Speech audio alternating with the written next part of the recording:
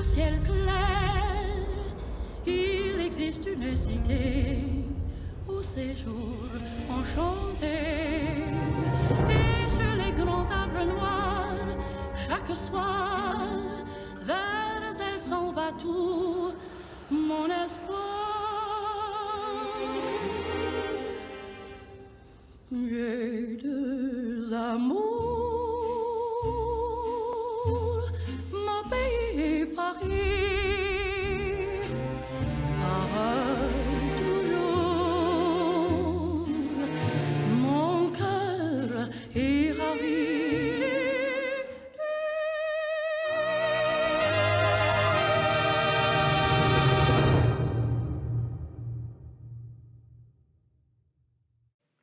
Milosh, have you seen Jack? No, I don't not see yet. him anywhere. What? The show begins in 5 minutes. What? Give him a ring. Jack, where are you? Leo, it's been so hard. You know how hard I've been working. I can see the pool behind you. What are you even drinking? I've got a meeting with Des as well. Why is Des there with a cocktail? It's just been crazy. Cheers. Cheers, mate. Are we only two for the whole show? Yeah, it's been really rough. We need you to come here.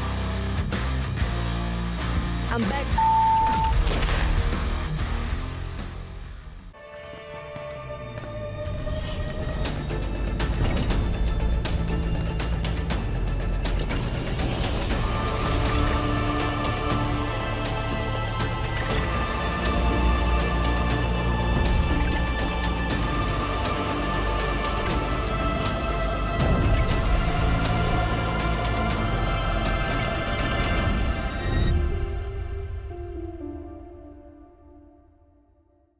Welcome back, everybody, to EML, and we're so happy to have you here with us. We are done with our Super Week. That was last week. Now we're in for the hard-hitting parts of playoffs.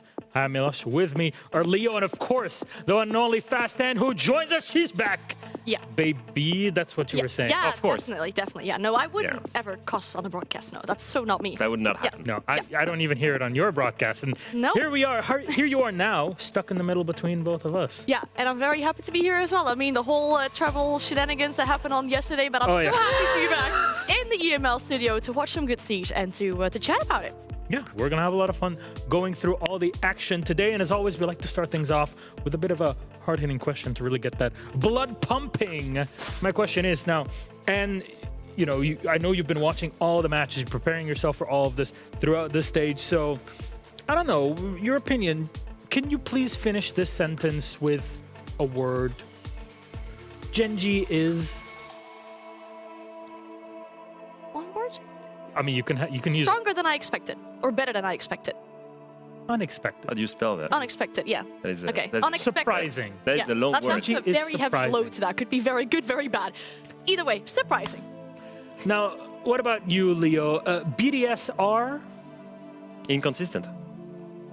Very good. We're going to talk about all of that and more here in our playoffs. So, speaking of which, let's bring up our bracket for the playoffs. And my friends, it seems like there's two teams that have skipped the line a bit. That's Team Falcons and G2. Why is that? Well, they won. They got first and second in the group stage, of course, having got a good performance there. Means they get that bye going into playoffs, and that's huge because it puts them one game closer to the major in Munich. All they have to do tomorrow is make sure they win their game, and then they find themselves at the international event.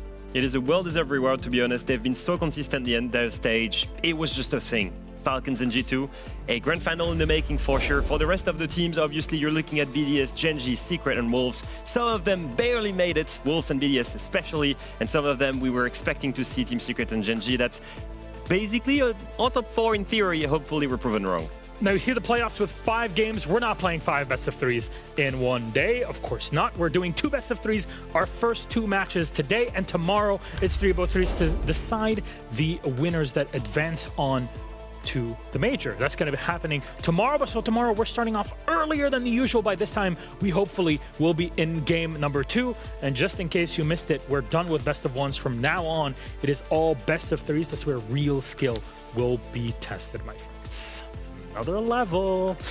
But we have to talk about, I guess, another level of competition in many ways. There's been a lot of individual players that shine in very specific parts of the game, and those we like to call our all-stars. And all of our analysts, including Jack, who is currently sipping on margaritas or whatever it is. I don't know what he's doing. He's abandoned me. He's chilling in Spain, and you know what? I am getting the better trade here. Exactly. He gets Des, we get Anne. Who's the real winner here? We win every day of the week there. Easy peasy. And actually, it's 2 days of the week that we're doing this week, just so we're on the same wavelength. But our all-stars were decided by all of our analysts, and they look like this. Let's bring it up. You got 5 players and a coach, all from EML. Why these decisions? Yes, more so to look back at the stage that we've had behind us, really, and to pick players from each category. Talking about the IGL, when we're starting off with that one, I think that's probably the most, the one that sparks that discussion, right? We picked Savage in this case. It could have been a Leak Effect. It could have been an LMAO as well. But when we're speaking about Savage in particular, it ties back to the interview that Noah said as well, right? This is the best IGL that I've played with so far, and it's proven on your point as well because they did win an international event. Yeah, I think when looking at this, I was thinking of who's the IGL that has the most impact on his team. And obviously, Kefak had a tremendous impact. I think maybe to a certain degree, more than Alemao. But I think that Savage was the only consistent player and the only IGL consistently carrying his team throughout the entire stage, knowing how hard it started for Secret. I think that for me, he was the one that has the most impact. But we need an entry. That's a very important part of a team. And who else could we have picked than Shaiko at this point? There's no discussion possible for this one. Leading the EPS, leading entry, leading KD. In my opinion, you can't put someone else there. Amazing crosshair placement, such a strong player from the stage. And then, especially for our first flex as well, I feel like there's no other discussion possible for a player like Joom, right behind Shaiko in regards of the EPS, the KD, and the entry stats. So picking him as a flex who's been putting up numbers like that this whole stage makes so much sense. Not only this whole stage, the biggest thing for Joom is that he's so consistent across every stages. I feel like ever since I've been looking at EML and EUL before, Joom was always part of the discussion of being a top 5 player. His growth and his impact on Secret is tremendous. Now, with this, we have an incredible IGL, incredible entry, a great flex. We have to put Stompen there. I think that Stompen is the standout player of G2 this stage with Blaz, but in the flex role, really, I don't think many people come close to him, especially important in this late round situation when he's in defense, super important in attack as well. He's actually one of the best attacker player of the entire region. He's so important for that team, and clearly, for now, the rookie of EML of the entire season. He deserves to be here as a flex player. No, from flex, there is one remaining party that we have not talked about yet, which is your hard support. And you chose Day in this case. Yeah, honestly, with the performance that we've seen for Virtue, for example, obviously the performance that maybe Shepard had in some of the games, you might think that, you know, these would be contenders, but no one comes close to Relay. No one comes close to his planning style. No one comes close to his KOST. He's been absolutely incredible the whole stage. And I feel like it's been like that for a long time, not just the stage. I mean, when I think a few years ago, if I would have picked a different All-Stars team, Bride would have probably still been there as a support. And then the coach. The coach is a big debate. A huge debate because we picked Liloon from BDS. Now, if you look at the results from BDS the entire stage, it's not amazing. But I will say this. Liloon, because now we can listen to the tag timeout, is the coach, in my opinion, that has the most impact in his tag timeouts. Because if you look at this, it's strategic and it's mental at the same time. It's both coaching, in-game and mental, delivered in a single, 30 seconds, perfectly on point every time, and it turns the table every time. So I really wanted to praise her for this. It could also have been, I think, Twister after the crazy comeback from Secret. But I think out of this, Liloon is the one that impressed me the most. Very good. And it's good that we have this kind of the person that was also given the commendation for the esports stage in SI 2024 also up there, but we have great coaches here in EU. And of course, Ramalho could be in that conversation. As you mentioned with Twisters, there's been a lot of success. Rando Sando also has been someone that's been on the come up. So we're very excited. If anything, if you're an EML fan, you're eating good, is all I'm saying. However, we have to kick off with our matches. There are two best of threes for us today, and let's bring up our first ones. BDS versus Gen.G. Two teams that have been able to pass forward into the playoffs challenge. Let's talk about our rosters. BDS is up first, that have barely made it by the skin of their teeth into the playoffs, but they are here, they're doing well, and it is no longer the Freck show.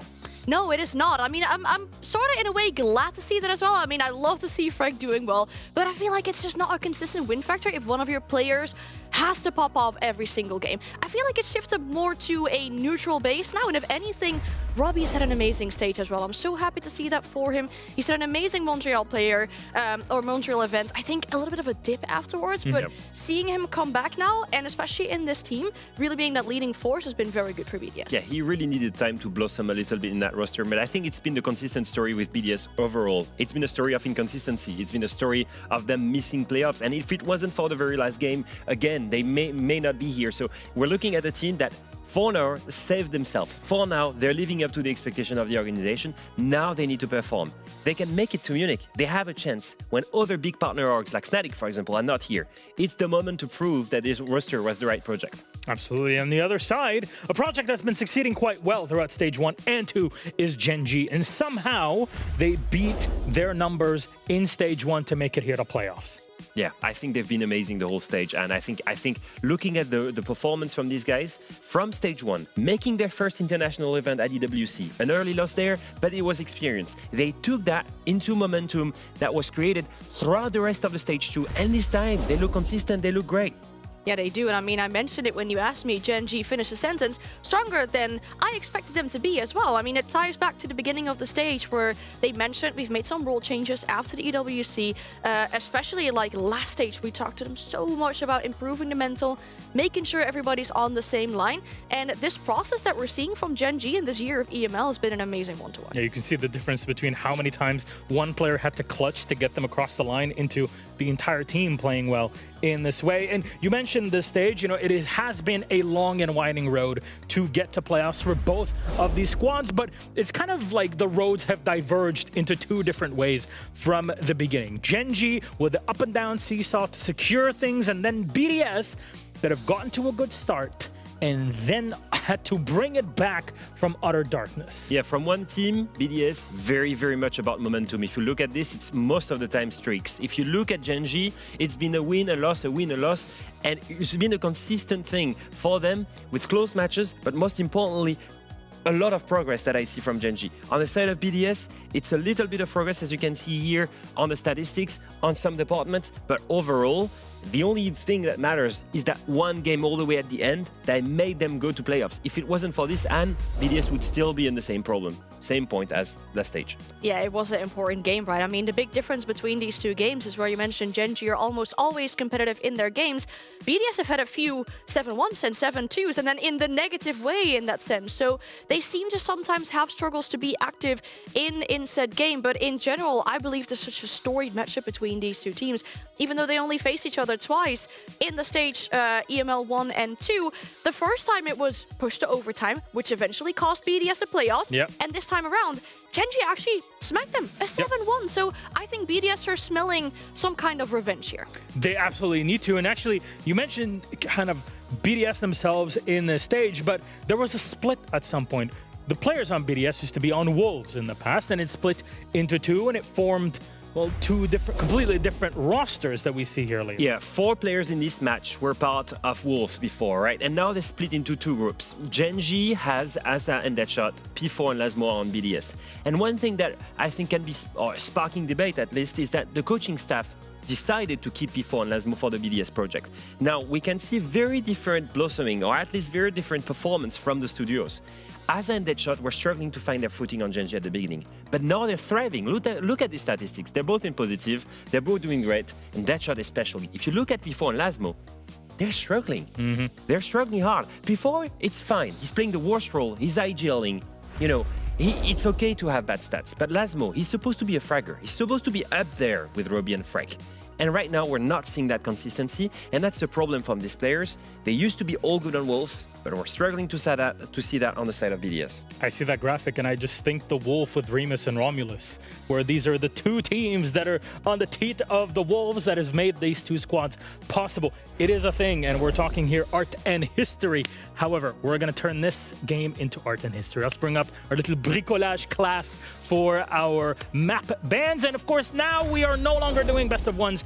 It is down to BO3s. Our first pick here will be for Lair. Yeah, BDS love that map. It's a comfortable one. They dispatched Wolves 7-1 on it before getting caught by the best Lair team in Europe and that is Falcons. They got destroyed 7-2 on that map against them, and it's fine for me. It's a fine pick. It's a map that they love. It's just that whenever you play Falcons, it's Falcons, right? Yeah. I think overall, they're just trying to go to a home ground where they feel safe and comfortable. And that's not really the case for Gen.G because it's only their 7th preference, really. They played it twice this stage.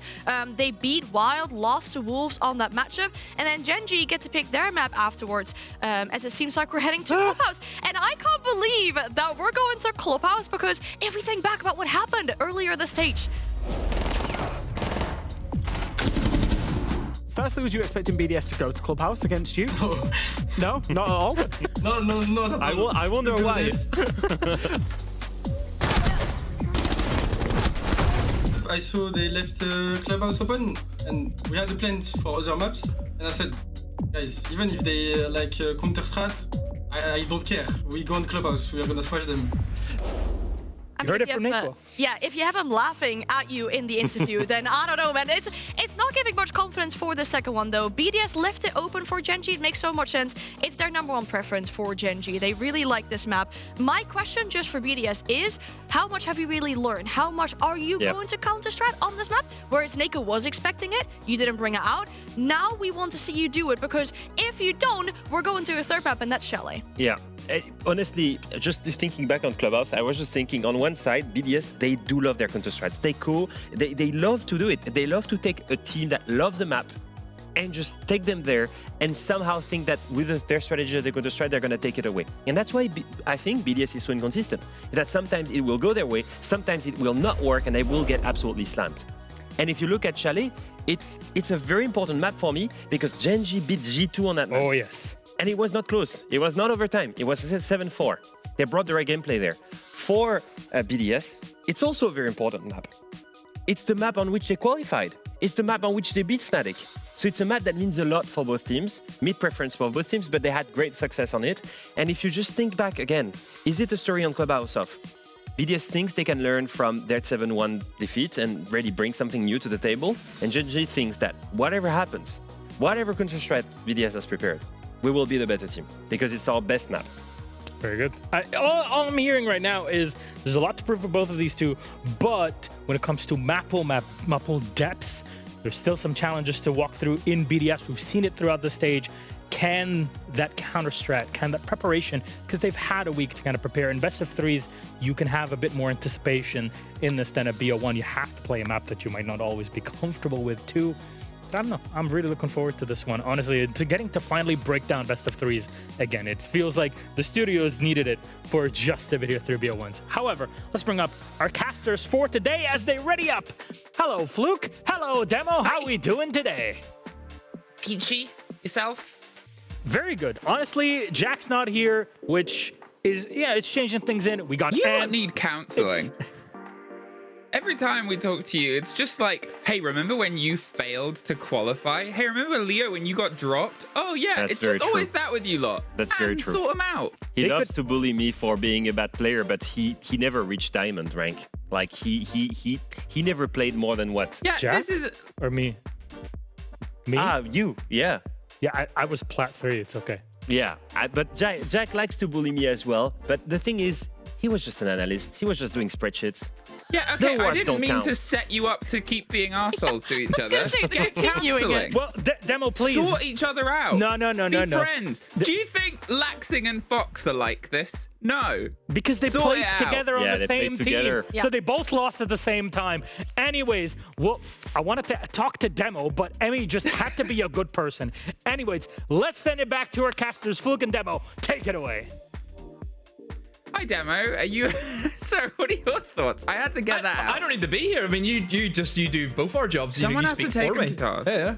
You know, I mean, I will say I don't have a sore head, which usually happens if Jack's there. So that's my input. I'll throw in. honestly, there's a lot of negativity around EML, and we gotta iron that out. We gotta have a new brand image. I want to see friends in that studio, Hey, not the what show. what kind of family doesn't rip into each other whenever you get the chance? Come on, that's what we're all about here. All right, yeah, you swung me round. Let's start though. Watching two teams rip into each other. We have finally entered best of threes, Demo. Yay! Woo! I want a little bit more excitement. We need Troy. Best of threes, right? I mean, you know, best of threes about it. Of course, of course. And yeah, best of ones are one thing, but best of threes. Obviously, the desk has kind of had a little chat about map selection here inside of best of three.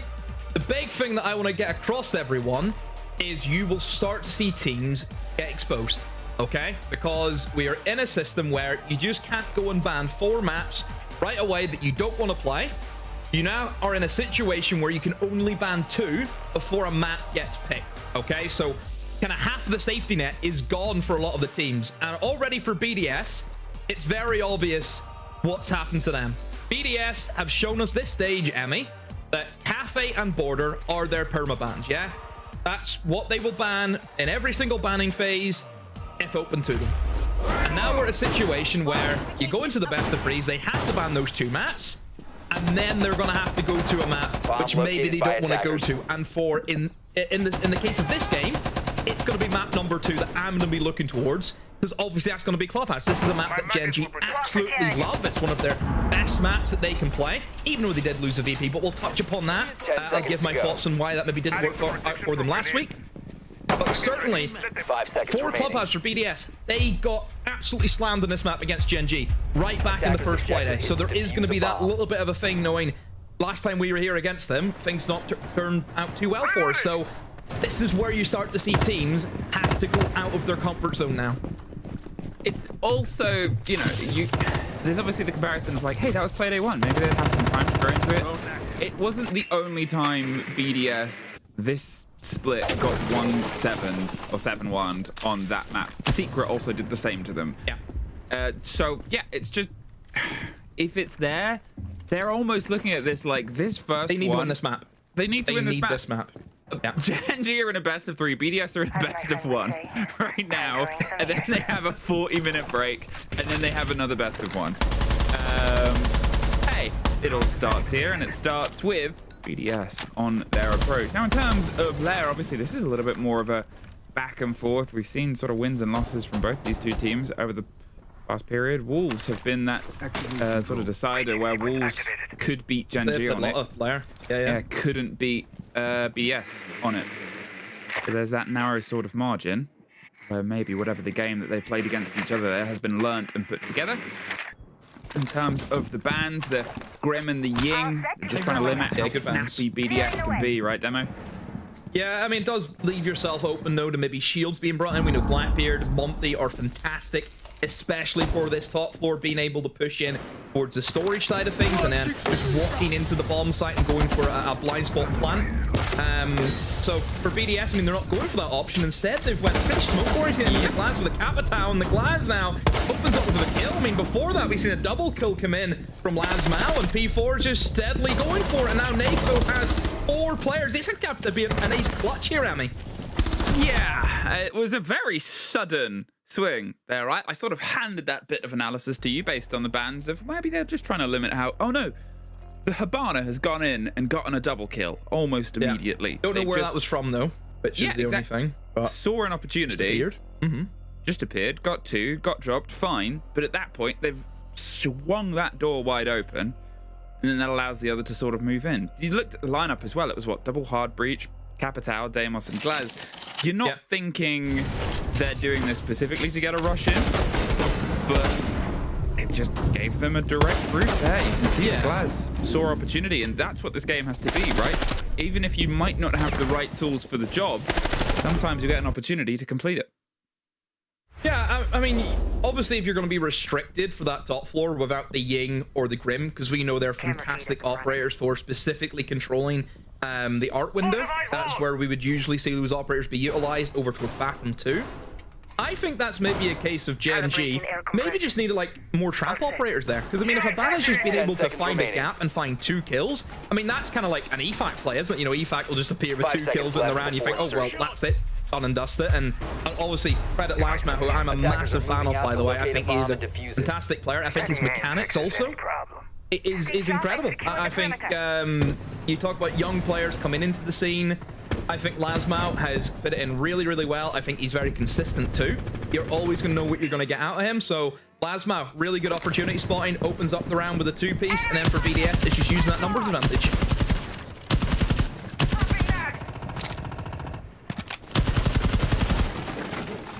At this point, very early doors in what is going to be a long showdown, and sort of highlighted towards one of the sets of bans, the other, the Kaid and the mute limitations. They're trying to just make the game a bit more open. You'll expect all of the stress to come from the hard breach to be as unopposed as possible. They just want to make sure that there's direct breach through to the fight, and the Deimos helps that pretty handily. That big revolver just cutting swathes of the soft out, but toe-to-toe with a mirror window. That arced and bounced off the door, forced the play around. That was really nice. Little attempt on a sort of self-driven catch there, but as it pushed them off the mirror window for good, there's some support. There's a graphic showing these two players on a previous roster of Once Upon a Time of Wolves, and now they're going to see if they can try and hold out as, well, Once Upon a Time of Falcon is going to opt to push back. The grenade around the corner, the perfect catch. Deadshot is gone. Freck gets the opener the second. Oh, they're slow and steady. They've cleared the room and they almost got a second catch there. Robbie just driving and pressuring Gen.G back to the site. Yeah, they've had the drop off. I mean, they have wasted half the round, but I still think for BDS, the fact that they haven't lost anyone, well, I say that, they have just lost the round, so again, why do I speak sometimes? But again, still not bad though for BDS. You know, a minute left, you've got the verticals still available because you've obviously brought in a secondary soft breacher, that being your sledge. But for Gen.G, you look at their denial. They've still got smoke on board with all of the canisters. Well, I think just used one, so he has. But still, I think for Gen.G, it's just now sitting, playing your crossfires, playing your angles, and oh dear, you've lost the soft destruction. Both of them gone now. Freck has been picked off by Nako. At this point, it's going to make, when you go for that sort of landing, quite rocky. Just trying to find a small aspect to get in. P4 does get Adox. Levels things up after the couple of blows that have gone back. But as you sort of pointed out, no soft. It's going to be more of a drive round. Another close swing, this time against the shotgun. The flash round one side and the rotate round the other again. Great little pockets of movement. Great little pushes and pulls of utility. Leaving just Asa alone. The C4 doesn't even kill Robbie. Thought that looked dead on. Must have just got away in time. That's 2 in a row for BDS. Yeah, I'm liking what I'm seeing from BDS. This is a very brave BDS team, which I think a lot of the games that they've had over the past number of weeks, they've looked so timid. Like, they've looked really scared to go in and play the siege that they want to. And right now for BDS, whenever they're going for it, they all go for it. If you look at that round, in that 3 versus 3 scenario, okay, you know that one guy was just upstairs because he had killed Freck, who was on the verts. And then you had, I think, P4 came in on a backstab, as what he always does. That's what he's known for. So he's able to get the backstab off. He creates a bit of space. He knows Robbie's also pushing in through the locker sides off the map too. And then you just go full send down the hatch and you're trying to take that numbers advantage. You know, one guy's offside, take the 3 on 2. I mean, Lasmau, brilliant bit of play there, using the flashbang, knows exactly where to look, knows where the guy is, gets that kill, opens up the bomb site. Yeah, loving it right now from BDS. They're reacting really well to what Gen.G's putting in front of them. 5 seconds left.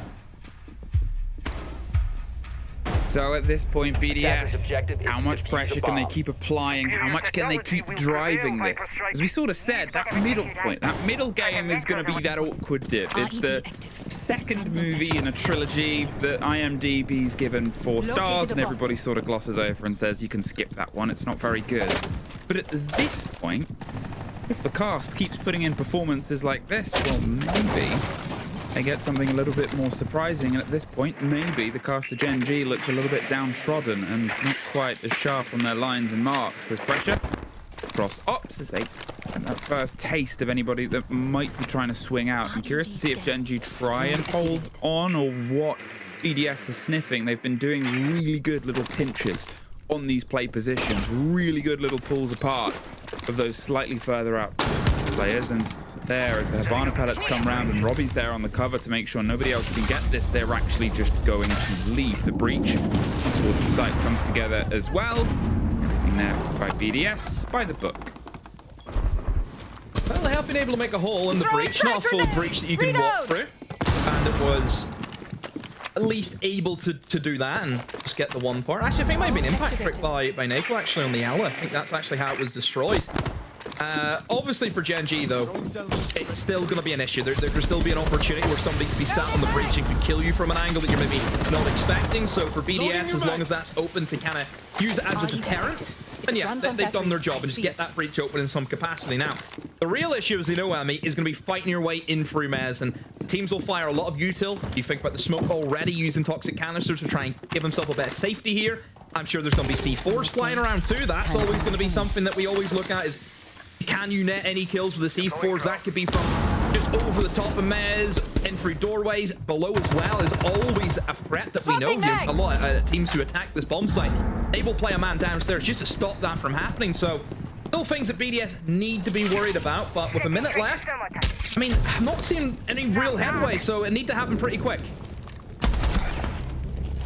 Oh, well, there's a head, and it's made way for the bullets that came towards it. Nako, it's the first there, and with 40 seconds, oh, they've been pushed further and further back. They lose that entry, they lose the Capitao, and they lose Freck, who's been able to get off to a 1-for-1 start. I'm sure he'll take some joy in that, but as another one falls, and Robbie, who hasn't been able to get a connection at all, we're missing that early round, and now we're missing most of the roster. Just P4 left, not for long. Does get one, but it may as well have been a flawless.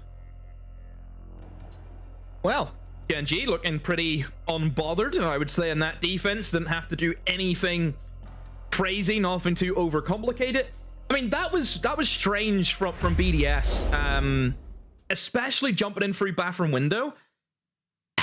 With a minute left, obviously Mez control is a necessity, and the way that teams will take Mez is they will fire in a massive amount of util, right? I didn't really see that. I seen a Capitao flame off a doorway so we could jump in a window.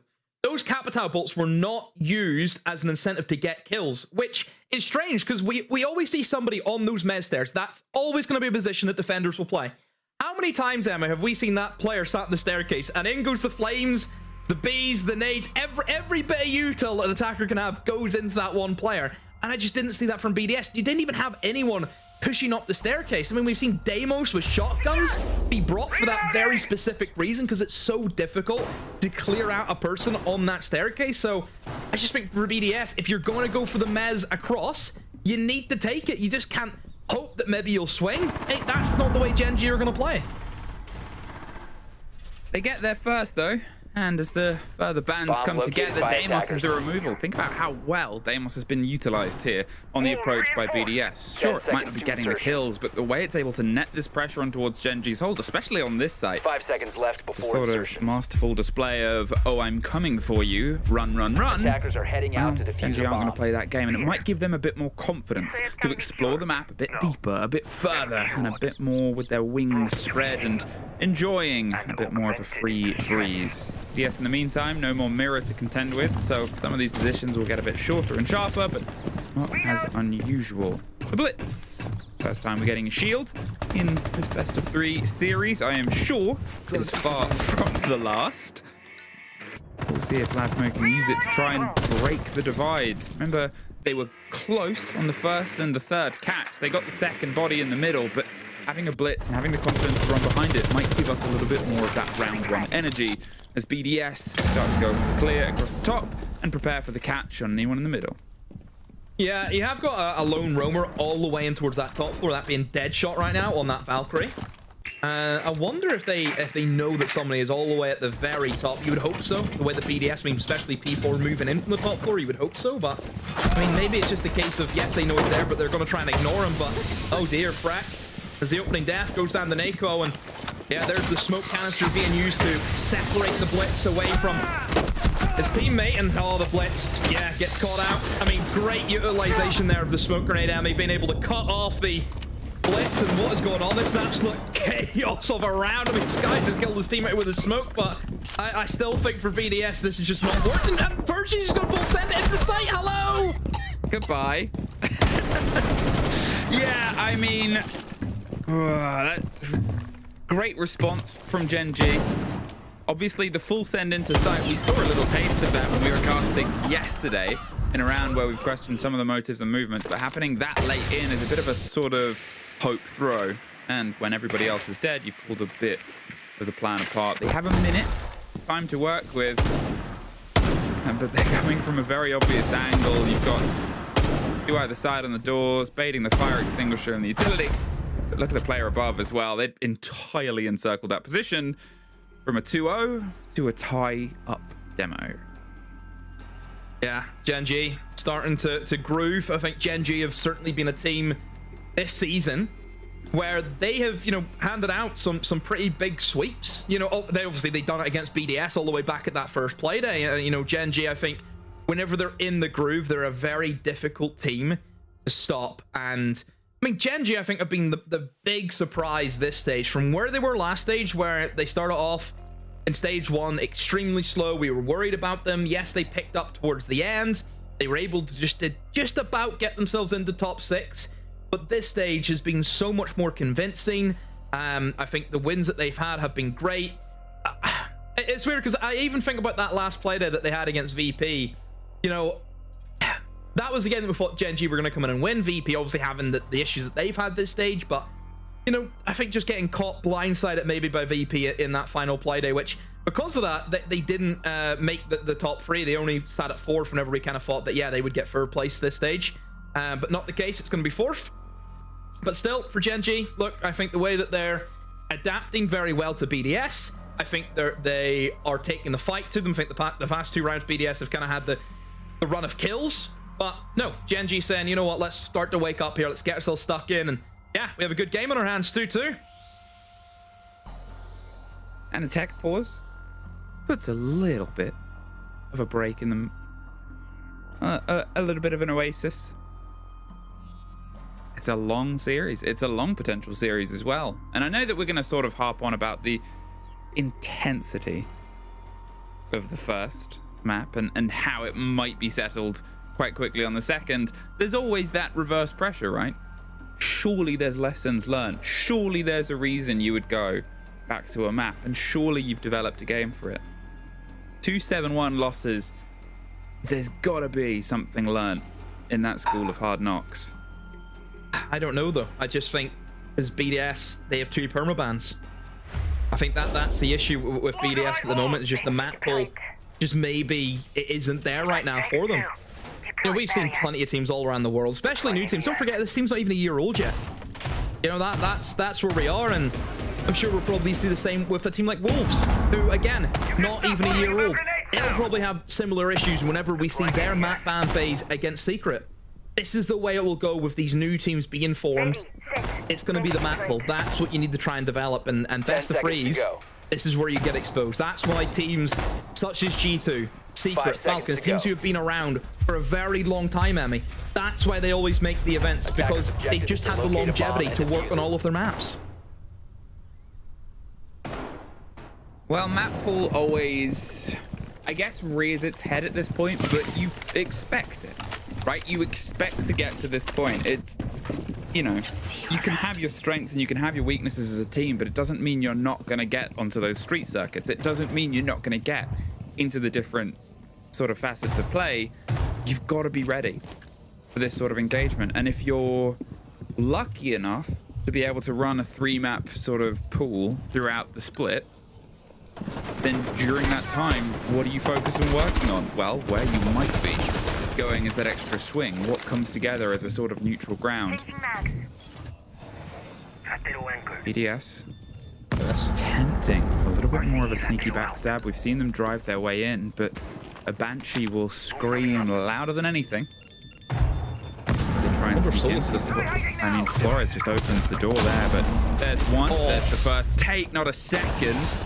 But that is a hole right in the middle of the defense demo. Nako suffers next, but Deadshot's able to win out against P4, and positionally, that's a big bit of a blow there. We've got a tentative hold on towards green, but it sort of stemmed the bleeding a bit here, demo. Yeah, again, I like the attempt there from BDS. It's to take control of green stairs very early on. This is usually a position that we see teams, you know, fight tooth and nail for, have to use a lot of util. BDS have had to use very little util because they've just been able to kill the guy point blank. The only thing that I worry about BDS in this lineup is how are they going to get in to go for a plant? I mean, all they've got is like the Capitao smokes to cover off the vision for the players upstairs. You know, this bomb site, we have seen it so often. It's how well you can deal with cutting off the eyes for the defenders. Everyone will sit upstairs, they'll use the verts. And I think without an operator like the Sense, which we see as the kind of go-to, the main staple operator the attackers utilize, I mean, BDS, do they have to try and play for kills? Do they actually have to try and go above? I just don't think you can afford to do that. They're going to run into some real problems here, Ami. It's the thing that I have said about this site so often, and I hate that it keeps rearing its head. They could just nuke their way in towards the back of the site, apparently is an attempt at digging their way up. But teams just trying to send it in without the vertical control and without the vertical pressure, it just, for me, always leaves too much up to chance. And now, as you said, like, the standard of approach is usually with something to cover it, a Sense. There's a swing and a pre-fire round close. They're trying to retake green stairs on the back as well at the same time. They've dropped back into the site. 15 seconds, why not? Because you can just play it like this. They haven't been caught, they haven't been captured, and they haven't been surrounded well enough. Nako's around this position still, but all they had to do, Demo, was go from one room to another.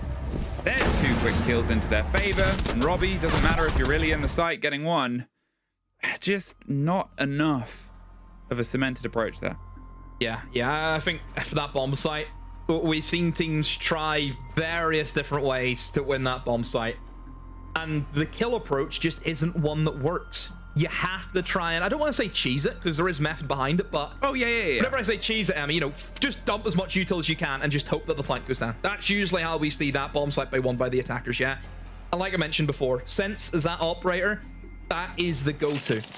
I looked at the lineup. The only real bits of util that they had was from the Capitao, and the only way that would have been done is using the Capitao to smoke the vert holes. That's it. That's all it was. But even then, I don't think that would have mattered. They have a Solus. You know, even Gen.G, they've doubled down on the fact that even if they try and, you know, smoke plant inside that bomb site, we'll still see it because we have a Solus on board. An operator that we very rarely see since she got hit with massive nerfs, you know, last year. Or was it the year before? A long time ago. But still. I think it was last. It's got to be last year. If it's the year before last year, I am gonna scream. 5 seconds I don't know the definite, so I'll leave it at the subject of someone who can let us know. Please let us know. But yeah, Solus still, whenever it comes to seeing somebody plant a diffuser, still does that job. You know, most of the reasons why people brought Solus, you know, pre-nerf was use it in prep phase, you go and hunt all the drums. You know, that is as clear and crystal as what she was able to do, and then still was able to, you know, run around, see, blitz, a nuke and a scanner, stop the plant. There's still the stuff that she can still do. It's just that big nerf where you can't use it in prep phase that hunts down the drums. I mean, there's the old quote since, well, Fabian was a player, as Deadshot is no longer a player in this round, where he says if you lose one drone in the prep phase, you've lost the prep phase. You need to get them in towards the positions and need to get them towards the catch around the rest of the map. P4 almost joins Deadshot in the sitting out corner in the icebox, which again, you would lose your Capitao quite early. You'd lose a lot of that support utility. Talking about drones rolling in, there's also the bits of pressure, and they get themselves once again an eye in ops a little bit quicker than they did last time, but I'm not sure if they've gone and got the extra pressure towards the breach on the wall yet. Sounds like something just exploded in the distance, so I'm going to assume that was late fire pellets.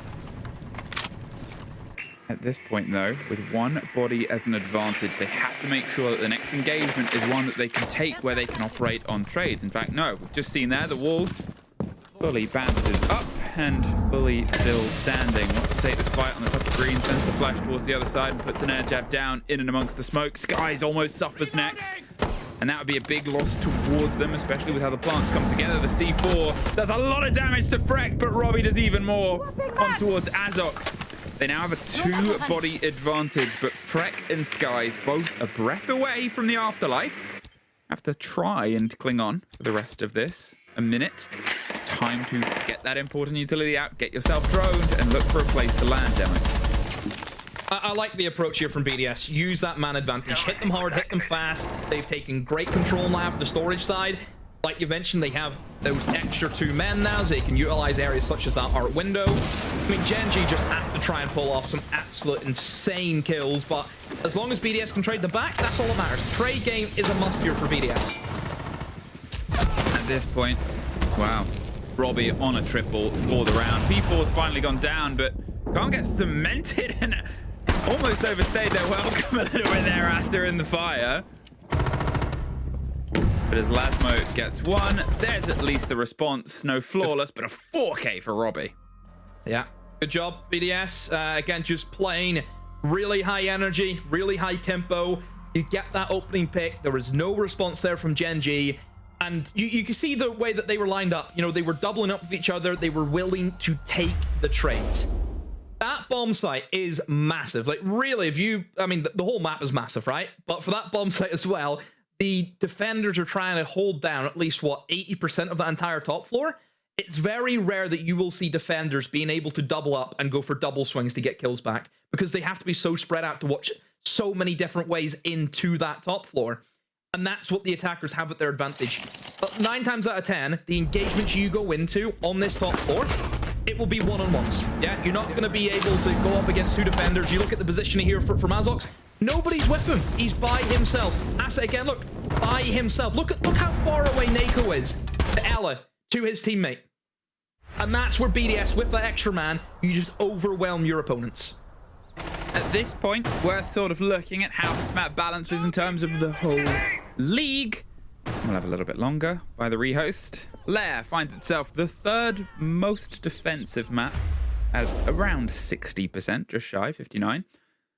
And it gives itself also, I think, it is the most played map throughout the entire split as well. It's sort of become a bit of a new home for EML based on, I guess, the flavor of the meta right now, the reading on the wins demo, and where teams seem to like themselves as a best of 1 meeting ground. But there's always that asterisk in it, right? Is the best of 1 meeting ground very different often to a best of 3 preference, especially for teams with deeper map pools? Yeah, I think Lair is just, it's went down the same line as kind of what Labs was, wasn't it? You know, Labs was introduced, took them a while to get Labs into the circuit, but then it kind of clicked. And I think we're now at a stage with Lair where things have clicked. We know what the meta is. We know how these rounds are supposed to be played out. And I think that's why teams are favoring it, because again, it's on the surface, it is a very easy map. You know, it's a lot of util dump, which is again very similar to maps like Clubhouse and Labs. You know, and even Bank. I think Clubhouse, Labs, Lair, Bank, those 4 maps all play very, very similar.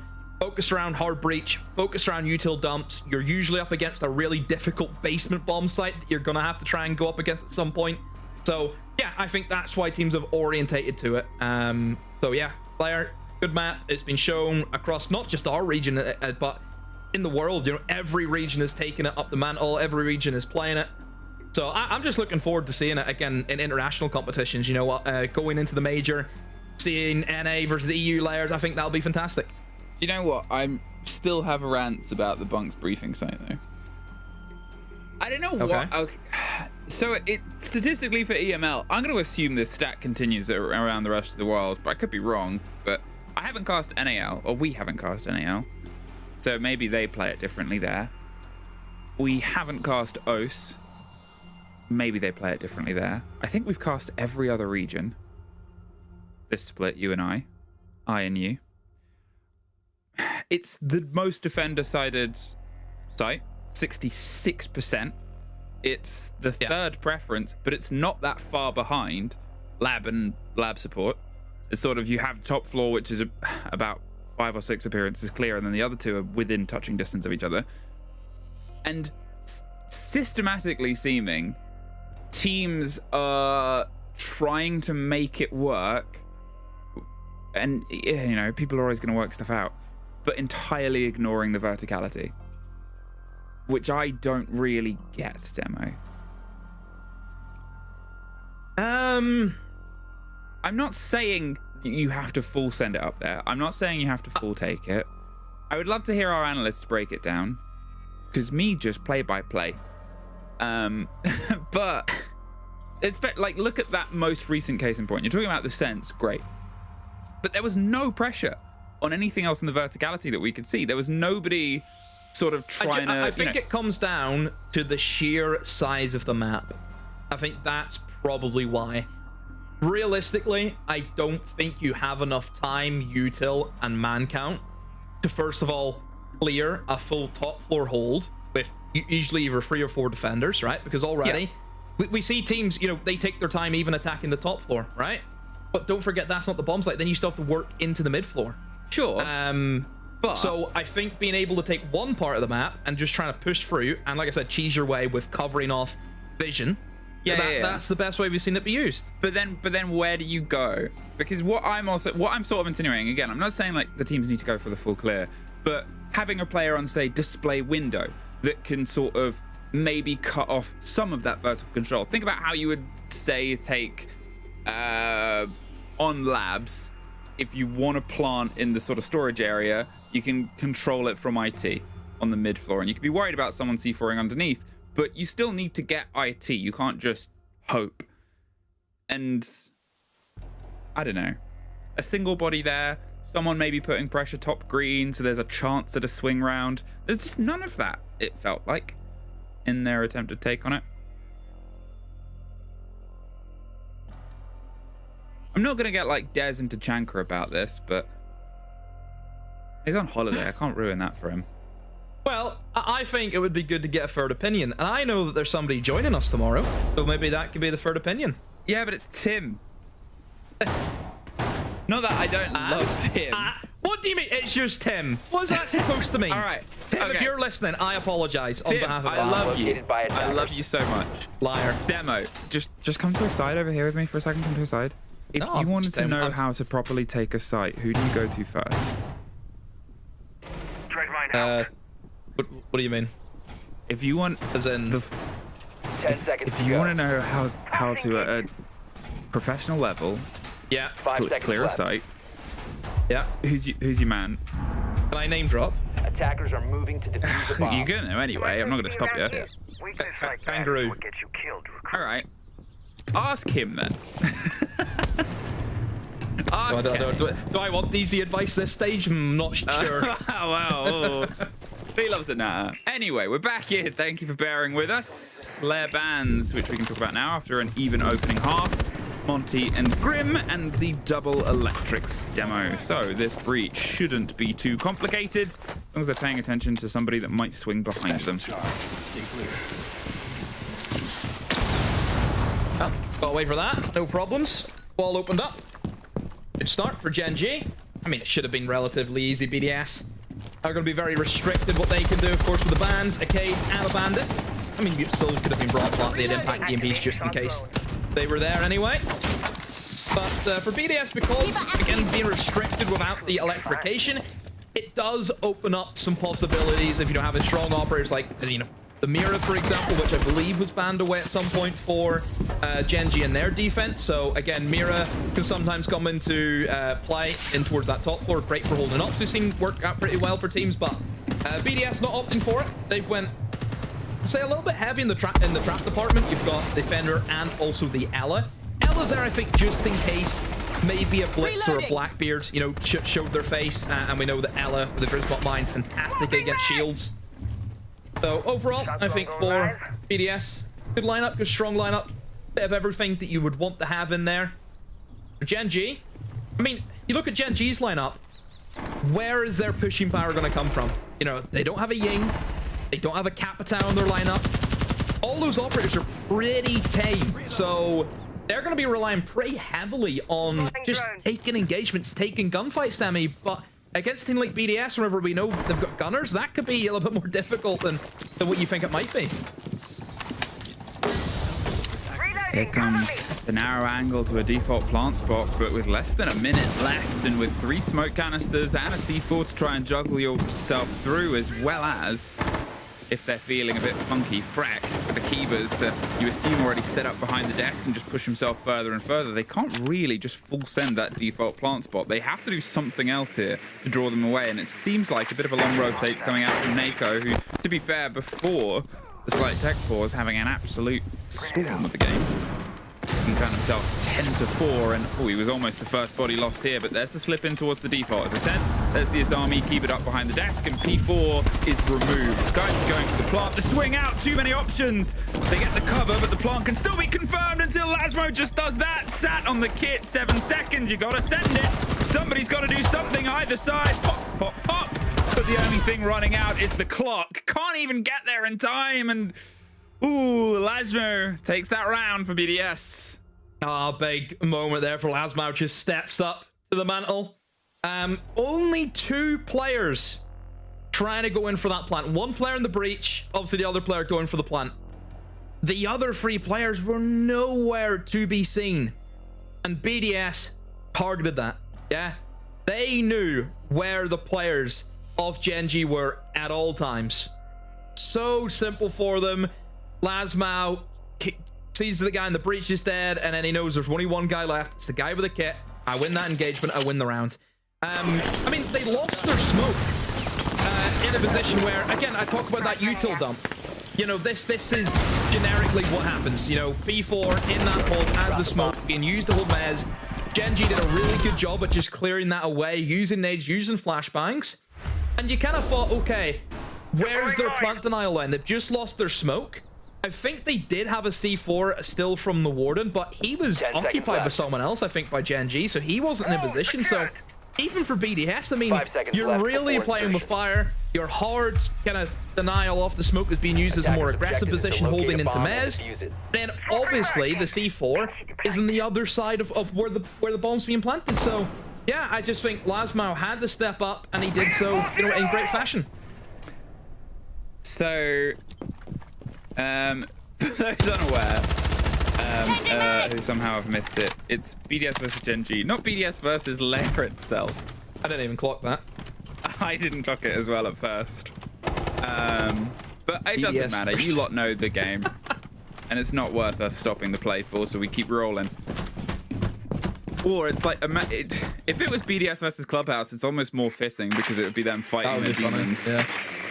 That would be them really trying to beat it. As I said, when we had the blitz a few rounds ago, it's not going to be the only shield we see in this best of 3. And a Blackbeard on the second round is going to try and be that sort of attempted response here. Freck flirting with a roam and a bit of danger. I'm going to talk about how, you know, Nako's been off to a great start. Freck, unfortunately not. It continues. Another death here. To a tally as he drifts further and further away from the season that he had last season, where it was just unbelievable. But Robbie and P4 still firing, and Lasmo steps up as well. Still have a chance at growth. There's the Blackbeard immediately putting some pressure here from the side of blockers. You can see they're opening up the verticality as well, just sort of keeping the pressure quite tight. So those flankers, those roamers like Virtue have to make a move. You can see that they're sort of watching over the top. They're trying to get a little bit more control as well. P4 on that sort of double up here, but they're not overextending. Gen.G, they're sort of keeping what they've got, making sure that it's what they need, and they're going to see if they can try and make it work. It's up to BDS to step back in towards this fight. Well, the roamers need to do something, because you see from Gen.G, they're now pressuring the bomb site they're in. They're going for the plant. I mean, Virtue and Co need to get a move on. P4 though has one-tapped the player going for the plant. What angle is he on? How's he done that, Robbie? A double kill out of nowhere. What on earth has just happened, Gen.G? Hello, has somebody flicked off the light switch? Okay, I mean, it's Nako against the world, 30 seconds. Now it's Nako against nobody. Okay, so I was talking about how Gen.G had taken what they thought they needed and they were just going to watch it and go for it, and BDS needed to retake. BDS retook it, but stopped. They held the angle. They read the game and the play, and they sat and they waited so the timer would tick down, because as soon as they stopped that first plant, that was the warning to Gen.G of, oh no, they're here. They're holding on to this. We haven't done this right. We need to react to that. Do we have a replay of that angle, by the way? Please do, because the false sense of security BDS gave Gen.G there by waiting. By going, oh, we know exactly what they're doing and they haven't noticed that. Abracadabra, I've killed your planter. Ooh. Yeah, I'm assuming when we're back in after the tech timeout, we'll have a look at that replay, because that was... Yeah. Whatever, I've never seen that angle before. So I hope we can see it. Let's see. I want to see it in the slowest of motion. Oh my. And think about where he is, right? Just in the middle, sort of bottom of the main stairs. New job, receptionist. Just fearless. And you could see the sort of panic of, oh no, we need to go and get that guy. We've entirely missed this moment. He could not be. I think, like by footprint, it is the most open room in the entirety of the map, apart from maybe the sort of warehouse side. But Calibrating air compression. 10 seconds remaining. hey, 5-3. Attack timeout has been called and played out here. BDS, as I said it at the sort of turn of the half, 3-3 works for them. The map is the third most defender-sided of our pool currently. And at this point, it's a team that started very, very strong, tapered off a bit, and then it became a bit of a brawl. Here, they've started strong. They got 2 rounds at the start of the game. It's not impossible for Gen.G to pull this one back. This dead shot is immediately in and upstairs, and you can hear Blackbeard rolling behind him. They're just going to see if they can try and smash their way through.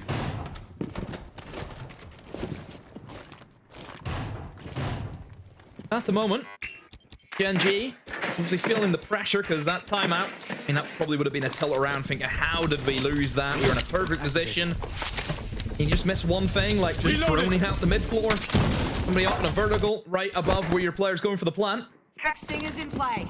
But they need to dig deep now because BDS got a bit of life in them. 2-round advantage, great for BDS, and now they go into this bomb site, which we know attackers have had real hard time at getting this mid floor under their belt. Again, I mean, like I mentioned, we never had that discussion. It's just the amount of players that would stay up here and the amount of utility you have to utilize. I mean, I think Gen.G, though, they're doing a really good job, though. They've opened up all of the reinforced walls, those kind of safety walls. And now you've really restricted the movement now for BDS. There's not a lot of areas that they can really rotate to. I like the addition of the shield, which is obviously going to give them that fishing power at mirror window that P4's on. Again, all it takes is like just one nade rolled beside him, but I think he does have ADS, so I can hear the ADS is beside him, yeah, so again, not going to really affect him too much, so Robbie right now in a big position, and then just swings for no reason, and gets taken out. Gen.G gonna sweep this bomb site. Wow, that is probably the best way we've seen of a top 4 to come in, but it just feels like BDS have just sacrificed themselves. So, when I said... At our halftime break, when I was like, I want to see more teams attack the top floor for that site. What happened? I don't want to... That's not the only cause of it. As you said, BDS just sort of threw themselves into it. They didn't really have a response that was befitting the round that was playing out. But also, it's just sort of like, okay, cool. There's a sort of result. It was a strong take. They operated as a team. They made sure they had the space. After the round before, where they messed up the vertical control, you know damn well they're going to make sure that every single square inch of it is dusted and sort of ready for an approach. Did BDS do themselves any favors? No. But, I mean, that sort of multifaceted pinch. They gave them no options other than the hatch. But if they all took the hatch drop at that time, there would just be too much time left for the dedication that they had on the verticality. They'd have to drop down, hope they didn't get caught in the rotate, and then go for a retake themselves, which isn't easy to do. But, well, as proven, neither is whatever they tried to do. Anyway, back to the top here, and it was their tertiary, so they have an opportunity to put this one to bed within 2 sites that they've already won, and they're hiding a Clash demo. 5 seconds to go. For BDS, whenever the attackers are moving out to locate a bomb and defuse the issue that they have is just the amount of util that Gen.G is kind of bringing in and tossing at them. Clash, we know, is a great operator just standing there, taking a lot of util. A lot of times where people see a Clash, they think, oh, I'll just throw an aid. Nope, that Clash can just walk away, and I feel some teams still do it to this day. You know, you throw util at the Clash expecting to get somewhere, but Clash is a tricky customer. And when you look at the lineup here for Gen.G, this is not a favorable lineup to be going up against the Clash. You've got a Blitz, which is going to be fully hard countered by the Clash. in terms of nades. Yes, you've got a lot of it, but like I mentioned, Clash has legs. What? So I haven't done that for a while. I haven't done that for a while. So obviously for Lasmau, this lineup should be a piece of cake. Well, talking about having legs, Azox did, and also had lungs, unfortunately, so couldn't quite drive himself all the way in towards the barbed wire, and the smoke canisters does bait out an early smoke pop and does get the chance at removing that barbed wire, so now they have to pay keen attention elsewhere. A Clash in the meantime, where are you going? Oh, to do this. See? Look, just froze a nade. See what I mean? People still do it. You throw a nade for what? Well, I think to waste utility, but in the meantime, talking about utility wasted and Freck, but there's P4 at least for revenge, and then there's Nako. Traded, and traded back. Well, they've now got some control over top green, but the Clash is currently alone, I think, out there. They're going to sort of try their best to feed some information, so as long as the attackers are aware of this, well, they can still set themselves up. The Blitz, I was going to make the point of, has drawn all their utility out of those players, put the pressure on, and did the same thing. They just kept on throwing smoke canisters, assuming the Blitz was going to go quick. There goes the Clash shield. Oh, there goes two Gen.G players, though. Swung round. Now it's just a guns up situation and a 3 versus 2 where one of them is stuck behind a big bit of iron with a blinding light on the front of it. They have a minute, though. A lot of time to try and reform and recapitulate themselves, but they're going to be entering into what is a crossfire, and they are well aware of it. Still rolling the drones out, swings to the first fight and takes it very well, and there isn't an instant response there. The Blitz was kind of ready for it, but with Robbie on the long watch and a smoke canister disguising the Blitz getting in close, they have to be ready for this. Virtue lets the first one cross, is ready to try and knife a shield. They go in tight for the fight, but as Asta gets the cover onto one, pre-fires the next. Somehow, two Gen.G players against the world on a single doorway demo. Take the rest of the round. Yeah. I'm gonna have to call out Virtue there. Yeah. He needs to play closer to his teammate, the teammate in behind the table of our 6 room.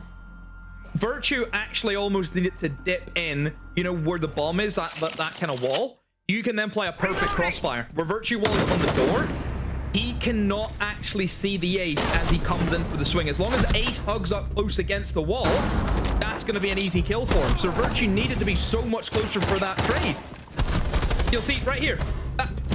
Asa is completely invisible there to Virtue. Virtue cannot see through that wall. So yeah, that's the blunder. That is the issue there. Virtue needed to be closer for that trade. No doubt about it. It's a slip up that has tied us right up. 5 apiece. 10 And seconds with to the insertion. haunt of Clubhouse to follow us for the side of BDS, they 5 need seconds to left. get this one in the bag, or Gen.G might be setting us off to a quick 2-0 start. Clash is up once again. And, you know, we saw some unfortunate trades, some unfortunate moments come out. Again, unfortunately missing the gun of Freck. But on the other side of it, you've got Skies, who's... It's not really his role to immediately get himself thrown in, but I think you were sort of looking at his performance last split versus this one, weren't you, Demo? Yeah, well, I mean, we could probably look at 2 players who maybe have had kind of opposite stages. Skies on Gen.G. He was the top performer for Gen.G last stage. Now he's actually at the bottom. I mean, it's not as though he's fell off. It's just I think everyone else from his team stepped up. Whereas you look at BDS, you look at Freck. Freck was the sole reason I felt that they won a lot of the games that they did last stage. I think he was 4th best rated player. I think now he's like in around like the 30s for best players this stage. So Freck has had a bit of a downgrade from where he was in the last stage. So yeah, it's always weird though, because again, consistency is a massive thing that I always look to. Is, you know, the best players are the ones who can do it week in, week out, and you know, there's 2 players which necessarily haven't lived up to the hype that maybe what they had in stage 1. Well, if one of them can try and find that trigger finger a bit quicker than the other, we could have ourselves a pushover, at least within regulation time here. At this point, with Deadshot gone, with an early pick, once again sort of coming into their favor, it does break some of the mold that we haven't had for a very long time, it feels like. You know, the opening 3 rounds, it was a BDS body that sort of bloodied. Maybe even the opening 4, actually, as I think back. I think it was. Was it Freck? It might have been Freck. Either way.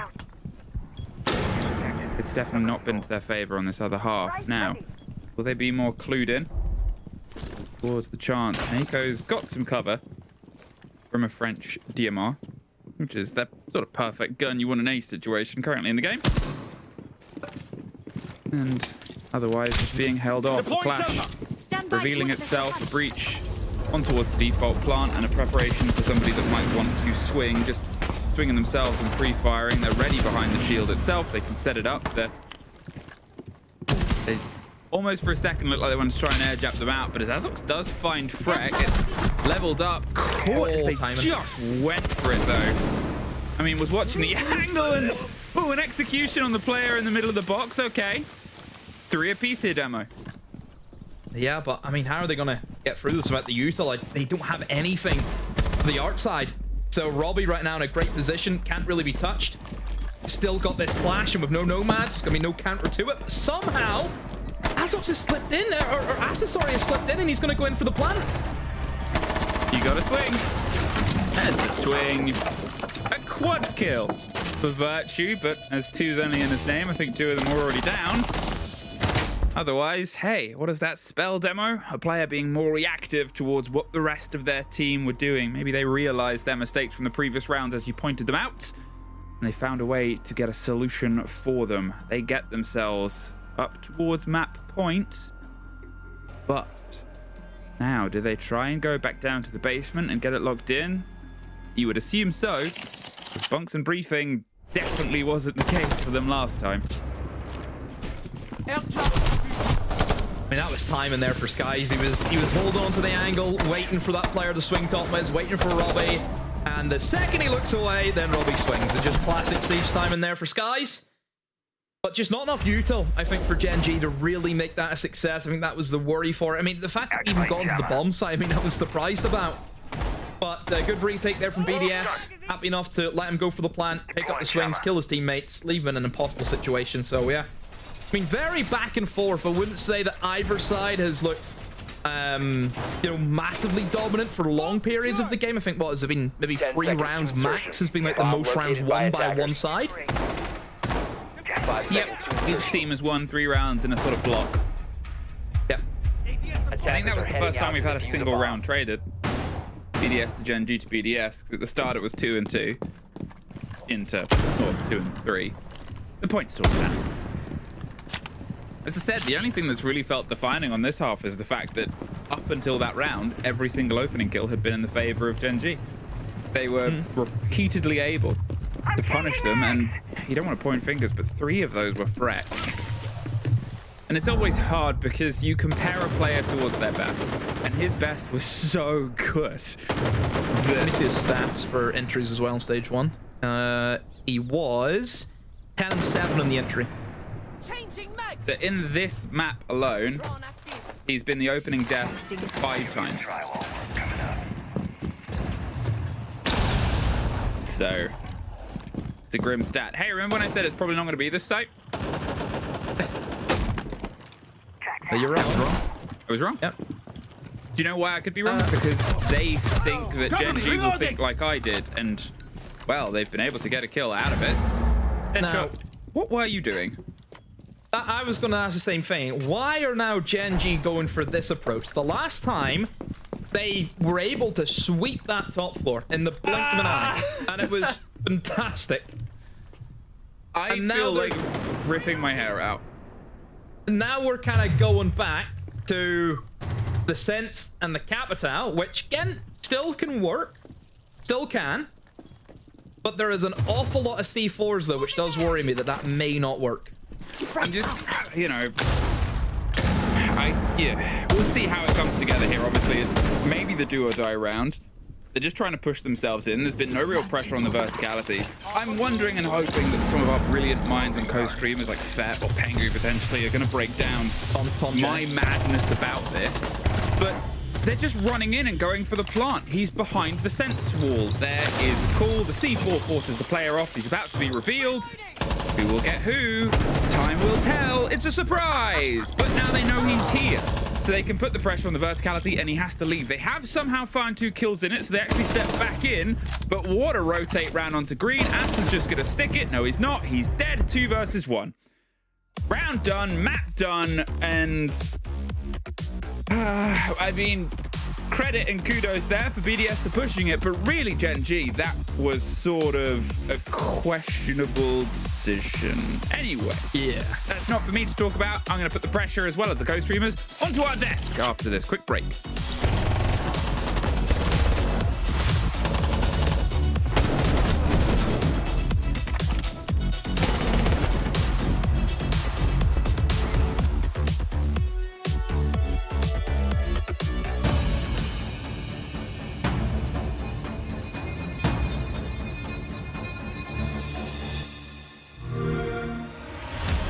You know how they say, it's not the destination, it's the journey?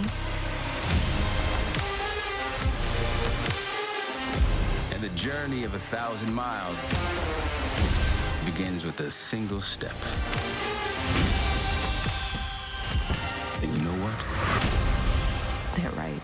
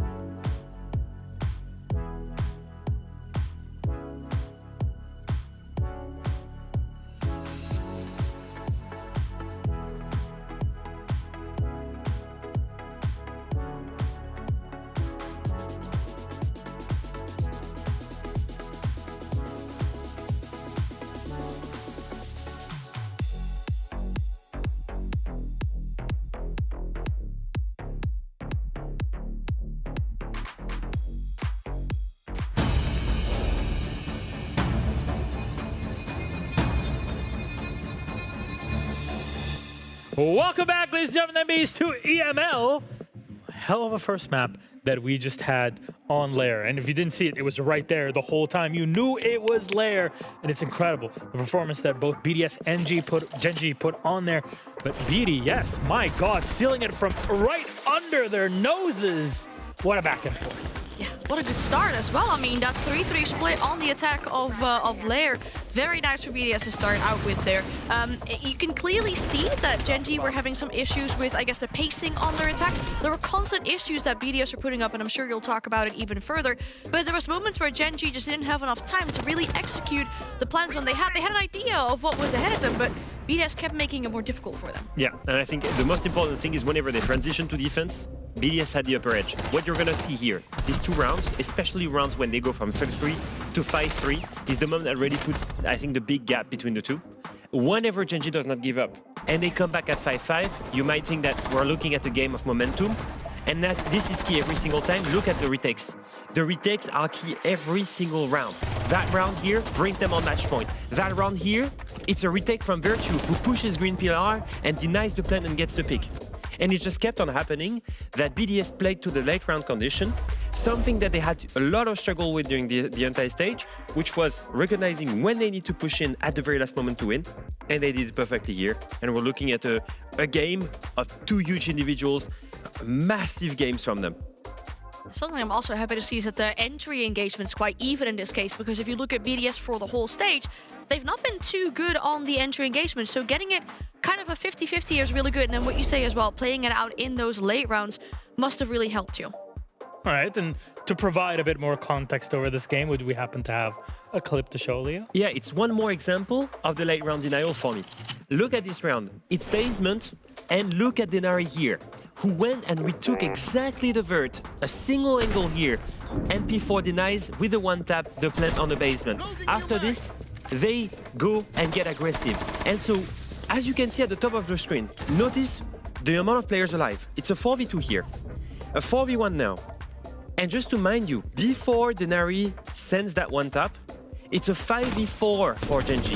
They're in a position where they've got man advantage, they've got side control, they can go for the plant, and they should be able to win this. And what's really important is that whenever BDS is not in man advantage, they still have the right win condition. They've placed their roamer exactly at the point where he can deny the plant, and everyone gets aggressive around it. And this is what I meant, but BDS in defense had the control of the win condition. They played to deny the plant and retake, and it worked so well. Now, from the replay and the kind of the end of round plays, I would like to pull it back to the scoreboard again, because as we all noticed, there are two persons that are really standing out above the rest, head and shoulders on each one of these two teams. Yeah, and it's not just for this game, but because it kind of been the story for the whole stage. When we talk about Robbie and Neko, these two are the main characters for their own teams. They have been this stage, they have been this game as well. Now, for this game in particular, because that's the stats that we're looking at, Neko's had an amazing game. Started to end, popping off consistently, really putting up the numbers. Robbie had a really slow start. It took some time for him to really gain momentum and get those numbers on the board, but looking at the cost as well, looking at the entry, they've been flawless on that. The real pillars for their team. Yeah, looking at this honestly, and I'm thinking it's incredible the consistency on these guys. What's even crazier, it's the only two players that are positives in this game. I mean, I'm looking at the rest of the teams and they're relying heavily on these individuals. It's hard carry moment. How many of the players are in negative at this moment? And so what's even more impressive for me is that Robbie is in his star role. Robbie is having a great stage. Robbie is replacing the frag of last stage. He's being the great fragger for BDS. Neko, he does it all. He's the IGL. He calls all the strats, and at the same time, he's the main fragger. And for me, it's actually incredible to see the development from this player. But clearly, if they want to win, he needs to not be alone here. He needs everyone to step up alongside him. Maybe Neko for IGL summits in the future. That'll definitely be something that I look forward to. However, this series is not done yet, because now in playoffs, we go to best of threes.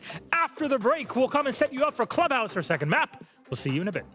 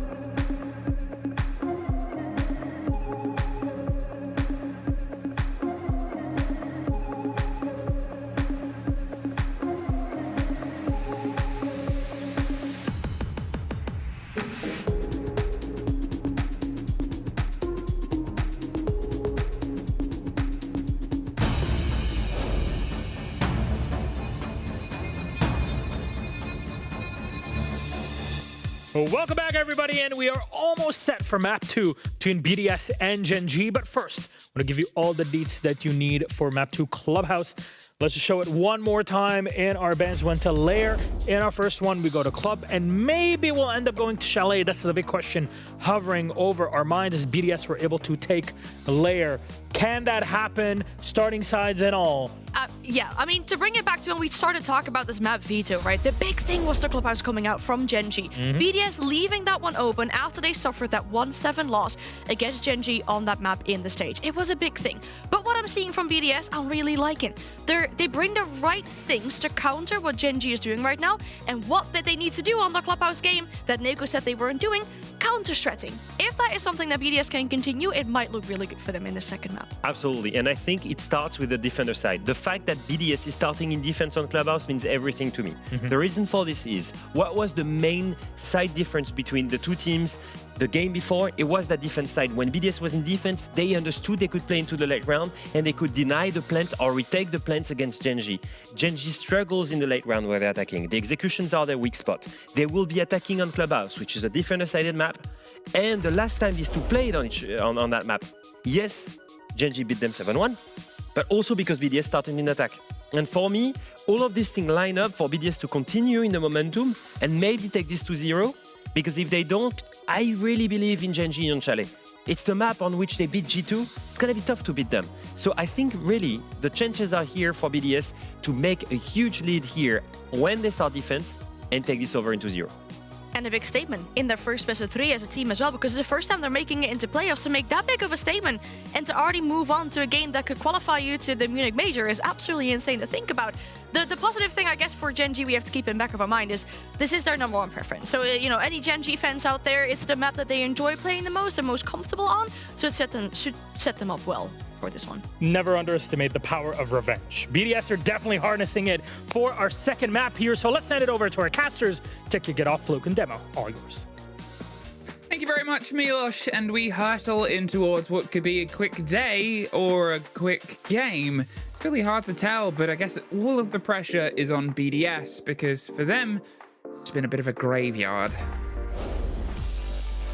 BDS, I think, first stage, you kind of think, okay, new team, trying to get to grips with, you know, who they are, what they are.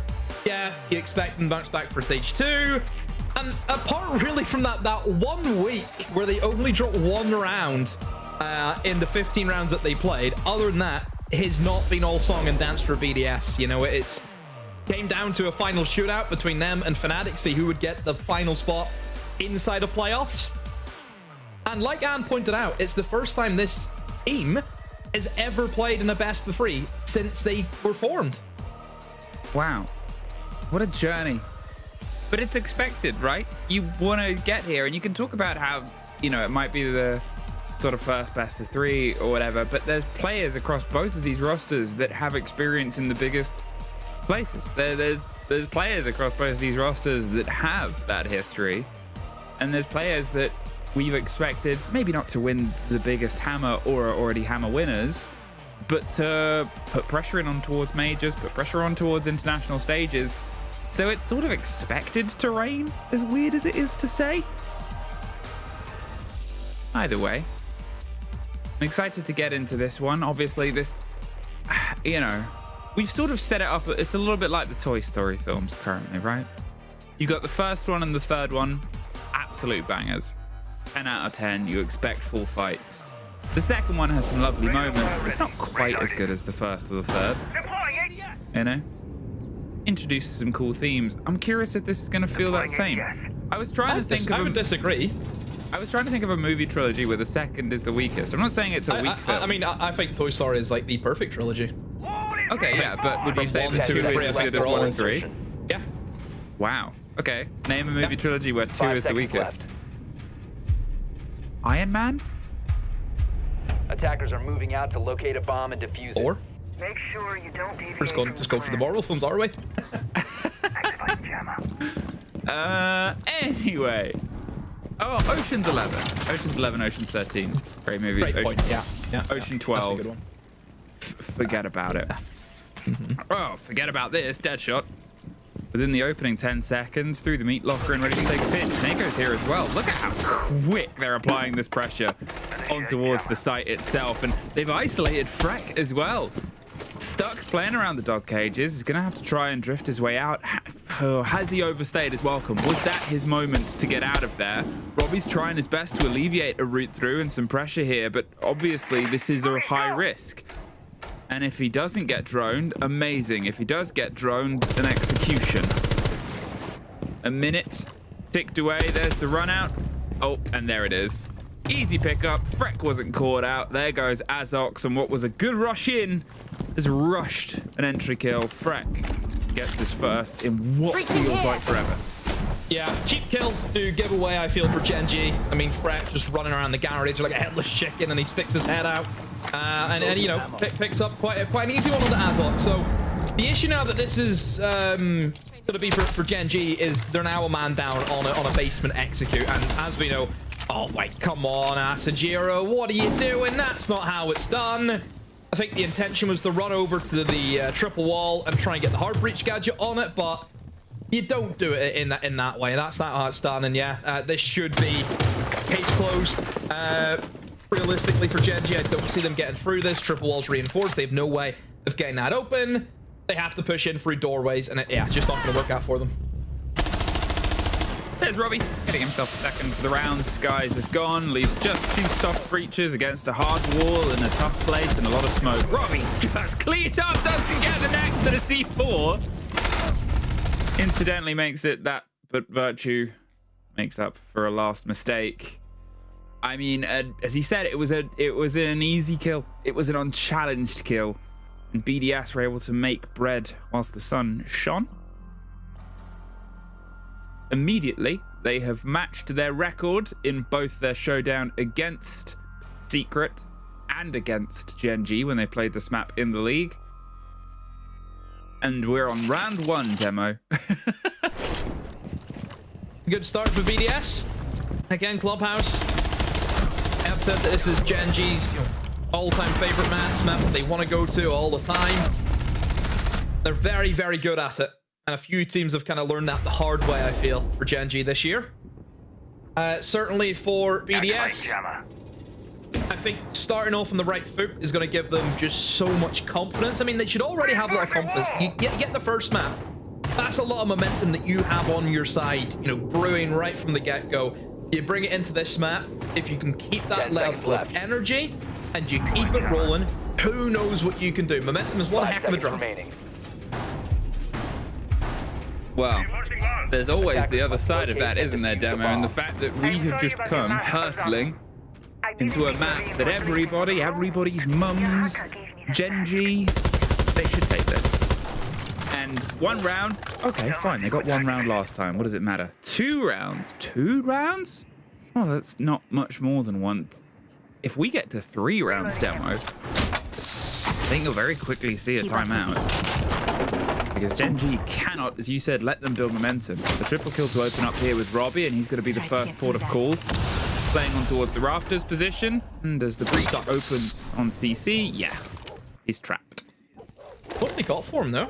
I mean, they've got a Nomad. So maybe air jab, is that the game plan? I mean, it's got nades. And the fact that Azox is also down at the bottom of garage, I think some nades are going to come his way too. Robbie has used literally all of his keeper barriers here as well. I mean, in goes the nades. Is it going to be able to net him? No. In goes the air jabs. I mean, his cover is gone, but great support from Freck. At least gets the kill back. We knew Robbie was always going to be a dead man, but Freck getting the all-important kill has made that so worthwhile. Yeah, I mean, they had the teamwork, they had the dream work, and they had the net to catch anybody that tried to push up. And you go, well, how do we get rid of this player? We could do this. We're going to have to send a man. Oh, no, they have somebody watching for that. And at this point, you think about what time's been wasted, what player's been wasted, and what still needs to be done. They haven't got themselves in towards CC. The breach is going to happen on the back end of it, but it's... Ooh, I think for a second they tried to trick it there, but they were a little bit too late to the party. The mirror window didn't quite pop in time, so they couldn't get the impact out. I think even then the thermite was a bit far away, but here, too easy. Okay. Way too easy. Yeah, I was going to point this out. You think about the operator that died. I mean, he already used his util, but they used their only nades on trying to clear that guy Raptors. There's the shield top red. How are you getting rid of that? Not only that, Goyo canisters. How do you remove the Goyo canisters? They have nothing to do that either. So Gen.G, with no nades, with no real good util for this clear, they're going to struggle. Yes, they've been able to take cash side. I'll give them credit to it. But it's these Goyo canisters, Emmy. This is going to be the issue. I mean, they're taking cash side at the cost of who was their best player in the last map and also the sledge on the lead in. Robbie's gone. We knew his position was a death position and Virtue's removed as well. But now you've got 30 seconds to clear the Goyo, clear the site itself. You've still got the coverage potential, you still got Logi, and now you don't have a player on the window because, well, they didn't have time to drone out and double check these positions. BDS, they've been free in this bedroom to do what they want to do. And what they want to do is shoot people out the bloody window. That C4 will rip, it'll at least have the effect of popping the Goyo, but as they hop in and pistol down one, there's the second follow through. BDS off to a strong start here, but I think it's also fair to say Gen.G are off to a bit of a wobbly one. Yeah, and I think Gen.G, what we kind of seen from them whenever they played up against VP last week, if you can remember, Gen.G had some really good attacks, but that's whenever everyone was alive and they were able to use the util. I'm seeing BDS, their kind of game plan, it's to start off strong. They're ready to challenge onto these players. They're looking to burn up util. And burning up util in this round specifically has been the kicker. That shield was not removed. The Goyo canisters were not removed. You mentioned as well. They didn't even have enough time to do drone work. You know, I love the game plan that BDS are coming in with. Disrupt, disrupt, disrupt. That is the game. 2-0. Hey, if they get one, and what's that? If they get two, they are on the defense. It is worth sort of highlighting that when BDS and Gen.G did play last time, Gen.G were the ones that start on their defense, and, you know, this is a map that you should be able to have strong sides on either side. It's close to even, 52 on your defense to 47 on your attack-ish. But in that same sort of space, if we've not really had BDS tested to this level, because they're on the other side for Secret's loss, but you're against Secret, you're against, you know, in some manners, one of the strongest teams in the world right now. If not the strongest, I would maybe even say. Well, you've said it. So at that point, a 7-1 versus them is very different. And those stats, those figures start to get a different lens on them. Maybe it's a rose tint to Gen.G, or we're able to get some focus from the side of BDS. But building on their defense, the first time they're allowed to cook, I said it before, if they win that first map, anything they take on the second, the map that everybody expects them to lose, suddenly becomes the best thing ever. The momentum is clear. And Gen.G, without a timeout, need to find a way of cutting it in half. Because if BDS can pull Gen.G's timeout this early, they know they're scared. They get construction, get the work done with the Blackbeard, and this is easily the quickest they've been at approaching the pressure onto the site, but no pressure onto rafters, it looks like, and yeah, that'll allow BDS to just sort of set up and prepare for this. Yeah, I was going to pick up on that. I think rafters and also into lounge is where BDS have put all of their eggs into the one basket. They have no intention of holding in towards bedroom, in towards construction. They're more than happy to let Gen.G have this. Now, if you look at the lineup from BDS, they only have got one C4, so there is that potential that maybe you could see that recruit go downstairs and try and utilize that C4 to stop the plant. Don't forget, there's really no safe position you can plant whenever it comes to this bomb site. So certainly C4s are going to be on the table. The only thing is how are they going to stop the guys over in catwalk holding onto that very long line of sight that stops anyone walking in towards cash? That's what I'm curious to see. They don't have any smokes, so really, how are they going to do that? Well, the utility in the kitchen sink is thrown, but P4 just throws some bullets right back. Deadshot is gone. There's Grim. There's at least P4 back, and then Robbie steps out and gets the body for the body. The grenade will force the rotation, but they can't quite catch the kill on the back of it, and it just feels a bit disjointed.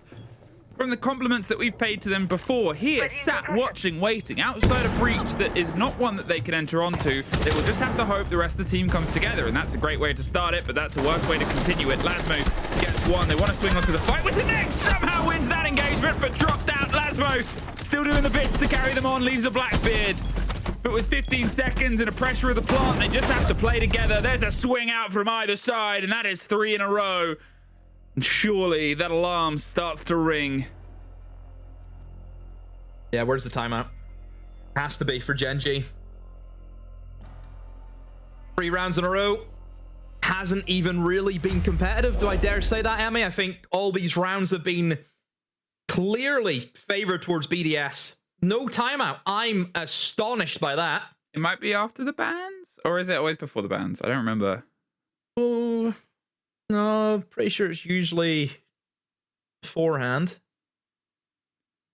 I look at that attack coming in from Gen.G. So one-dimensional. So obvious where they were going to go from. They didn't try and take any other part of the map.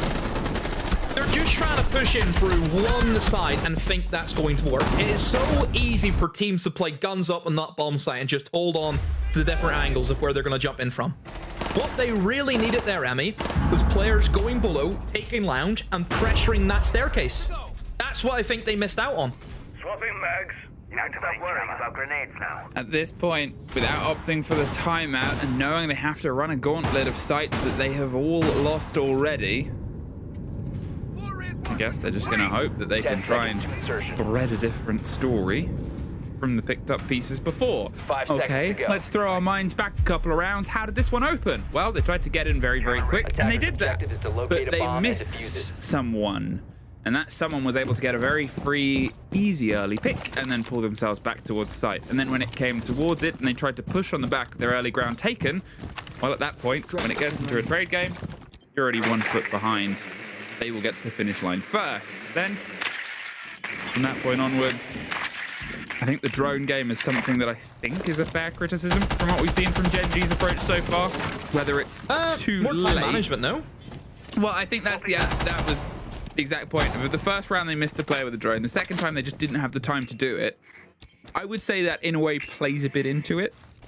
Do you think that's fair? Like, I think it's probably best way they didn't drone because they didn't have the time to drone. That probably that's like kind of that's in the middle. Fair way of putting it. Yeah. We've got 2 different glasses and we're both. This is half empty. Yeah, we're both agreeing it's not good. Let's put it that way. We'll get to the same place, just different different paths to the destination. Certainly for BDS, it's all about the disruption, and there you go, right away, Frank, with the opening pick. Look at what they've been able to pick off. I was going to mention about the bans. You look at what has been banned away from Gen.G. They've now lost the Grim. Grim and Capital gone. That only leaves you with Ying as your other heavy-hitting util dump operator, specifically for blue. Ying had to come in, we knew that. They picked the Ying, obviously. You've lost the Ying. You now have nothing at all to take blue. And as we know, if you want to go for a triple wall take, which a lot of the time we will see Gen.G attempt that. They attempted it last time, remember? They tried to walk over and get a hard breach gadget onto that triple wall. It didn't work out for them. You need to take blue for that take. And if they don't have the operators for it, this is what's going to happen. You're trying to push in the moto without taking blue. Look how easy it is for these defenders to sit and hold. Look at this. So simple. I mean, stop the clock, right? We have to pay attention towards the fact this is the second map in this best of 3 series. BDS have the first, and seemingly as soon as they've got on their defense across the 2 maps, their win rate has absolutely skyrocketed. It was even on the only attacking we've seen from them so far, but if they are to push this one over, could they have done enough? We're starting to get those names we said before of could this person pop to life, like Freck. Oh, he has. I think he's got the entry kill 2 of the 4 rounds we've had so far. He's coming to life. The rest of the team has always sort of been alive. We see Lasmo just continually doing these little 2Ks, these little moments. The cover's good, the movement's good. This is a team that's come prepared to a clubhouse. And we posed the question, why clubhouse? And so far on their defense, they've answered. I think BDS have really turned the corner in terms of how they're playing club. I think, like I said, the game plan, being able to get in there and get that opening pick is just making life a misery for Gen.G. But I will say, Gen.G, this has been miserable to watch. Basic stuff not being done. So one-dimensional. On a map like Clubhouse, you need to target at least 2 different pressure points, yeah? Like I mentioned in that last round, if you're going to go for a church take, you need to take blue. They're not doing that.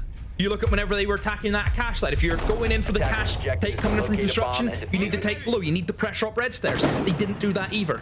They are not making BDS panic. It is so simple for BDS to put their feet up and watch one way, because they know that's where it's all coming from. There's no little backstab coming in. None of that from Gen.G. And also no timeout still. They are going to keep going. I'm sorry, your team is drowning and you're not throwing in the what's it called? Not the life jacket. No, not the towel. They're drowning. It's the life ring. Life ring, is that the life preserver? Life preserver. That's it. Where is it? Because I'm sorry, lifeguard is doing his job. Yeah, I mean, obviously we don't know the comms, we don't know the mentality, we can't tell you exactly beat for beat. And again, same way I'm fine for pros to sort of break it down. What would be the thing that would keep you going? I guess it would be the expectation that we can still win this without that timeout. We keep that precious resource in our pocket. And they know that the first defense they'll have to go up against is potentially the strongest, fine. But it's not that they're getting close. They're still very far away. And now they have to run the risk of making sure that this one is good, which when, as you said, they're failing basics, it's a different position. First slips past, second pre-fires over the top, and they prepare for a fight.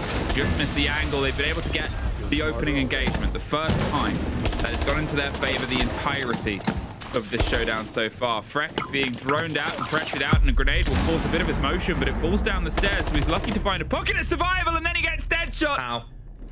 They're not moving behind the utility. There's a fight up the stairs, but there's a hop out. Brilliant from Lasmo.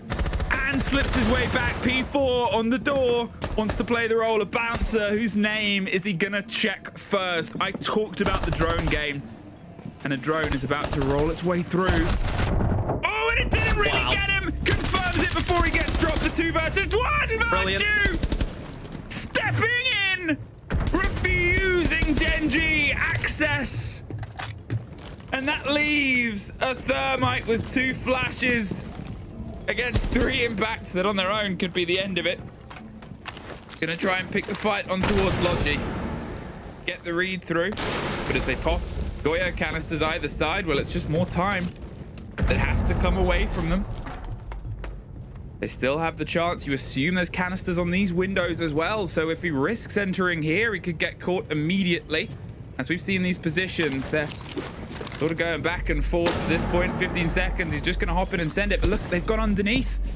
I think they've just sort of played back. They're keeping themselves a bit further away. They know that time is what he's got to play into. It's a 1 versus 1. 4 seconds. Lasmo isn't giving him the engagement. We saw a narrow fight in this position last time, but he's not able to get it cemented. 5 in a row for BDS. 1-7 on this map before. 1-7 on this map again. Could this be the return to form? That round is probably the best round of Siege I think I've seen BDS play. Because that was perfection. The game plan that round was trade. Never take your foot off the pedal. Never give Gen.G a chance to recalibrate. We know that the game plan going into this, because they've done it every single round, they play for that opening pick. Yeah, they want to disrupt Gen.G. They never want to give Gen.G a chance to have a 5-man execute, because they know Gen.G will probably win that round because they're very, very good if they get to that point. So the game plan that BDS have went in with is great. Yeah, we've seen it work really, really well. That round was all about trading kills back and forth and always catching Gen.G by surprise. There were so many moments there where as soon as one player in BDS got a kill and died, somebody was there to take their place. And then they end up with that immediate man advantage. Yeah, Gen.G had no idea what hit them. They just could never stabilize in that round. It starts off with this kill. It gets straight off. P4 swings. And then look at Virtue. Virtue getting aggressive with his teammate to then get that trade. That is brilliant from all accords. Gen.G have not even been able to get a plant down. They played 5 attacks in Clubhouse, and I don't even think they've had a semblance of an execute. They are getting absolutely Attackers trapped. have discovered the location of a bomb.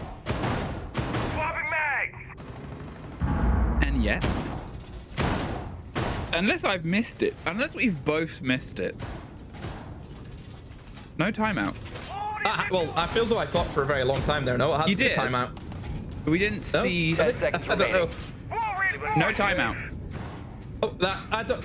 5 seconds left. Oh, what are they waiting for?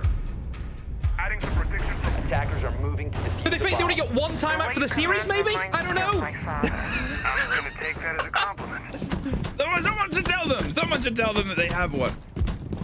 It's not the admin's job. It's like when a Unless the teacher coaches reminds you turn that out you and can gave get up. extra Unless they time gave on a up. test. Like, do they think, oh, there's no point? Is that the hatch? Is that the mentality? Is that where we are?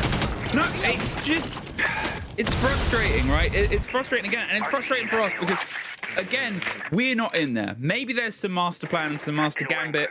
Maybe it's a team that just operates better without one in these situations.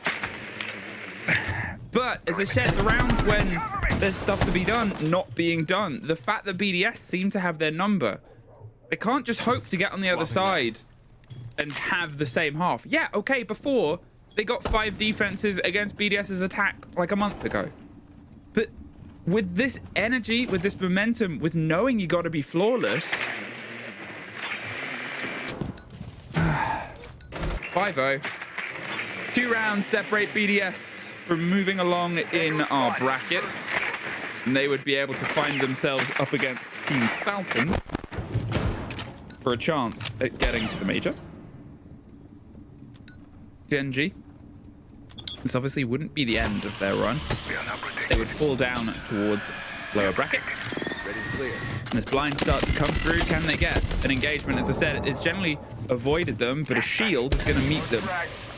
Poppy utility, some coverage. Are they just going to send it? Flashes go in, more pressure. That grenade will force a bit of motion, but there's not an immediate catch on it. Instead, the Blackbeard absolutely rinsed. Skies pushes in, gets one. There's a trade out. Frack again, playing these aggressive positions, just digging in deep and not letting him take any terrain or territory from underneath your boot without it being well scorched first. 4-3. Still standing, and they've been knocked out of the site. Yes, they have rafters. What do they no longer have, Demo? They don't have their shield. They don't have their main sort of hard breacher, but Deadshot, if they can rotate, as they've done, can get this route open. Changes, they're playing against smoke canisters from this point onwards. And there's 30 seconds or so. And Virtue gets one more. That is the cover. They just swung out, got the cover player. The last two, one is going to have to try and hope and sort of potentially even hop and rotate their way in, but the smoke canisters can define this. There goes the last one. 20 seconds. At this point, they could rotate underneath, hit them with the impact. At this point, they could swing out and do the game that they've been doing, because at this point, it doesn't bloody matter, Demo. They're just better. Flawless half for BDS on map 2. 1 round separates them from progressing on the upper bracket. Same thing again. No pressure points being applied from Gen.G, all in the one area. BDS, again, just sit back and just watch it happen. You look at how that round plays out from start to finish. You've got one guy on rafters. It's going to be a Warden. Warden didn't have, like, massive amount of util to help him. Yeah, it was just him. They double reinforced the 2 garage walls, right? Immediately, that was picked up by Gen.G. We've seen the drone go in. They noticed, okay, both walls reinforced. Essentially, that Warden is going to get no support from his teammates. It's just going to be him, right? That should have been very, easily cleared out. The Blackbeard made a blunder. Blackbeard died. Yes, they were still able to get a trade. That wasn't, for me, the issue. The issue was the Thermite, yeah? Nako obviously sees that the garage walls are reinforced. That means he theoretically could just walk in through the breach. Knows he doesn't have to worry about getting killed from rafters because the head holes are reinforced. But he done it by himself. He was in that bomb site by himself, trying to push deep, by the way, as a Thermite. This is where individuals now are starting to lose their head. And I don't know why the timeout wasn't called, because I think that's a perfect sign of somebody who is trying to get their team back in, and they're making stupid mistakes because of it. Explosive ordnance out in prime. I mean, at this point, they hope for a flawless half. And Okay. 5 seconds Let's get remaining. our headspaces into a position where that's not impossible. We always say that. You have to, legally obliged. If you sign a contract as a caster, you have to, when you get to halftime, say a couple of things. It's either it's a game of 2 halves, or we've seen one flawless, we can always see it again. But why they haven't opted to take a timeout, why they're just going to try and push themselves on towards this, P4 is going to try and put the nail in right now because they have all momentum. So if they can start to put these warning signs going, there's the pings, there's the reveal, oh, they've already opened up dirt door. Well, it was given to them as free terrain, but look at Freck's motion. Oh, look at Freck, yeah. Bottom blue, he's in. He's about to try and cut them in half. He's hoping the 2 of them can go for a pinch. Got the buck that wants to open, and there we go. They've now lost the body inside blue. They've all got to sort of try and scream their way back in. Massive kill for Azox to get one back onto Freck, but now they're worried about every single angle because they still have players that are a little bit adrift and away from it. 3 back in the site at this point, but in a trade of 1-for-1, they've pretty much done a full roam clear. Can this risk of the Billiards player pay off? Yeah, well, that's the thing. It all comes down to Skies. If he's going to get caught out, I mean, he's a dead man because you've got a Deimos. He can't really go anywhere back to site. It's being covered, as you can see, by Robbie in the staircase. If he goes back to strip, like I said, it's the Deimos he's going to get you at some point. So, yeah, for Skies, that's who the pressure is on. I believe he has been droned out. He will challenge that angle onto Robbie, but again, he cannot go anywhere. He has to go back in the strip, and you just know that that Deimos track is going to be incoming. So for Gen.G, are they going to maybe send men up to help him? I don't know, but for BDS, like you mentioned, they've pretty much cleared the map without actually having to clear the map. They dragged the attention away. They made them panic. Lasmau, he just dropped in the site. You have with P4. They're going to go for a full send. Okay. Not how we sort of expected that one to play out. I think BDS, I'm not going to say they panicked in a way. They felt they had an opportunity. They know they had one player loose. I think they sort of ran the numbers of like, okay, well, then there's only this many on site. We could try and put the pressure in. I don't know if the Deimos heard somebody on main stairs underneath him. Probably did. And then went, oh no, there's definitely only 2 on the site. We could hit this. But because the Deimos rotated off, that was the hold on those 2 back-end players. And then someone swing up the hatch. It was a great response from those remaining Gen.G players. And it's the first, but there's just too much trust, I think, in information that, by my idea, is probably outdated. They get 1. Hey, if this was the other way around, it could be a 1-0 right now. I'm very shocked that they didn't go for Skies. Because I just feel as though Skies was just a sitting duck. Caught over towards kind of full table strip side against the Deimos. 10 seconds left. I always feel like that's a kill. And whenever they could have went for the hunt, it was what, around 1 minute 30 mark? If they get that kill, let's say within 30 seconds, that's still a minute to execute in a 4v3, which is very doable in that bomb site because you've got the 2 picks beforehand. So, I don't know.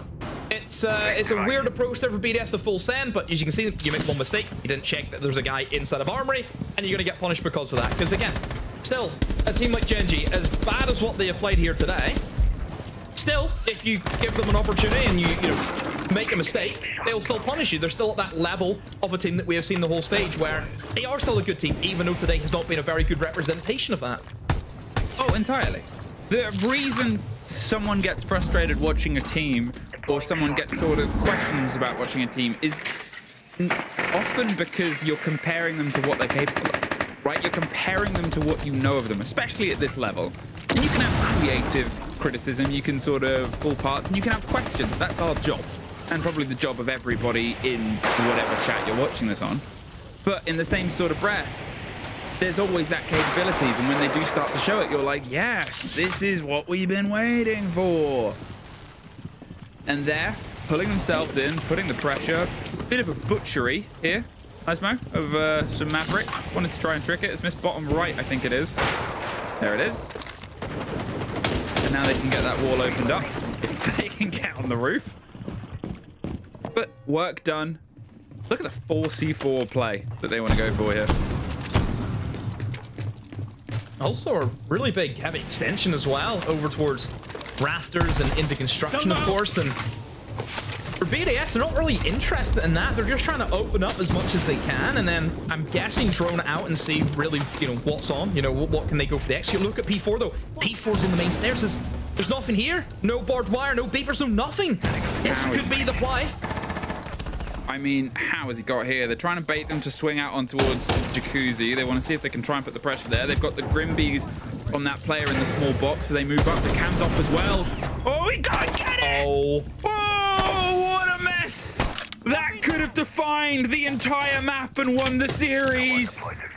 And for all the heraldry we give it that gun, we almost get an immediate response. Robbie's retaken the ground, but they're not going to let you walk up as free as they did last time. You might still try. It's a Warden, as the glass is active and is more than ready for it. But with Robbie's health, he cannot take an extended fight alone, or he's just putting another body on towards the pyre. Here, Azok's huge opportunity.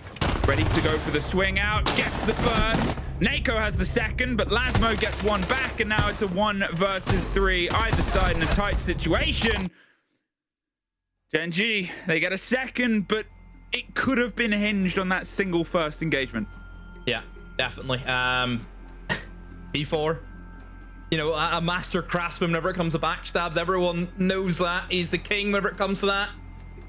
But he's just whiffed it. Simple as that. He's missed his shots. Yeah, it would have been a great opener for BDS.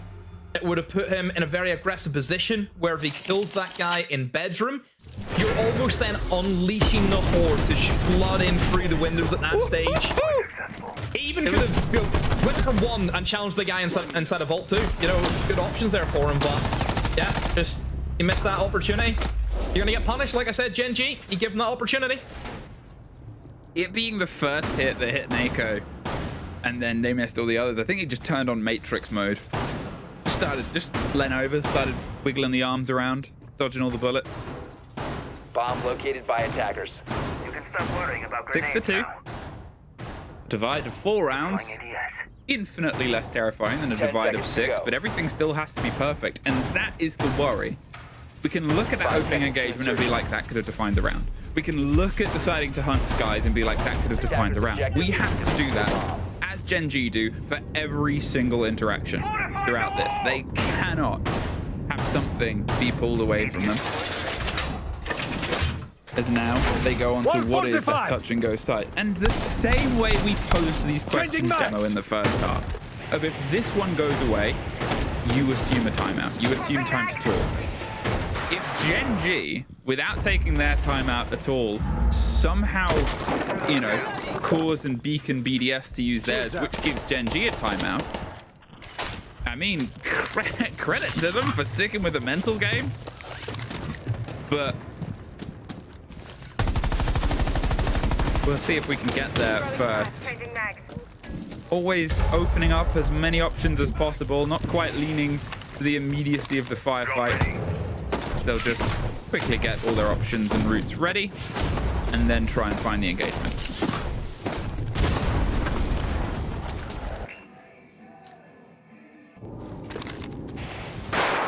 Well, BDS, don't let it happen, because this would make the newspaper if this was to happen. I'll tell you that for free. So again, for BDS, it's just that one round, but hey, easier said than done. Obviously, it's going to be the Atwalk execute, the Monty coming in, Capital at the ready. So let's hope it's going to be a good execute here in Skies. It's going to get cooked alive, but never mind. It's just going to be the Monty who walks up with Skies and his back turned to him. And that is as good as a clear as you will get today. So the Monty working out well, gives him that pushing power. On with that with the rest of the operators. Yeah, great job from BDS, and this sets them up nicely. Really, at this stage, Emmy, all they have to do is their basics. Now, that is a big kill. Deadshot stepping up to the mark, takes down Fred, takes down the Capital, and now it is going to be an even game. And really, Deadshot needs to be dealt with. He could have a C4 from below. Well, that's it. So they've just driven themselves in. The Monty! Wow. Jude decided he's sick of waiting around. They've ran themselves into the fight. There's suddenly only 2 players left. Deadshot and Asa holding on, but the site is currently blue and BDS is. Asa finds one, but it's a post-plant with a Monty. And Deadshot's quite hurt and is ready to play pretend as a door. Oh no, that cuts a big route off, and that leaves just Asa left against a Monty. Oh, this is like watching something die over a long, sad period of time. 20 seconds, and what do? You knew as soon as it was planted, you can't make the rotate round in 40 seconds. Virtue's just being a problem. It's being called GG from either side at this point. And there, with it decided, BDS! They get themselves a quad kill. But it means nothing. BDS, they progress along our upper bracket. And Demo, Gen.G fall to the lower. Yeah, just weren't good enough today. That clubhouse was a very bad showing for them. Again, I'm sure Leo will be able to let us know, and Anne, I'm sure Anne will be happy. Look, Dutchman into the next round. Well, we'll see what our desk thinks about that surprise story after a quick break.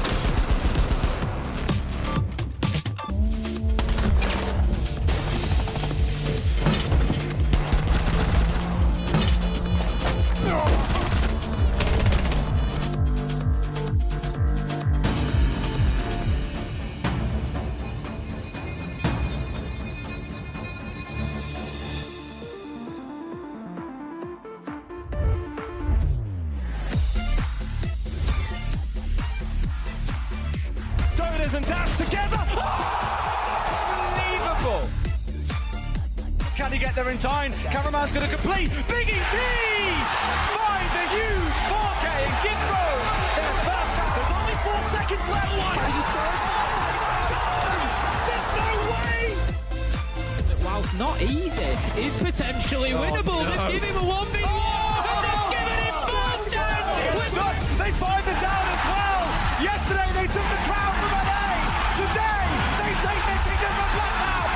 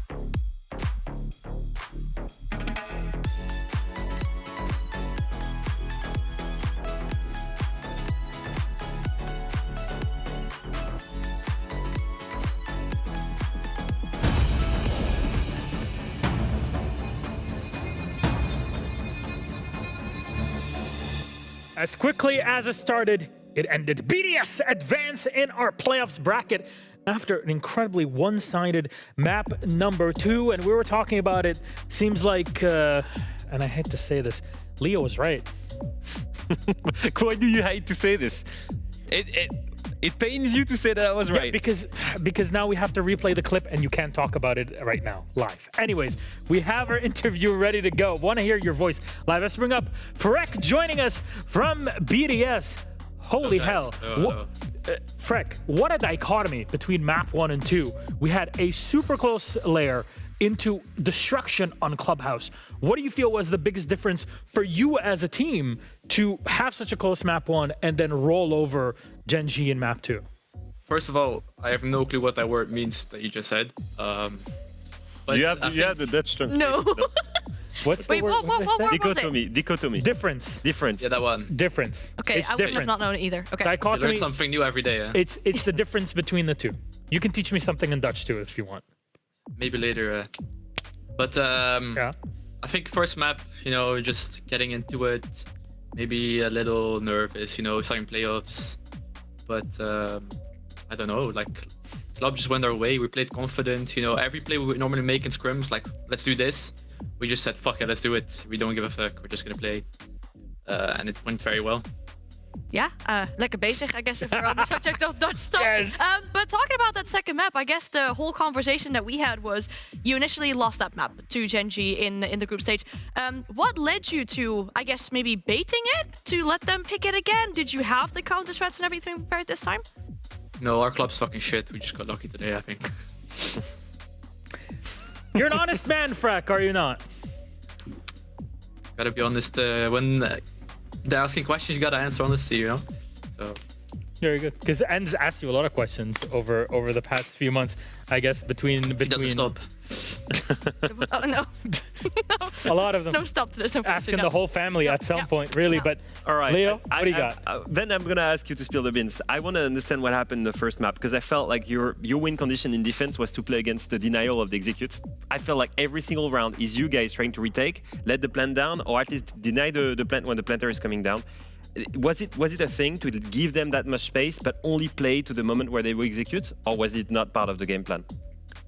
I think it's just a way of like just seeing what they want to do and just play active on what they want to do, make plans, and just contest them. Don't let them play their game. It's just basically just viewing what they want to do, really. It feels like every single one of those rounds were based on a mental thing, where you guys are willing or not to do the plays. And it's the same thing in Clubhouse. And today, I saw you guys willing to do those plays every single time. And for me, it's the biggest difference maker between now and maybe the 3 loss streaks that you guys had during the stage. How did you guys manage to turn away that I think 4 loss streak that you had? And then you win Fnatic, and then you come here and you're prepared. You know, you're looking much better than it was. What's the big change in the mental game in the team? What happened there? Yeah, I think today is the best Siege we've played on a live stream, to be honest. But this is like the normal we want to play. This is how we scrim. You know, we don't give them anything, we contest.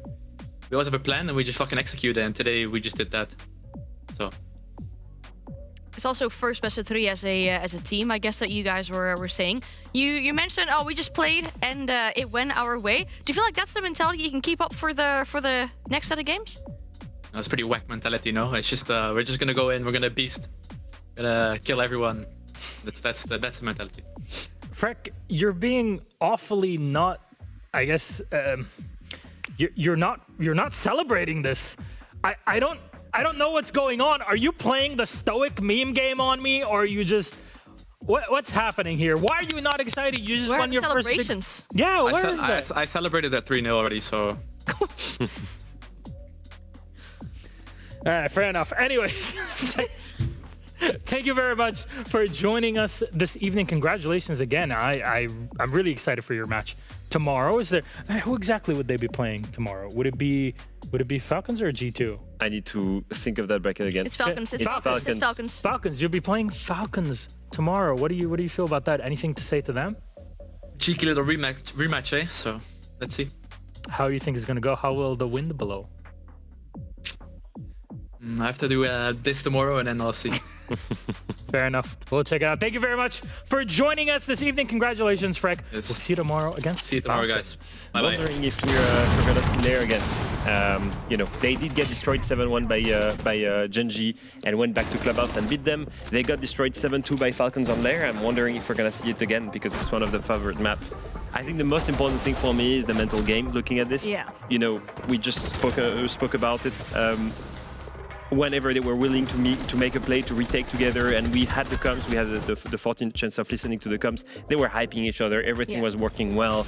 It was the right plays almost every single time, and sometimes things click like this. What I'm just wondering is just how much that is consistent, because coming into a match and being like, hey, we're just gonna play. Yeah. I mean, he was right. It's a whack mentality. Like, it's not gonna get you consistency. So I'm not sure exactly if they know the triggers of that consistency, or if it was just today that they felt like it. But I guess we'll know tomorrow when they start playing against a team that is even stronger than Gen.G. Maybe we should do that as a piece tomorrow, really, to see, BDS flip the script and just show every time that these guys go to a map that they got destroyed on and somehow just flip it to their side. And it's incredible to witness. And I think it's very true what Freck was saying. This is some of the best stage we've seen them play all stages. They were so confident the whole time. It definitely was. I mean, it comes down to what you were saying as well. The vibes are good in the team. The communication was amazing as well. They know what they need to bring to take down what Gen.G is bringing, like the counter-shutting that we talk about when it comes to BDS.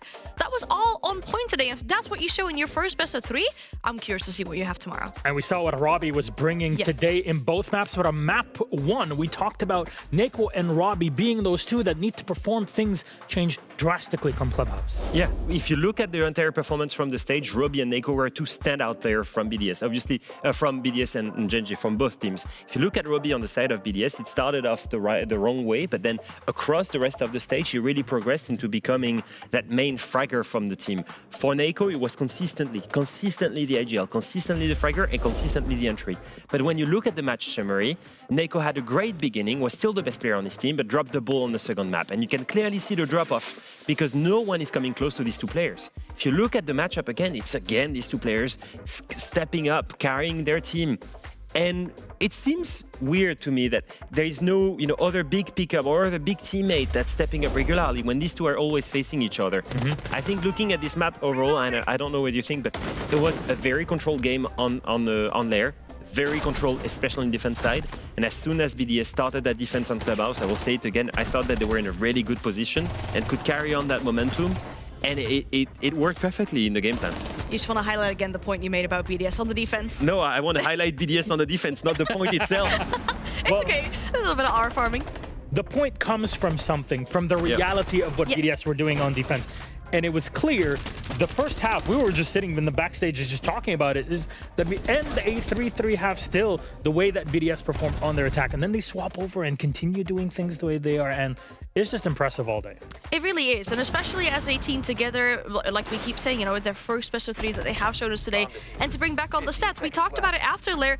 These two players that we mentioned, Neko and Robbie, were the only ones to go positive. What do we see on map 2? It's a lot more even on the side of BDS. When Neko drops, there's nobody really there to pick up what he left. But on the side of BDS, it's not just Robbie. Last one had a really good map as well, for example. And it's more of a balanced performance from a team that, added, I guess, with the vibes, makes a great recipe to success, apparently.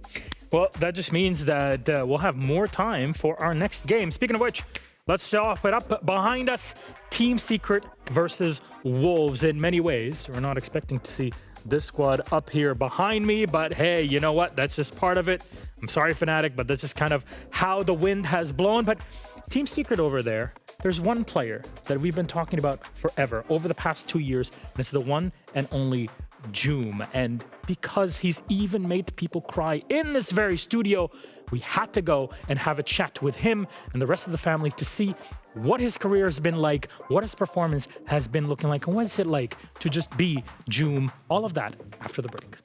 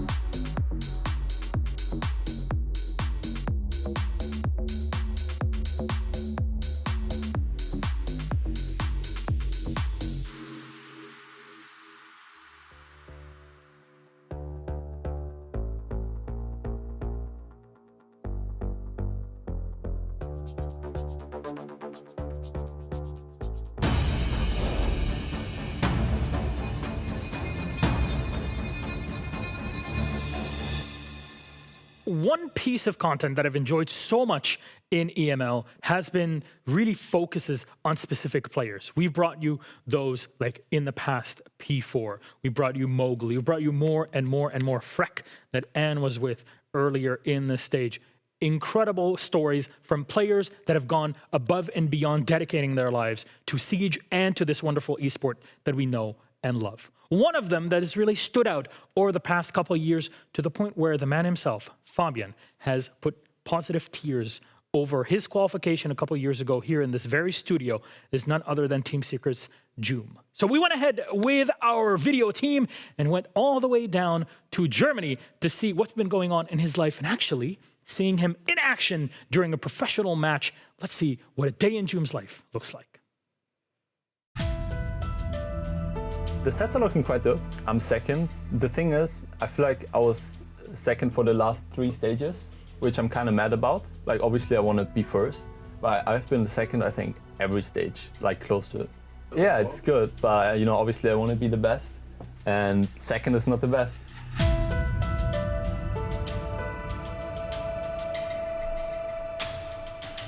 Hi guys, this is Joom and welcome to my hometown, Kettwig in Germany.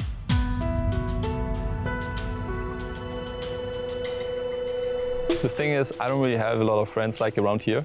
My main friends are like from online, from the Siege community.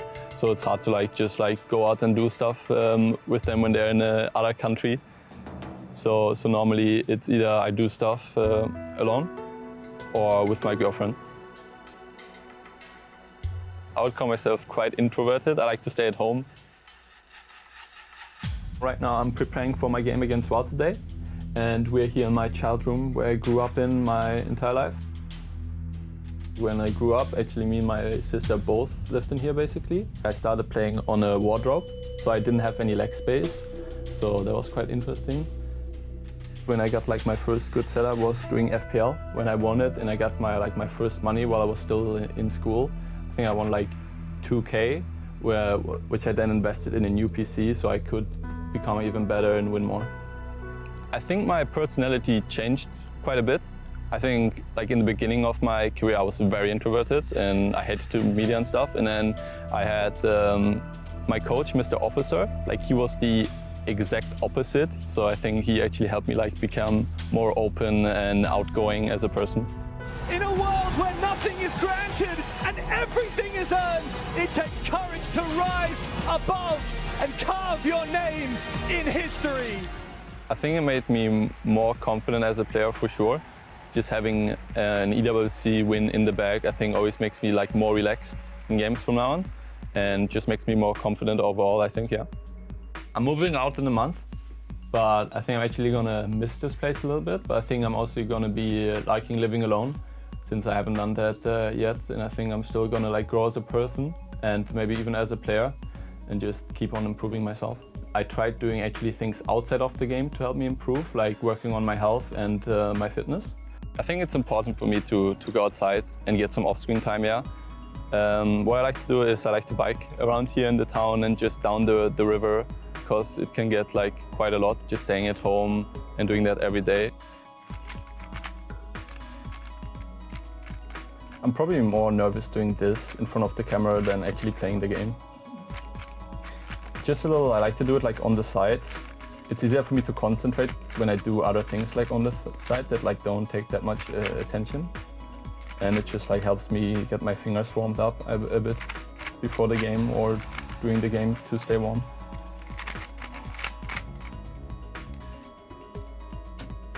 Just like that. One more ritual I do before officials is I use my arm sleeve, but not actually on the mouse arm where you normally do it. I use it on my keyboard arm, just because of the feeling. I like have a thing for myself, a little ritual before the game to always be the same.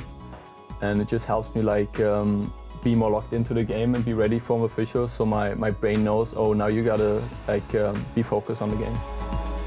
One jumper. Top square, top square. Nice, let's fucking go. Well played. Let me open a window, holy shit. I normally like it boiling in my room when I play, so that's why you can tell probably.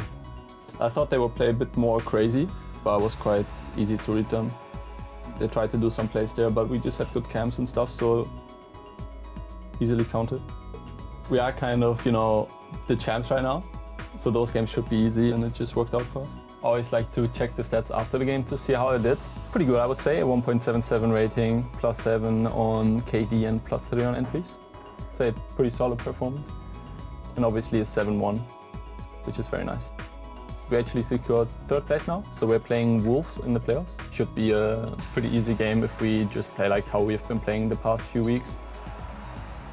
I think if we qualify for the major, the other regions are not going to be a big problem. I think we could definitely win the Munich major if we just keep on playing like we have been.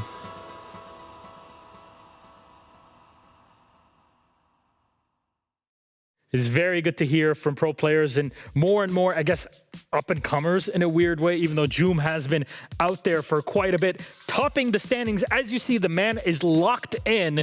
The only person kind of right above him there is Mr. Shaiko, and Shaiko has been in the top 10 of EML and EUL, or whatever you want to call it, Pro League EU back in the day for the past 6.5 years. So it's a pretty high bar to clear. Still sits pretty high up there. My neighbor. I think growth story from a player that used to be a ranked hero, that was picked up by Fabian, that did the Delta project, and even then had, he was shaking in officials. He was not putting consistent performance.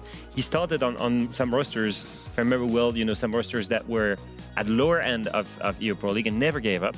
And he's now become such a consistent player at the highest level. I just love the end part where he just looks at his stats and they're absolutely crazy, and you're just, pretty decent game. Yeah, that's right. fine. Yeah. But it's funny because he's gotten accustomed to it because he's so consistent and so good.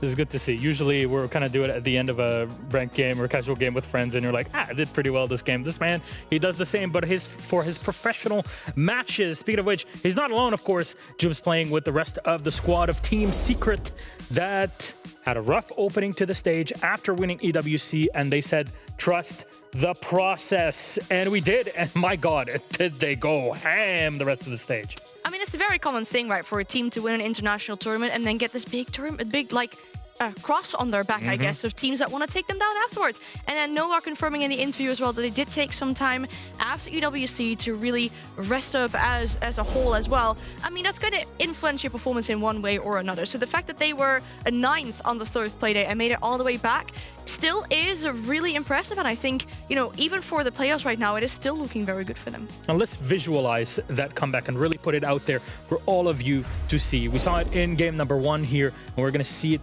again for Team Secret in the comeback. And we discussed this to, I guess, the ends of the earth over the stage, but it has to be applauded again, that resilience, Leo. Absolutely. I think the first 3 games playing some of the best teams in Europe straight after winning EWC, like you've said, and usually that's when you see a drop in performance. We also saw that drop in performance in scrims, talking to the players. They were not feeling the right way, and it's normal. It's always going to happen. The most important thing is the bounce back, as you've just seen on that graphic. And the most important one for me is after that Wolves game that was extremely close.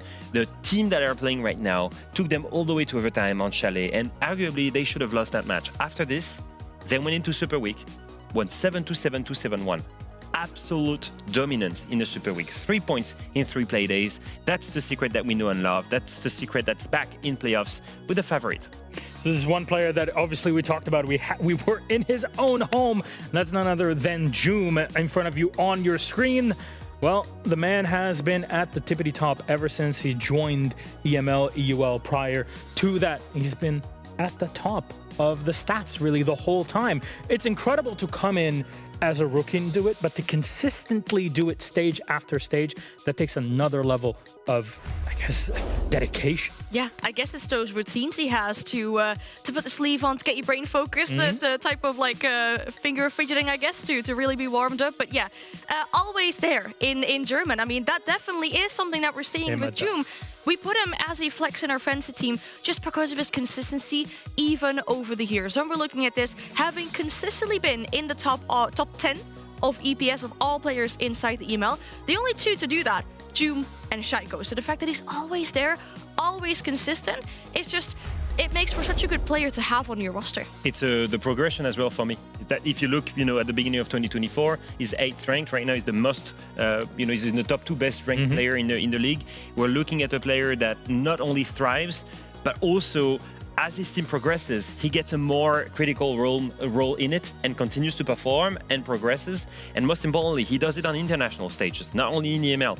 And so we're really seeing a player right now that is at the peak of his career. The most important is, can he keep going with that momentum? And not to keep on dragging the Shaiko comparison, but much like Shaiko, Joom has had his own dark side, like we've been seeing with Dark Shaiko on socials. And you saw that at EWC with the way that he was reacting, crushing all of those keys right in front of him. Let's take a look at that. I think I was just happy to win. When I was a kid, I fell on my chin and my top chin stopped growing. So when I smile, you can see it more, and that just makes me look like a psychopath. Yeah, that's why that face happened. But I was also just happy to be there, so I was just smiling a lot, and that what made the face. So I would call myself a supervillain. One of the kindest supervillains you would have seen really in a situation like that. But it's cool that there's an actual story behind it. It's a thing, apparently a medical thing. He fell off and something happened. For me, it's the intensity in the eyes. Yeah. Like, obviously there is the chin. Okay, that's you can fine. smile but also angle your face like that. Yeah. But the fact that he's got light blue eyes and he's so intense when he looks at you, when he looks at something, is that it's just a combination of the two. He's so focused, so ardent. All I'm saying is, get you someone that looks at you the way Joom looks at his opponent's keys. That's something else. Anyways, that would be a bit creepy, but that's fine. Yeah.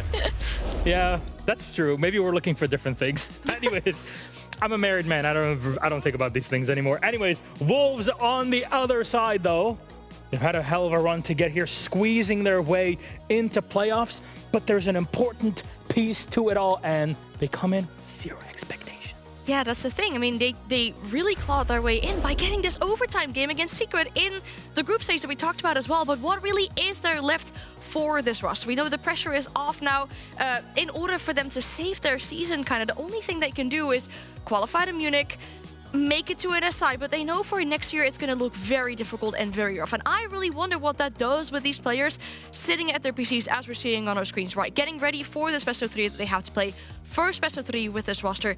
Will it kind of unleash the pressure? Will we see crazy stuff coming out from this team, or will there almost be no passion or fire left in these players? No, I think the fire is still there. The realistic goal, I don't think, is really to make Munich. I just don't believe they are able to do that. But the one thing that they can do for sure is go out with a bang. And if there is one team before Wolves that could do it with cheesy things, cheesy strategies, it was the team of Kandro. It was the team of ITB that had all of these cheesy plays, that had players that maybe individually were not the most skilled, but still was able to take some big teams and cause upsets. And for me, it's the moment for them to show that investment in Wolves, that investment in these players mattered. It was all a mental game. That team had potential. Now that there's no pressure, they can prove that it was the right pick.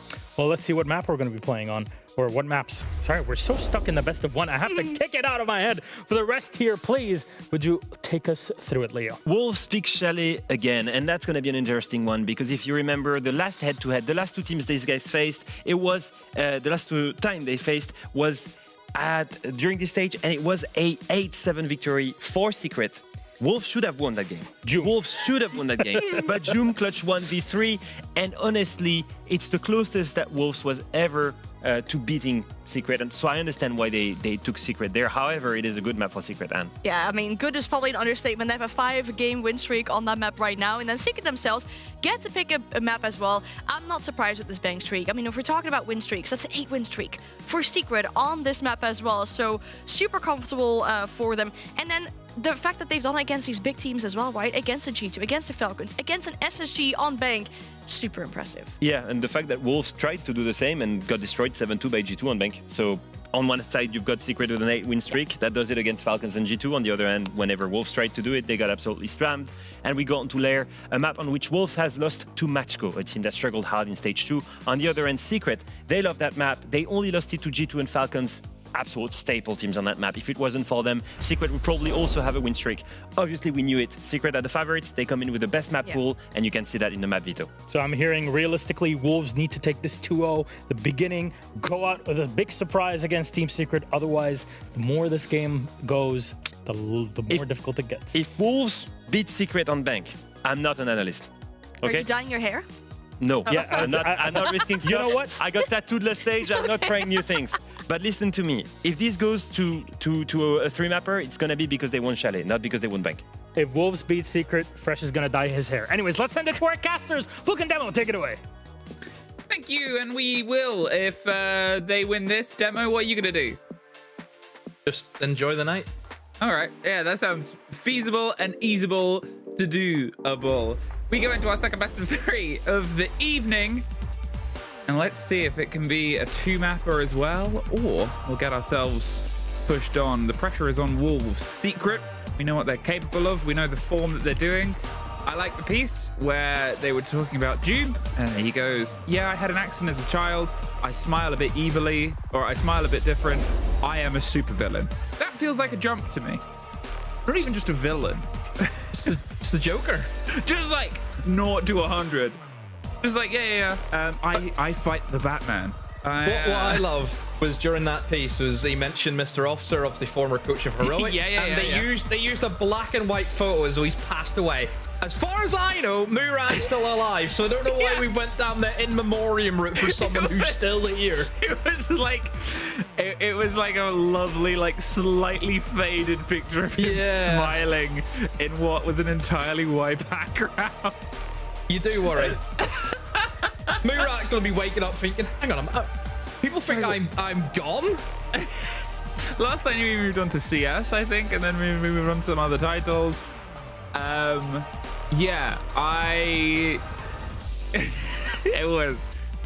should put a little asterisk like, oh, he's still good. He's still there.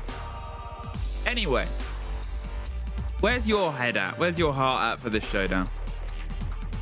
I think it's a tough one. I like both teams. Like, always have been a fan of both teams. I know the players in the teams. I think for Wolves, look, relegated. It's always going to be a tough one, just with how things went for them in stage 1. I mean, stage 2 was obviously a little better because they've actually made it to playoffs. They didn't do that in stage 1. I know that the mentality for Wolves going into this is there is no pressure at all. That is the mentality that they're going into. They're just going to play their siege. Yeah, they know that they haven't been great. They are not going to be sitting here thinking, oh, we made playoffs, we can actually make a chance and get to the major. Not the case. They're just coming in and seeing what they can do. Well, what can they do? Start with something successful on towards Chalet. Now, in terms of this being a map for preference, it's obviously 3-1 recently for the side of Secret. They've been able to sort of get themselves pretty comfortable on it. They've taken wins against G2 a few months back. They've sort of put the pressure on, obviously, with Wolves last time, but it went all the distance into 8-7. On the other side of it, the Wolves, they've taken that 8-7, lost 7-8 for their case, and then they beat Wild a week later in a 7-4 game. So they've obviously been able to sort of take some elements of that game away and then go back and redeploy it in a way. It might work into their favor, right? If you're that close of a loss on a map, do you change things? No, but you could get a couple of tweaks in. And then when do you get a chance to test it? Oh, well, a week later in another tier 1 game. Fantastic. And now look at you another week later in a tier 1 game back against the original opponent. You actually have some very good feelings for Wolves here. They're getting themselves a steady catch and encircling on a noodle in a bathtub with a shield. Let's see if they can try and get the pinch. A lot of cooking outside the map here, Demi. Yeah, again, it's what you expect in Chalet, isn't it? It's those exterior windows that teams will use and abuse.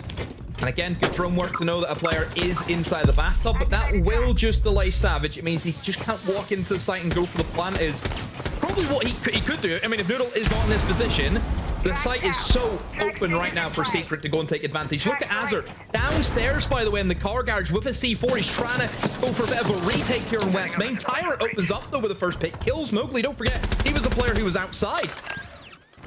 At this point, still with this bathtub position, obviously we hear the ADSs tick back into life, and sure, you've got the shield open, but you have achieved nothing. Although now you've got that first kill. Leader gone. They're able to at least burn one of the Wamai discs, but Savage is just going to see if he can stick it. Hello? Hello? Hello? Hello? No. All right. Okay. Savage is somehow able to survive, and then they just swing and... false start, fine, but... Really? Secret took what you could say is testament to the bare minimum, and then just won it.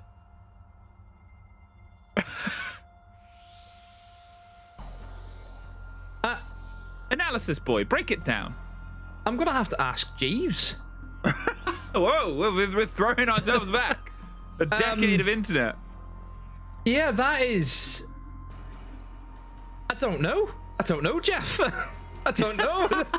I seen the player in the bathtub, but then he wasn't there. Some of them putting the shield on. Yeah, right. Okay, so let's hark our minds back to 30 seconds ago. What did they have? They had one kill. Bomb located by attackers. On the sort of position.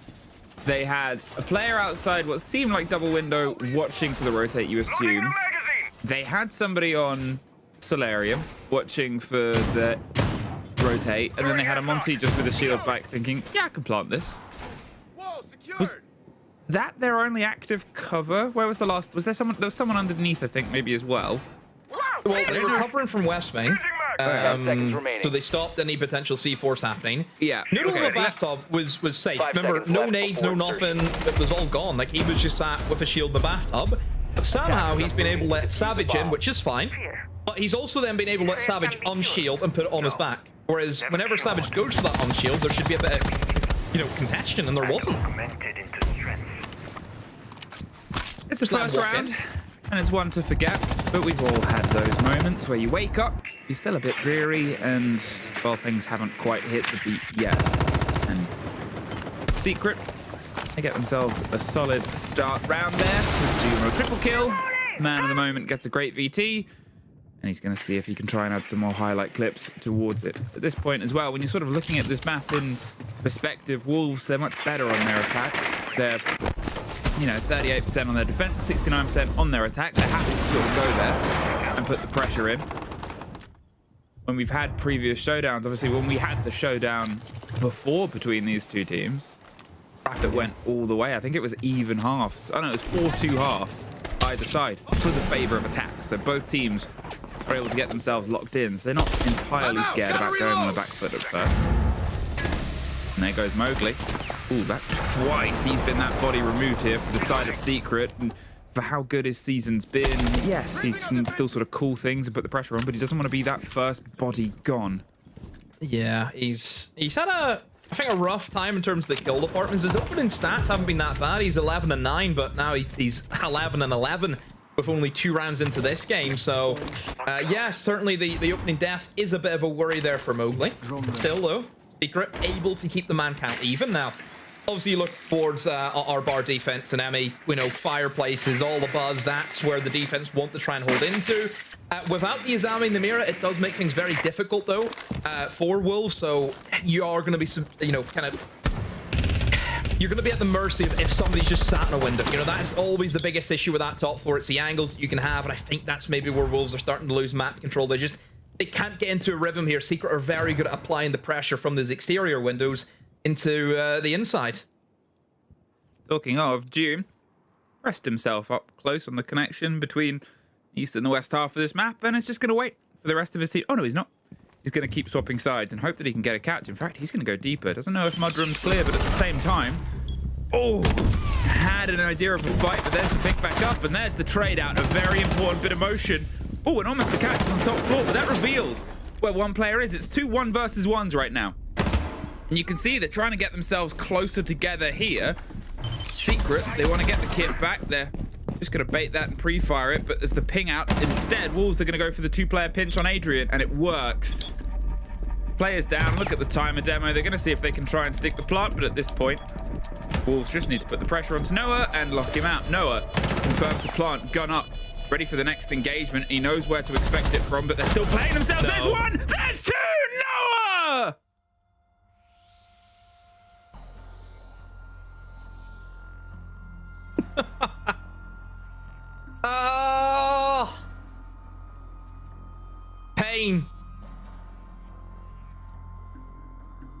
mean, look at no one was like, yeah, I'll take it. I'll take it. Should have won it. Never should win that 1v2 in the most predictable position. That has been an issue that I feel Wolves have had the past 2 stages. The amount of times where we have seen them in really good positions, Emmy, and then they flush it down the toilet. It has happened way too often for that team. Yeah? Ugh. Just poorly played. I mean, he barely has to change what it was. And the thing is, I think there's more of a light on how that end came together because of how good the moments before were in some elements. The responses to what they had to do, right? Doom pushes up, gets caught, there's the swing round. The first kill comes on the site, then there's a player right behind the other side of the bar that gets it. But then what you have from Wolves is a swing up from Snowmobile. They were ready to be ready for what needs to be ready for. They have the isolated player on sort of main stairs. So what do? Push up blue, push across the top, and get a pinch on that player. But then what I assume happened is both of them were like, right, we need to just flood the entire site. If we can find him before the time is done, we've done it. Unfortunately, by the time they'd flooded the 2 angles they did, they were both stuck in these 2 positions. And instead of maybe pulling back, maybe trying to go for a different retake, risking the player hopping outside, which makes sense because if he's outside, he's a lot tougher to get a hold of. They went, well, let's just keep sending it. And against that gun, it's a flip of the coin, really. And well, they tried to get themselves a foot up here. Mowgli was almost the entry body gone again. Yeah, Mowgli needs to be careful, especially whenever you are on a great operator like the Capitao. And whenever we are dealing with this basement site, which is usually the one that we see less of in this map, just because I think anyway that the basement is pretty easy to dissect if you can open up some nice long angles onto those reinforced walls. That does make the site very limiting for the defense. Certainly if you look at Wolves and what is available to them though for the basement, you do have to admit though, Amy, that you've got both of the denial operators being the Bandit and the Cade, and also the Tub on top. So in terms of tricking off the hard breach, it is going to be very doable here for Wolves with the operators that are opened up to them. Oh yeah, they can really stress the time game. They can stress that sort of, you know, control of the pressure. They obviously opted to remove the shields and have a shieldless game. Oh no, Mowgli! That is 0-3. Has Tyrant killed him every round as well? Or am I... no, Noodle killed him in the middle. Oh yeah. But either way, Noodle is now, we mention him, and he's dead. Damage has gone down in that exchange, and Az is going to be the one that can sort of pick it up. The pre-fire onto the angle doesn't work. Creeds locks it in. Ooh, and just misses the follow-through fight here. Adrian can't find it either. Wolves, they have a little bit of bite left in them. They get their first round. Oh, strange one from Secret. Didn't look as though that they really wanted to commit for that top floor clear. Some of the players did, but not everyone. And I found it pretty strange. Whenever it comes to the basement, we either see teams go for the full sweep, or they will go simply direct in through Big Garage into Trench. Might have to take Dining if somebody is holding that area and using the hatch against them, but other than that, I think a full top-down clear is a very rare thing to see on Chalet, and it just felt as though some people wanted to do it and some people didn't. And if you're gonna go for the top floor clear, you need everyone in unison achieving the same goal. So I don't know, is it Savage losing control there? Players are off doing their own thing. We know that Savage likes to control the team. He likes to be the man who manages everything that goes on as that IGL. That is the way he does things, and that's just his style. So yeah, just a strange one from Secret, not something that we're used to seeing from them. Still, you have to credit there for Wolves. They made sure that they weren't shy about it. You have Creeds as the solo sort of taking fights on towards the double main door, swinging their way up. It was back and forth. And again, Mowgli's had a bit of a shocker as a start, but at least, hey, they have an assist to their name now. They've broken the curse of having a 0% cost and have found a contribution. Still, you want them to step in more, especially when they're on roles that they've been, like the Capitao, like the sort of, you know, positions of the Lion. Great gun. You should be able to get some operation with it, especially with how much you need to control what Wolves are doing. They've been very mobile around the map itself, and you can be the difference between cornering a player and cowering from them. Oh no, this time it's at least not Mowgli, but they try and throw themselves in. They're going for something quick here. Mowgli gets caught out by a goo mine, and the cover is going down as the plant attempts to be connected. They want to swing onto it, and there's the throw, but they down the player with the C4. It does stop the kit, though, from whatever else is swung on from the prep, and this one has sort of fallen away. Just Noah and Doom left. And I think there was that single player on the back line that swung round, got the planter, and at that point, round's in some ways locked. Tyrant is still down. Why are you trying that? And at this point, surely, this will tick the end of it. There it is. Yep, a rush from Secret, and look, it's a signature as well, isn't it, from Secret? We know that they can pull out those really nice, creative kind of plays, those rushes that they can go for. Just generally, you know, that's the way Secret play the game. Sometimes they'll take it slow. Secret, I think, can play a lot of different styles, and certainly a rush is always going to be in their locker. A lot of the time for rush rounds, Emmy, you would agree that it sometimes comes down to if the defense is switched on. And in that circumstance, defense were switched on, defense were ready. And I think... I feel as though rushes, they're either really, really good because they've just swept and cleaned up. Wow, they're geniuses. Or it's really poor whenever they try a rush and the defense are ready for it. You know, you don't get like that was an okay rush. It's either good or it's bad. Yeah, I think you sort of go into it with the mentality of like, this could entirely go away from us and we have to take that on the chin. Because it's a roll of the dice. And never more is a single player more potential to entirely tip the ox cart, right? You, on a slower ox cart, as we all know, you can steady the ship if there's a bump. You send it over a jump across Springfield Gorge. Sometimes you don't clear it, Demo. 2 apiece. Wolves, they've been able to bite themselves back in, as I said before, and here it continues. There are still some statistics that are entirely out of the reach of Secret. Cough, cough, the entry statistic. Every single round, that has fallen away from them right now. And that's almost that sort of worry, right? Where it's like, okay, well, why is this so repeatedly failing for them? You look at their approaches, do you look at how they're trying to take the first engagement, or are they really just trying to set themselves up for a trade game? Well, you've got to change something. Because however it worked in the opening 2 rounds, since then it hasn't. Well, there's one way of getting it. Creed caught in a claymore, and Mowgli, hooray, gets a kill and gets a break from dying immediately. Yeah, it's got the opening pick finally. So Wolves. Losing out to Capcan.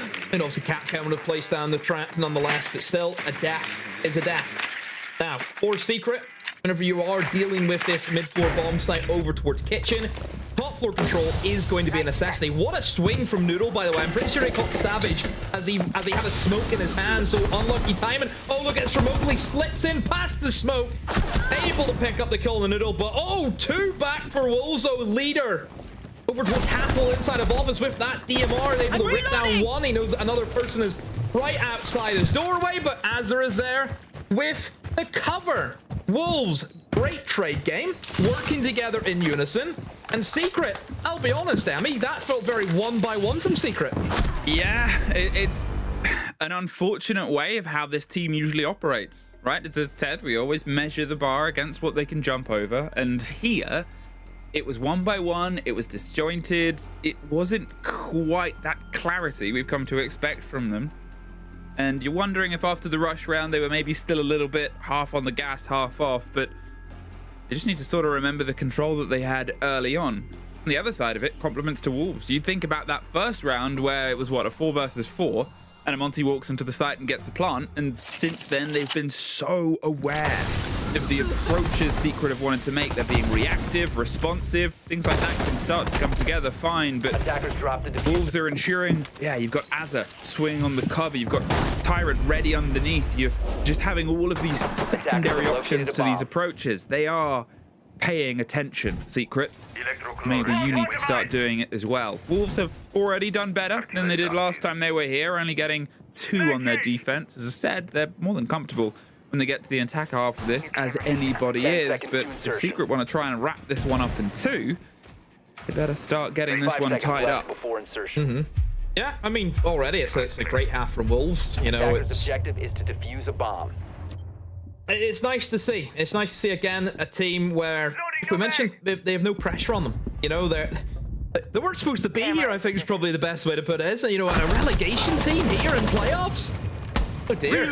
Tyrant just went for the cheeky spawn peek, and Mobley has been involved in either the opening kill or the opening death. No in between with this guy today. I think there's one round where it was Creeds on Adrian violence, and apart from that, Mowgli is like, I'm the first. And to be fair, you want your entry. We actually had this conversation, you and I, about if you don't have a confident entry, the entire team suffers. Yeah, you can have like less confident hard breacher, but all the pressure's on that roll. He went 0-3 in the opening 3 rounds on entry, and now he's ended the half getting it twice. Do you need a player with that mentality? That is the cave gone as well, so it does give Secret the potential of just being able to open up the walls with nothing really in the way, but Wolves maybe overextending too much here in the roam. I mean, this is much better from Secret. They're going for the roam clear. They're doing it together, Emmy. They didn't want to do this last time, and this should be another freebie on to Creeds. Oh, whiffage there from Savage. It allows Creeds to get back into the bomb site, but still, don't forget, Secret having a 2-man advantage on this basement is vital for them and having a success in this round. Having that man advantage in a basement, it opens up so many other possibilities. They can now use those extra men for backstab opportunities, and just Wolves are not going to be able to cover everything. So Wolves, they're going to need to get probably some C4 kills. I mean, if they can try and net some of them to give themselves a better chance at pulling up the round, that's really their win con here, is to find some cheeky kills. But we know what Secret like. Whenever Secret are locked in this scenario, Emmy, they will not give you anything. They will see the round out in good fashion. Now they just have to make sure they don't do anything silly. And we've seen silly approaches onto this site before. So with less than a minute, focus on and try and focus out on your next pinch. Noodle doesn't want to entirely give the terrain away, with Doom ready for the swing in case anybody offers some support to slip their way in. Step by step, and now they have Dooms rotate in, and if they get one more, this should just be an easy wrap-up. Doom remembers the energy he had from the opening round, with Adrian getting the last even half. Yeah, good salvage there from Secret, at least make it even. Much better from them, sweeping together, getting their kills early on. Wolves just overextending ever so slightly in that roam game, and this time they have been punished by Secret. I mean, look, whenever your Cade's going for a spawn peek and that hasn't worked out, you know, you're in for a tough round no matter what. So Wolves, I will say, get onto their favored side now, Emmy, which is looking good for them. They get to go on the attacks. So the bans will play a big part in it. Wolves are really looking to restrict Secret in the off-site setups that they can go for, looking to really hinder any of the window game. Like I mentioned time and time again on Chalet, those exterior windows are the main issue that defenders have. And obviously Castle and Azami can block up those angles, can block up those windows. So Wolves taking it away from them, it will just restrict the movement that Secret want to set up for. On the attacker bans, 2 execute operators, you know, Ying and Grim, always going to be good to get rid of. Yeah, I mean, it's the same way that banning 2 shields limits a particular playstyle. Ying and Grim does, but almost on a wider breadth, because even in a lot of other approaches, you'll have one or the other. You take confidence away from an entry player. We just were talking about how important that is. Anything you can limit on that game, great. And then you look at what has been removed for the side of the defenders. Well, it's things that will play into that gun, that entry game. No, 2 of these architects removed. Don't have castle, don't have keepers, don't have that progression you can develop across a map. You don't have those extra holds, but, well, now they have less of a chance at taking them. You almost even that extended playing field a bit. And if Secret can keep some of that confidence, as Wolves can do, I think we're going to have some big punchy brawls all the way across the map itself. Wolves, what I want to see from them on these approaches, the same way that they had a very good and clear idea of how they wanted to lock out some of these Secret approaches on the defense.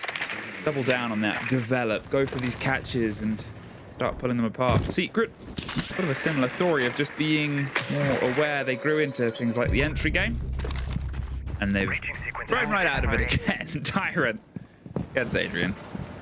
Yeah, pretty back and forth as the entry battle. just keeps on heating up. Iron, of course, being that main entry that we look towards for Wolves. I think Dan always a tricky role, as what we've mentioned. Currently, before this play day, he was 13-2 in the end, or 13-12. Sorry, not 13-2. That's a bit crazy if he was. No, 13-12. So yeah, still keeping up pace with it. Again, him and Mowgli have had great battle so far in this game. Secret losing that first body, and Wolves, you can see, just wanting to play it nice and slow here. Just keep on applying the pressure. The kills will come. There's Jim, goes down, maybe trying to get a kill back. He's been caught out. As again, Noodle playing those exterior angles. Azar actually almost could have had another one there as that peek came in, but well, they're about to have Tyrant. This is the thing, right? So they're worried about someone coming up and punching the back stairs. They've obviously still got the camera potential, but there's Tyrant, there's the grenade, there's the pressure. Almost caught out. There it is, swung up, but Savage and Mowgli step their way back in. In the same breath, they're able to get 2 kills. They buy some sort of safety and support. A 3 versus 2, almost a 2 versus 2, Creeds. There was one more bullet in Mowgli's gun. That could have been the end of you. Less than a minute. Big work from the 2 remaining Secret players, but it just takes one more engagement to put a bit of a worry in the rest of this round. A fight out of leader. He's playing delicate angles, and Savage isn't scared of these fights. Now he has the first idea of the swing. They want to go for the pre-fires and these sort of close-cut engagements, 30 seconds.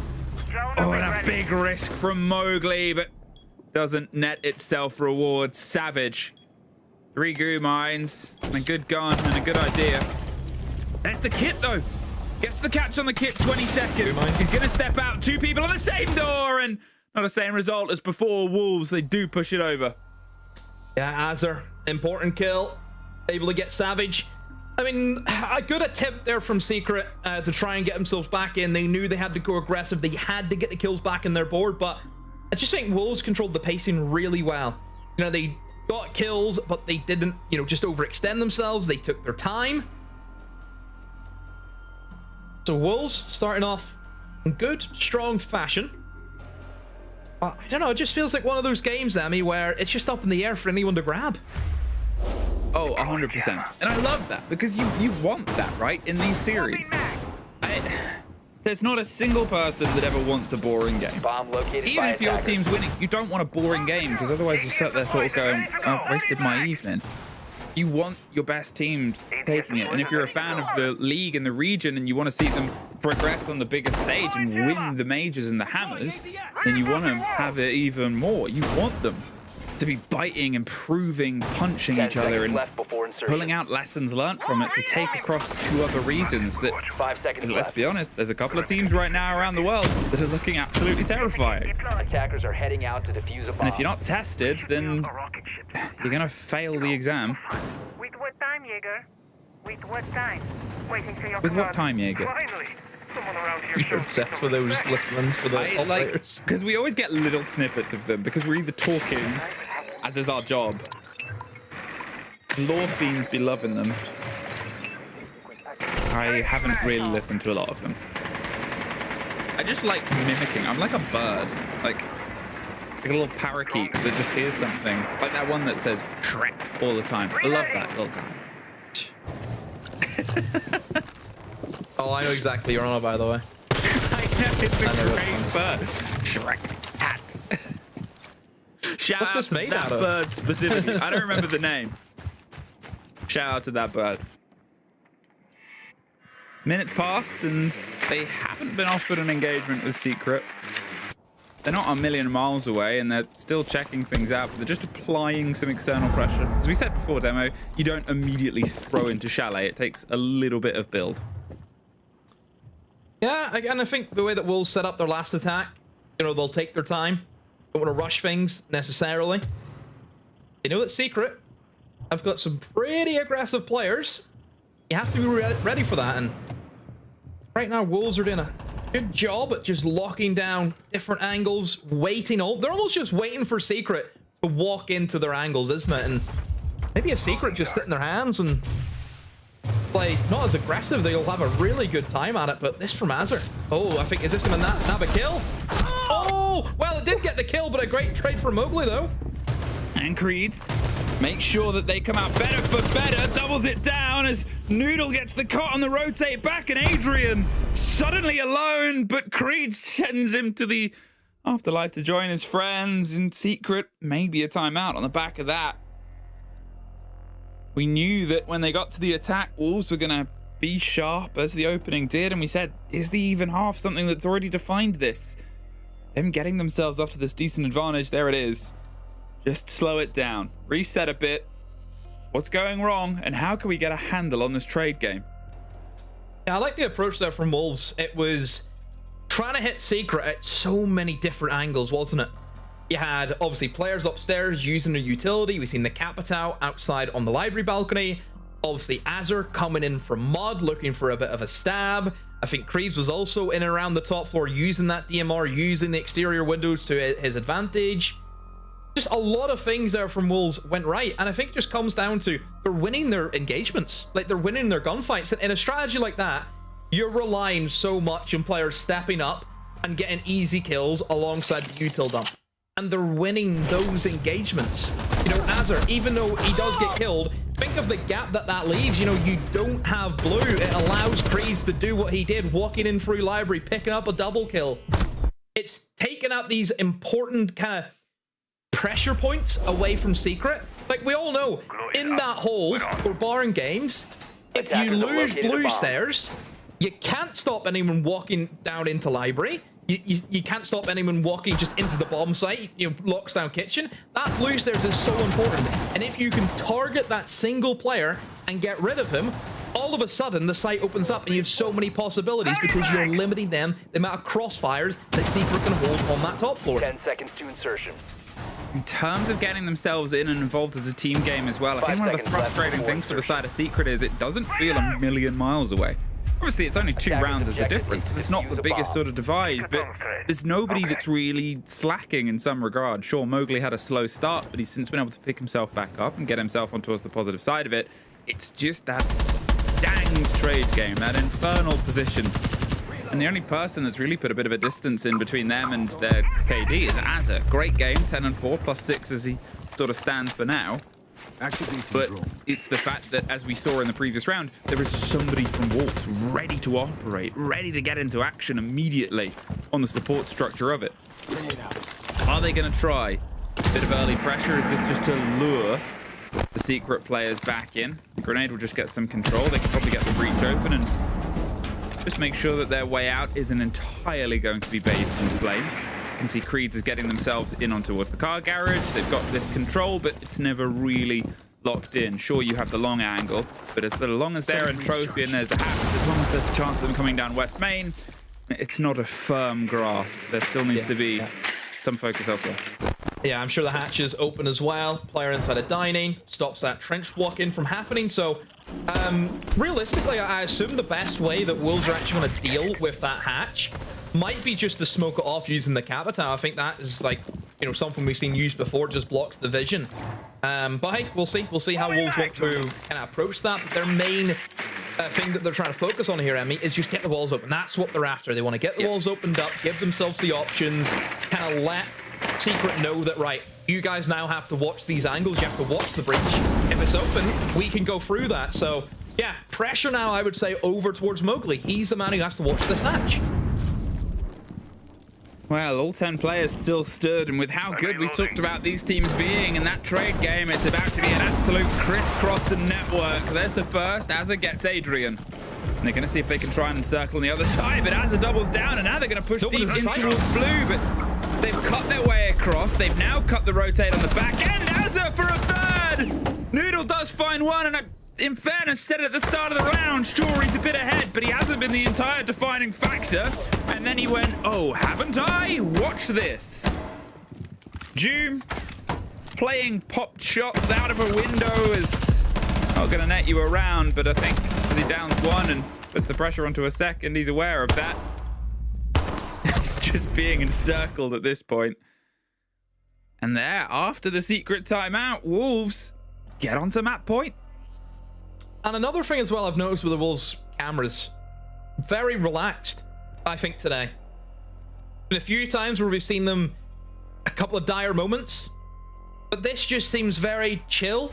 I mean, Noodle's got the lights off. He usually has the lights on, so we can see the Kobe jersey in the background to let everyone know he's got one of them. But no, it's dark out here today.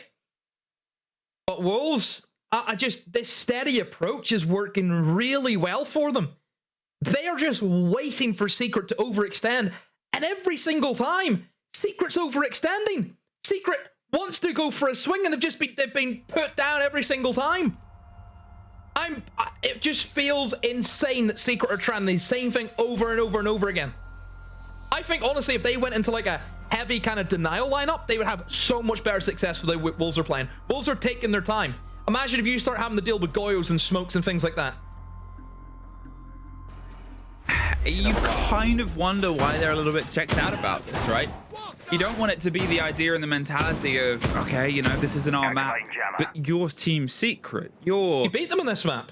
Yeah, you beat them on this map. You beat a lot of other teams. Sure, this hasn't quite gone as well as maybe you'd hoped after previous successes earlier on this year, but in the same breath, this should be a game that you have a hand in. We actually talked about this in what was sort of the last play day, where, what did we see? Secret 7-1, G2 7-0'd, Falcons 7-3'd.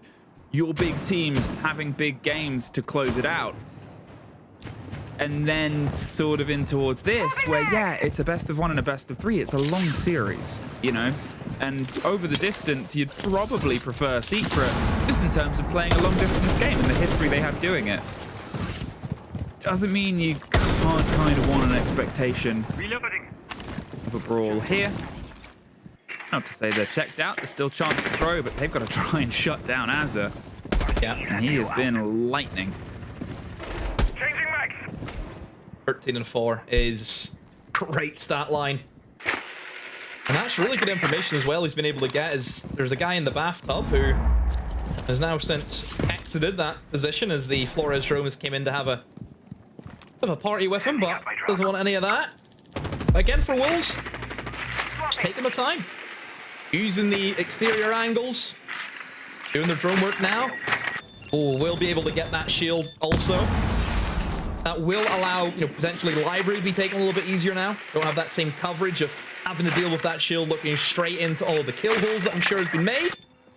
Yeah, great value here from the Flores. That's a bulletproof on top of the shield. The Wolves definitely wanting to push now in towards Library and get themselves across over towards that main breach, as we know, and they have entered in now. In terms of what Secret have going on downstairs, it just looks to be the one roamer, that being Adrian, but he's over towards dining and kitchen. He's not in and around bar and game, so potential for C4 isn't going to be there just yet. So Wolves making steady pressure, but Secret have yet to give kills away this round, which is a little bit different for them. Well, there it is. The first is in their favor. Creeds goes down, they lose the IQ. There's a bit of a hold up in terms of getting the breach done, and you're thinking, well, who could solve that? Maybe somebody who could go underneath and have a look through the roof to see what can be stopped. You can have expectations, fine, but it's the hold up, it's the slow up, it's that we are left with Wolves having to run the numbers, rerun the math, and see where they can try and get themselves at least a fresh piece of paper with fresh calculations upon it. Still a bit concerned somebody might be underneath. The Lion's going to cut their way in and try and retake that ground themselves. They've got a fight that is handed to them. Mowgli, I think there was pressure that came down from the top of the stairs, and Tyrant tears through too. And, well, if he wanted an opening, Tyrant has made one. But now, he still have to try and pick up the pieces, and it's still an even fight. Up top, there's the breach, close in, tucked over the wall. That player is the big one to try and root out at this point, and he's going to swing either side, either way, 10 seconds. They just have to watch. Hops out, and whoa, somehow hops back in. There's the swing. He knows he downed him, but the important fight is the kit. It's cold outside of a Lucy. Doom's making for the hills, but they don't have room. And Wolves claim it out. Wolves, what a performance. Tyrant made that round. He kills the player in blue stairs, and then he kills the player downstairs with a C4. And as soon as they knew that they had dining control, all systems go straight into the breach and try and get that plant down. And Wolves, the gunfights that they were able to take were exceptional. Well, what a way for it to open up, but it's the start of a long series. We'll go to the first break we'll have.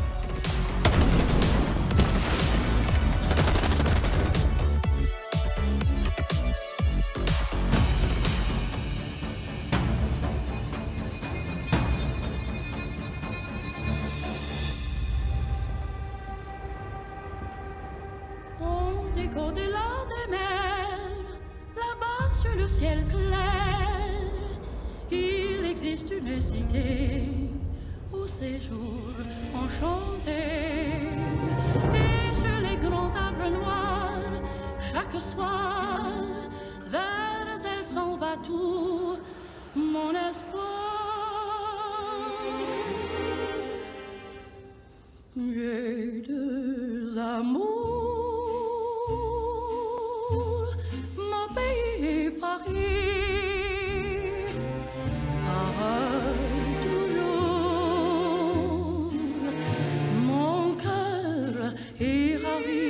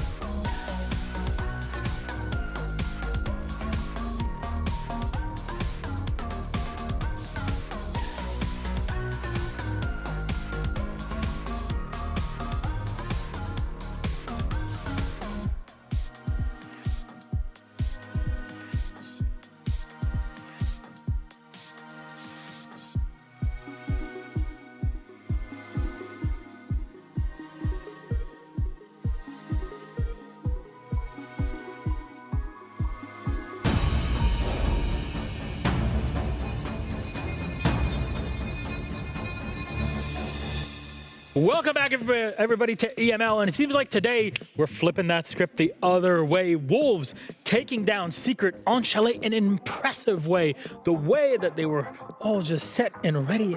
It just felt like Wolves had taken Secret's bodies and were just playing in their stead. Yeah, I guess this is what happens when you unleash some Wolves. I mean, they don't really have anything to play for anymore inside of the EML. And seeing this Wolves play without the pressure on their shoulder has been so much fun to do. I mean, when we talk about the opening engagements, they're getting a lot of kills on the board. They're really setting themselves up for success here. But also ending this 5-map streak that Secret had on this map. So a dominant showing from Wolves. And it just shows that, I guess, the confidence really is working out for them today. Absolutely. You see the gap? The gap is created here, right there, in attacks. The gap is whenever Secret switches to defense. The main problem that I see, look at how passive Secret is playing. They're giving way too much space to Wolves. Look at this guy lurking in blue stairs on the bar bomb side. No one is aware of him. Before that, Azure walked in from mud. No one is aware of him. And you look at the following rounds and you think, wait, look at the lineup from Secret here. Jagger, Warden, Mute, Wamai, Melusi. All for Turtle, all for utility. Do you see a single roamer there? Do you see Secret play to their strength? Do you see them play to their gunfights? They don't. They're playing scared. They're playing not to lose against a team that has nothing to lose. And it's exactly why Wolves is winning right now, because Secret should be playing off confidence, and they are not. And it all works because Azure is stepping up right now. You've seen him with the 16 kills on that map summary. The one player that was carrying ITB, the one player that was with Fnatic was doing well, and that was not there for Wolves the entire stage. Wow. On your left, stage stats from Azure. My God. Do you see that? He's almost minus 12 in KD. He went 14 and 4 plus 10 in KD in a single game. And so it's the one player that we always said, and as part of this roster, he has potential. We needed him to step up, and he steps up when they're already relegated. It's gotta hurt because they have the potential, they're just not showing it.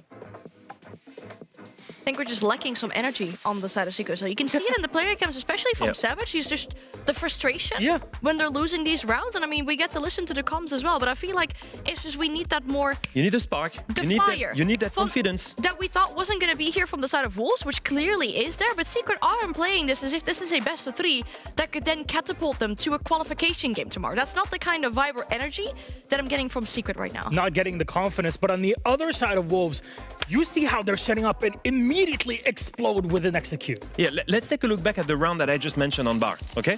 You see a player coming from mud. Here it's Azure. Walking at 1 minute 12 in front of the bomb site.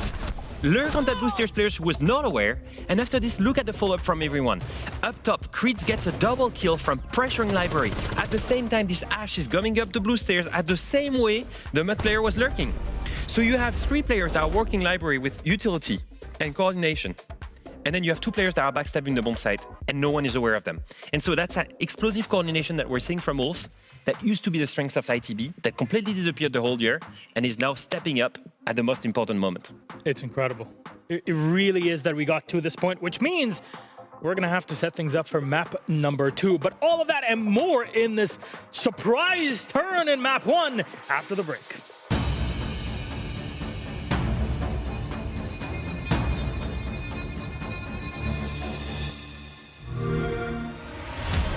You know how they say, it's not the destination, it's the journey? And the journey of 1,000 miles begins with a single step. And you know what? They're right.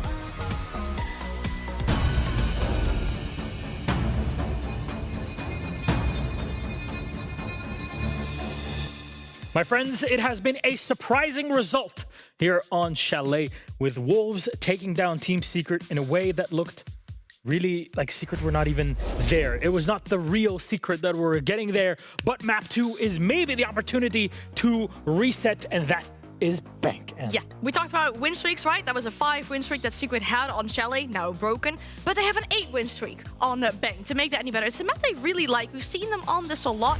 And as we touched upon when we showed the map Veto, they've beaten really big Bank teams on this. We talk about a G2, we talk about a space station.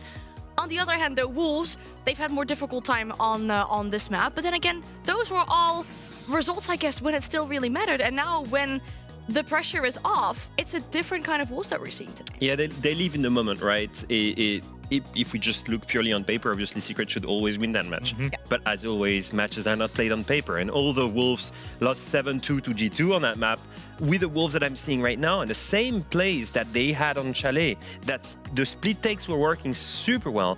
Bank is exactly the kind of map where that playstyle thrives as well. If there's one map, however, where Secret can bounce back and play as they should, as they always do, it is Bank. It's their home ground. They love it. Savage has called so many different attacks on that map with so many different styles.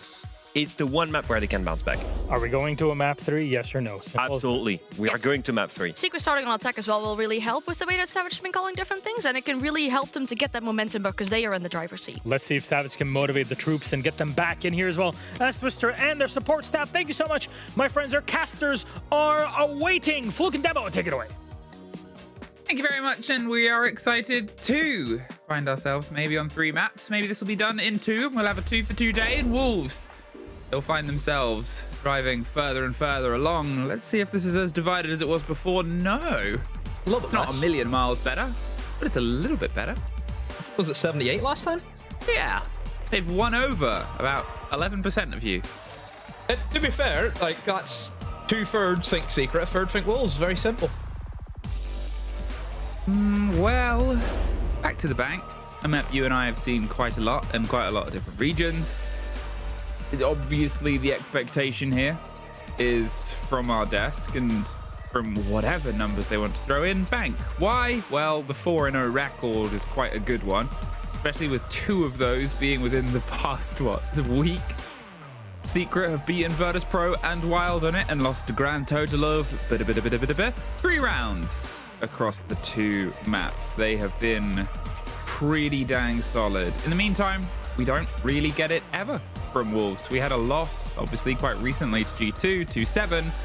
You can kind of see why people think this is going to be a map 3 demo.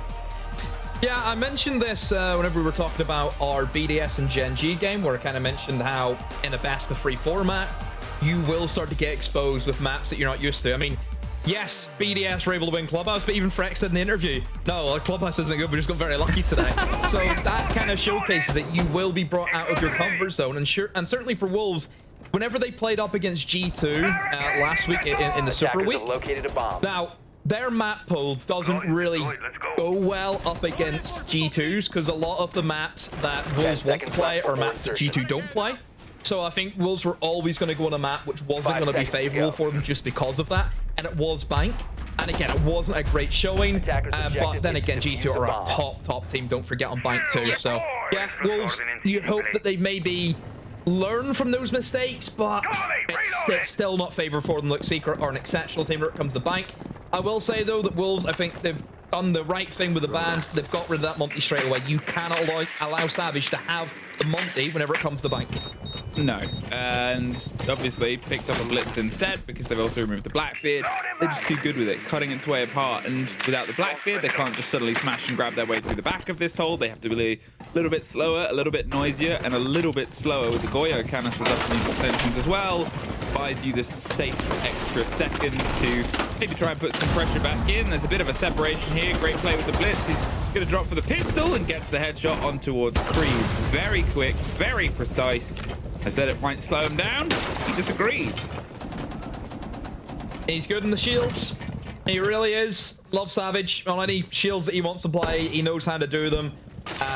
You know, me and him read off the exact same page whenever it comes to that. I do it better though. I will say that. He's just a cheap imitation. Cheap imitation. Teams that need to pick somebody up. Demos are falling. No. Savage can do a lot more than what I can do. I'm a one trick, you know, whenever it comes to the shield, that's all I can do. Yeah, look, really good clear. Got that first pick, got open area control. They've got the Maverick in, knowing that, hey, we're probably going to deal with a cave whenever it comes to the basement. We haven't went for that ban, and instead they've went to try and take away some of the vision. You've got rid of Mira, you've got rid of Valkyrie. Obviously, operators that help with just knowing where the attackers are going to stem in their attacks from. Mira gives you a little bit more protection, of course. So, yeah, Secret running through the motions. This is just what you expect. I mean, Secret on a map like Bank, where we know they're so good at it. This is it, you know, look how easy this is, running through the motions. This should be simple for them, man. I don't expect to see them have any issues.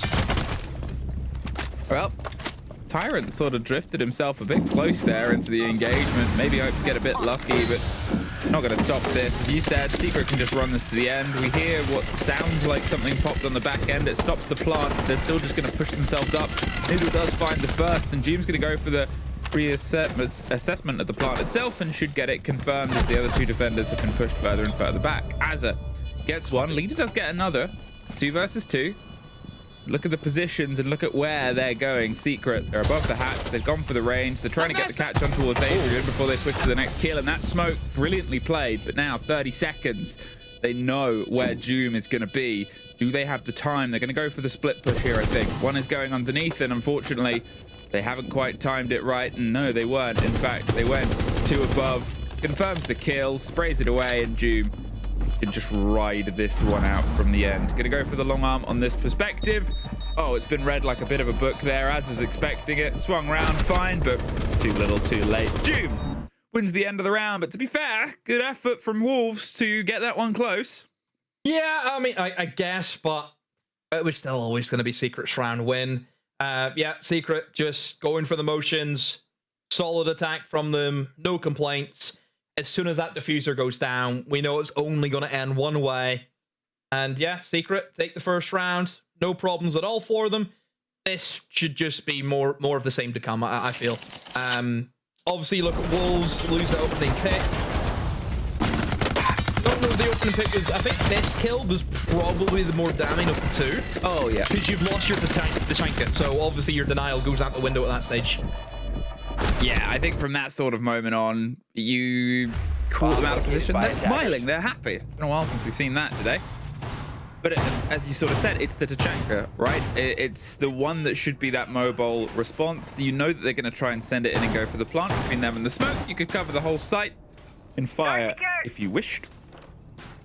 And then with how close it got towards the end as well, how it came down to a sort of 2 versus 4 to what was a 2 versus 1 in their favor. Imagine if they'd had an extra 10 seconds in some manners, or even better, an extra player for the end. Could have been a very different story. Oh well. We said we had intensity in what was the opening half of map 1. Carried on a little bit, but then sort of tapered towards the end as Wolves were able to push Chalet over. And a Secret get the opener here. You wonder if instead that might sort of tip its way back on Bank, the map where Secret are remembering who they are, Simba. Good start again. Wolves struggling here to get to grips with that opening. Reloading. Leader, though, has been able to take out Mowgli, who had a pretty tough series so far. Didn't start off particularly hot on Chalet. Certainly not doing it here on Bank either, so Wolves at least have it even, but you look at what they've lost to Whammy. I mean, still 2 minutes left, and look how quickly they vacated that top floor. They've gave a lot of map control now over to Secret. Secret's got a ton of hard breach as well, so they can open up the hatches and, again, do a bit of vertical work because they still have got the round 2. I think in terms of Wolves, and you look at their lineup, you've just got the 1 C4's denial. That's all they have to really stop a plant going down, so they're just going to have to try and play guns up, I guess. It's it. You lose Noodle as the first one, you lose your smoke, and however that engagement went, they used the C4 to net the kill onto Mowgli. Fine, but you know, it's removing a lion. It's not really removing the biggest piece of the puzzle there, especially with what you've lost. And then if you look at what's in the pocket here of Secret, those smokes and that hard breach to me means that what they want to do is take quad walls, smoke their way across towards the kitchen, and plant on the back. You need something with range to get rid of it. The Solace isn't really going to offer anything, but Adrian might be about to offer them a fight. Slow. I love this fight. Creeps versus Adrian, the two twins against each other as we know them from a very long time ago, these two. Used to team together. Always a great showdown. So aware there's a laser. I think they're sort of saying, look, I know that you know that I'm here, but what he's trying to bait him into is moving first. Solace moves instead and sees the side of a fight. It's scrappy through the soft. There's not a lot of bullets in that gun. There is in the secondary, though. There's one. They expect to drop on the hatch. It doesn't come together. Instead, as a set, they're trying to cover their divide. Right in towards it. Oh, wrong time to sprint. Leaves Tyrant alone.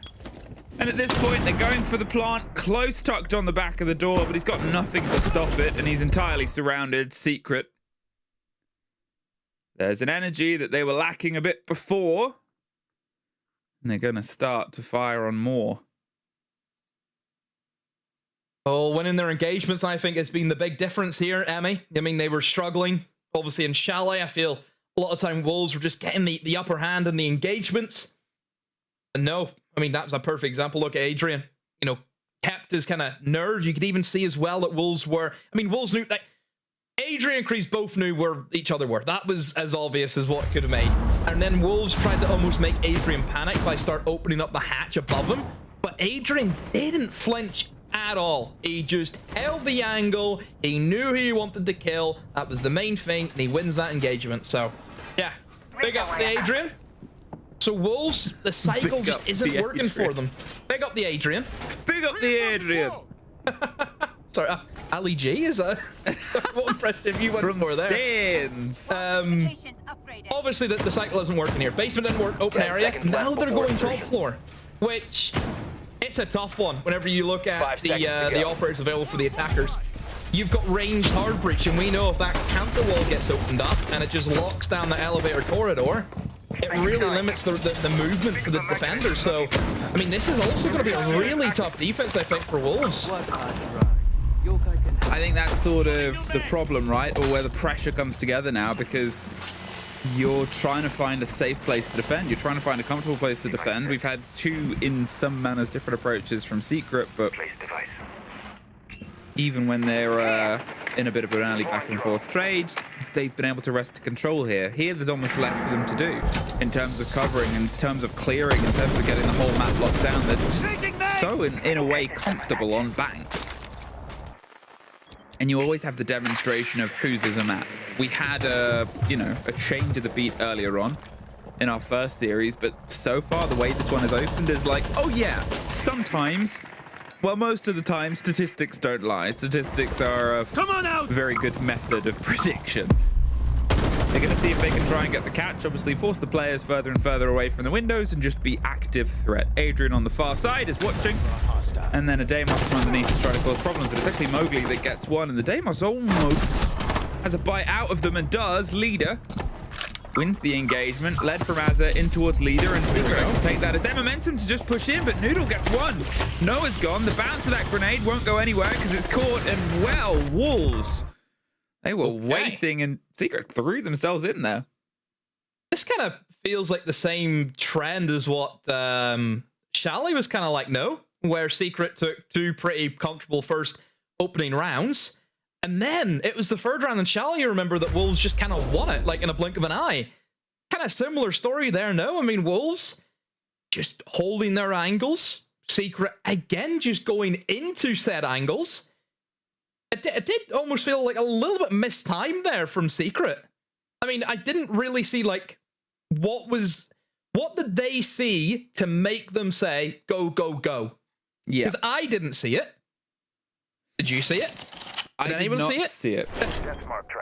No. Like, there's no pressure on these players. Like, so why would you even... was it the kill that they thought, oh, Creeps is gone, we can go for it? But I don't know, it felt... They kind of moved in there with no info as well, it felt like. Checking corners, losing 50-50s there. I don't know. The only thing I can think is they got the player on the site, and then they lost Doom to two players sort of underneath. So maybe on that they went, oh, there's only two on site. Go, go, go. Oh, no, wait. They have good positions, and they've already rotated their way up. Because they didn't know about the guy in the front office, and they didn't know about the guy inside a meeting. You know, so it's a weird one. overestimated how many people weren't on the site or within touching distance of it, and you know, one of those kills goes away from you, suddenly the comms are a mishmash, and when your comms are messy in an approach like that, well, things like that happen. Yeah. So, alas, we progress, and we'll come around.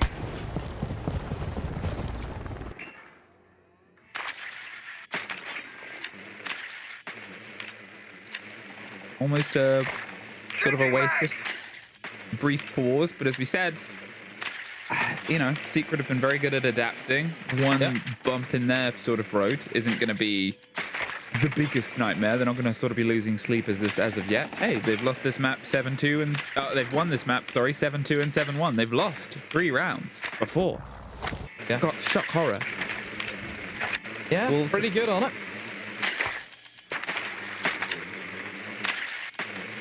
Kind of missing currently Creeds a bit, just based on how they were in the previous map. Obviously, they were able to get themselves in on those engagements.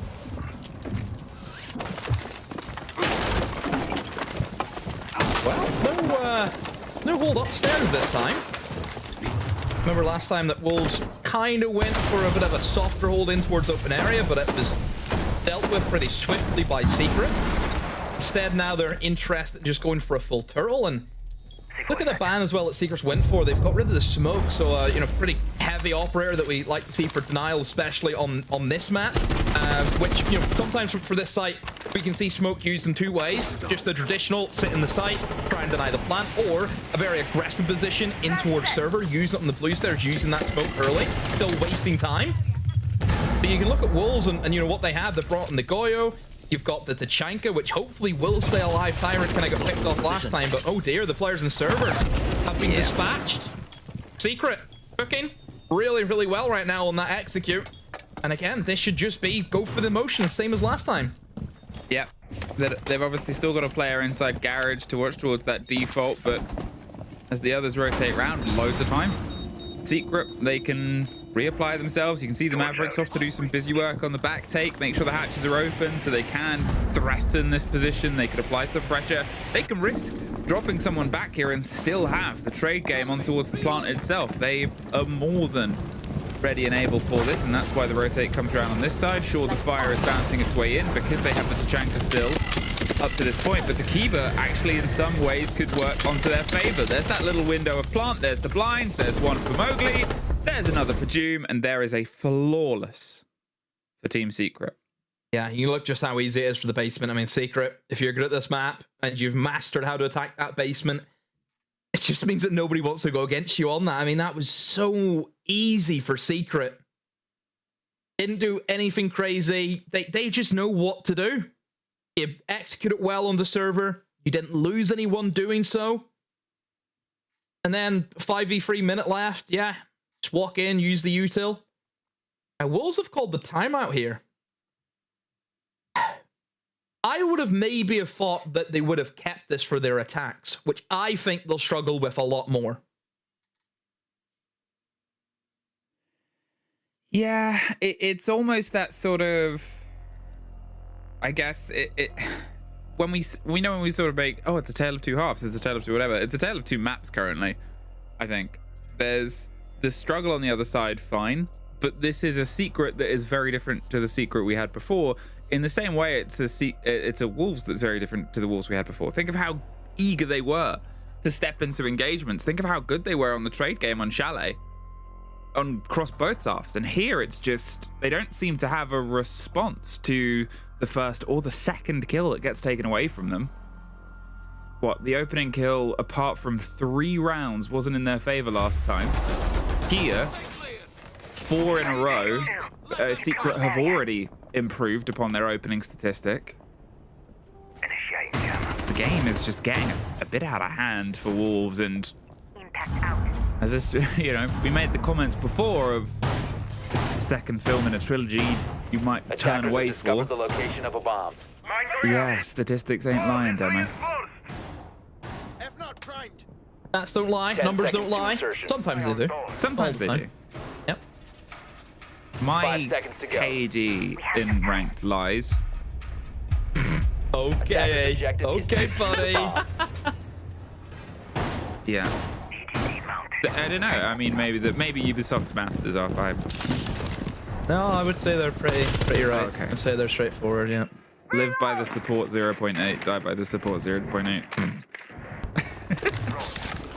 Oh, well, there's no 0.8 yet in this game. Don't think so. I mean, there are a couple of zeros looking at Creeds right now. 0-4 yet to get into this map, and there we go. Oh, there you go. It's the reverse caster. Is that the caster's curse? I mentioned something, and then the opposite happens. This happens too much to me. But it's like a positive one there, I've done a good one there, yeah. Yeah, you've sort of helped Creeds in. I'm not entirely sure what Mowgli... You know, Mowgli, I guess, just went quite brazen up towards the window rather than taking it out from a safe range. Just gave them the option to swing in. It was an aggressive position to hold.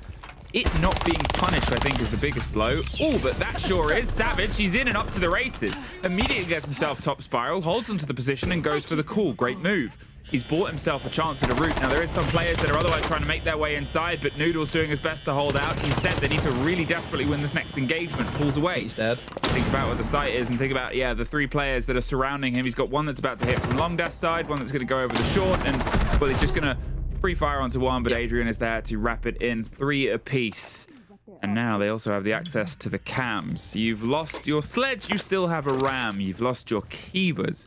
That's the biggest sort of loss, I think, out of the 4 off the board at this point. But against the Grim, depending on how you like to go, yeah, Demo, take it. I would say probably the Grim's been the biggest hit now, because if you look at... So, what a cracker of a shot there from Adrian. You look at the Grim, you know, that's going to be their main way of pushing power. Oh, an equally fantastic shot there from Creeds. Wow. You know, now it's going to be probably a lack of info, I would say, from Secret now. That Grim would have been great just to dump in through all of those tables. You'll be able to pick up somebody. And yeah, you're just blind swinging. They have no info at all. And Creed's just on a tear right now. Welcome to the map. Finally, Creed's is hitting his stride. Noah in the 1v2. Going to try his best to go for the clutch as the R4C in his hand. He's going to peer around the double door. Nobody's going to expose themselves. Tyrant, I think, she's going to try and play close with the shotgun. The correct move. And oh, the fire extinguisher will force him back. Tyrant doesn't know which way to look. He just has to play off contact, and the shotgun, surely the swing has to come in. Come on now. Don't be teasing us like that, Tyrant. Yeah, we knew it was coming. Impending doom, but overall for Wolves, I mean, thanks to that man there, Creeds got themselves another round. That's it. The two sort of statistics we both said in the beginning of that. I said the entry statistic had been 0 and 4 for them, so they get the first. You say Creeds had been 0 and 4 for them, so he gets his first, and then another 2 to follow. It's a great opportunity. They're able to get themselves back in.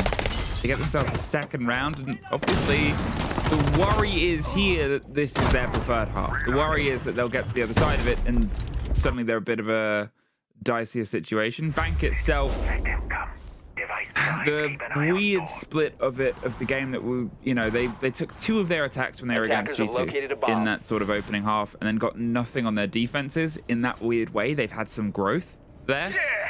The problem is against Secret, their recent play, the last 4 times that we've got on sort of recent record for it, 10 seconds left before insertion. Their statistics are a 76% success on their attack, 5 seconds to and go. that is their weaker half.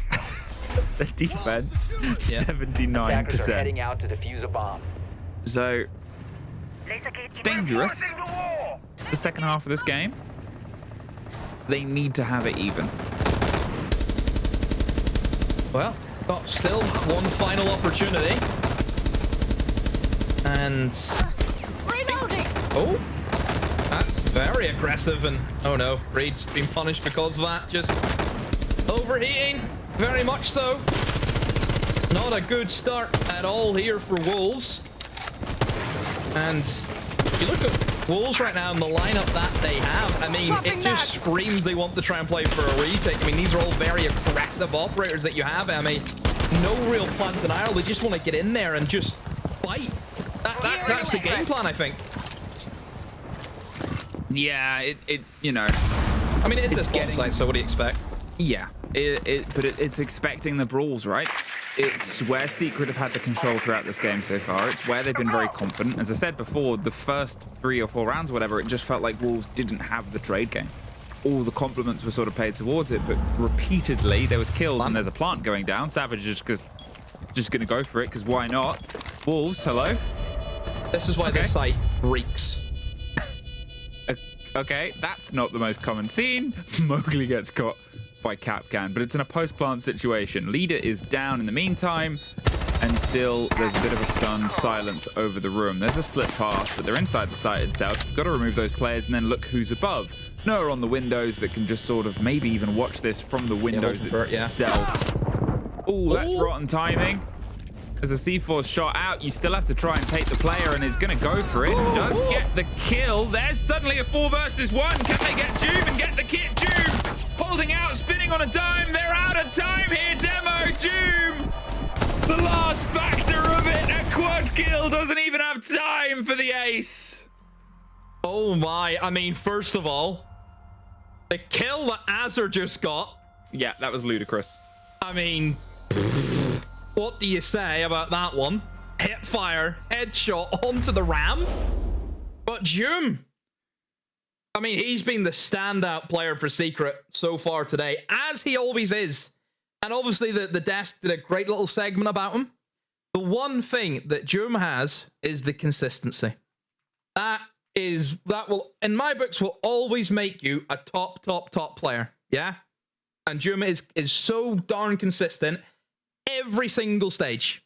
And it's just such a shame that he happens to play in the same region as Shaiko. Because probably any other region he would be #1. But it's just he has to be up against Shaiko, which, hey, what can you say about that guy? I mean, I'm sure tomorrow we'll see Shaiko in action. I think with the way Doom's going, I think Doom actually might be able to overtake him in terms of being the #1 player, but then Shaiko still has to play tomorrow. So, I mean, that battle for who's going to be the best player of this stage is certainly heating up, and Doom is trying his best right now. I mean, look at that from Azur. Wow. But really, if you look at that bomb site and the way that's played out, really strange approach for Wolves. Obviously, you look at the lineup, they want to play for gunfights, they want to play for a retake. That bomb site, how are you going to be able to successfully retake that without any information operators? All they had was 1 bulletproof. That was it. Yeah. I mean, there's almost the sort of element of it where... Were they trying to really play it for the retake? Like, what were their positions 10 seconds to go. calling out to you, or what was the lineup calling out to you? It's the two things sort of opposed to each other. Yeah, they had some sort of guns up set up. They've obviously got the big DMRs. They've got the chance at controlling the intel, and that felt like the game. When you've got a Mozzie and a Vigil, they're doing one thing, and that's to try and slow down the intel approach of their opponents when to double down. Yeah. Oh no, the opponents have found a route through onto the site. They're not slowed down at all. The opposite has happened. I don't think they were planning for a retake. I think they just messed up a little, and the retake went quite well, personally. 4-2 though. 4-2 on the half. Wolves. This is where things can get a little bit dicey. They were able to get a couple of landings against G2. That would tie them up, but Secret are brilliant at defending this map, and as the pipe gets popped quite early on, just to get rid of the threat, the shields creeps its way through, and Creeds does the same. But Secret, I mean, they've got themselves in open. They're playing above the hatch itself, and they're just trying to lure all the pressure. 2 players inside blue, and Doom's shotgun, ooh, 2 adrift. There, Stay close. I mean, hitting Doom with the shotgun is 2 adrift. Doom more than happy with the MPX to sort of lay Creeds down. And now look at this. What? Yeah, nice. Reloading, cover me. Oh, it's fine. Don't look amazed. I mean, that's exactly the way you should be playing that right now. And I mean, Wolves, what a catastrophe. They're in the bomb site, so we'll see where that goes. But realistically, it's Azur right now, because look where Noodle is. He's inside dirt. Ready for level! Yeah. I mean, it's a false start, fine. Noah's down. They should be able to maybe get him up, depending on the position. I think he was in garage before, and they're worried about the player inside, and rather than that, just pull back. You have the separation on the 2 remaining players. They've gone and gotten the kit back. That's great. But what do they have left? There's the end of a player, and there's some missed shot Bs. They're going to see if they can try and find a route through. And you look at sort of what's in the pockets of one team, and you look at what's in the pockets of the Tachanka and the Tubarão, and you're thinking that could settle this round entirely. This is the problem, though. Please don't collateral this. Okay, you can do that, though. I expected at least one for the Kali, but somehow the three of them threaded the needle, and that leaves just Noodle in the 1 versus 3. Opens up the back, drops into the vault. As soon as they know, they'll just start setting it on fire. Noodle has no option but to leave. Secret, wrap it up. That is... You'll never see a round like that again. That is a unique, one of a kind. So there's a few things there. A lot of it went wrong for Wolves, no doubt about it. I think the idea was they just wanted to take server fast and direct. They had no intention of going the traditional way of clearing players in open area and getting access to the hatches. They wanted to just kind of bully their way in, utilizing strong operators like the Monty who can provide great information for server. You have the Dames with a shotgun, was hoping to take people off that server stairs very early on. That didn't work out. The Damos gets picked off. Now you're probably thinking, oh, what are they doing? They're chasing down the Monty. 9 times out of 10, I bet you will find that Monty pushing dirt is always going to be by himself. So just run at him. What can he do? He's a Monty. And that's exactly what they did. They triple teamed the guy to make sure he was killed. Because there were so many players inside the server, Azure was able to find their way back into the site. But it didn't matter. At that stage, it was done. Like, you're running on fumes right there if you're Wolves. And obviously, Azure would have had to have hit some amazing sniper shots. That didn't work out for him. Attacker's objective is... So yeah, just a catastrophe round from Wolves. But Secret, as weird as what people may be thinking they played that was the correct decision. Oh, yeah. I mean... It's the realization of we've got the one person that was trying to push blue. We have all these bodies together. We know that Monty is isolated in this position. And what choice does the Monty have there, Demo? They can either turn around, turn their back to the fight, and get to the bottom of a ladder and then have to climb a ladder? No.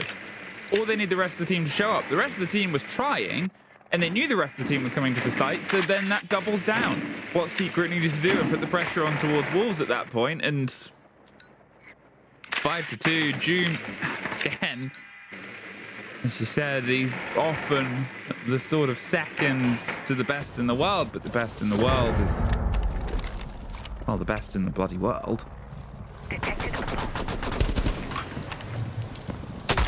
Secret locked in before a potential third map, which at this point just feels like an inevitability, and we're just going through the motions for the sake of it. Yeah, I think we'll get there. I don't see Secret dropping the ball in this matchup on Bank.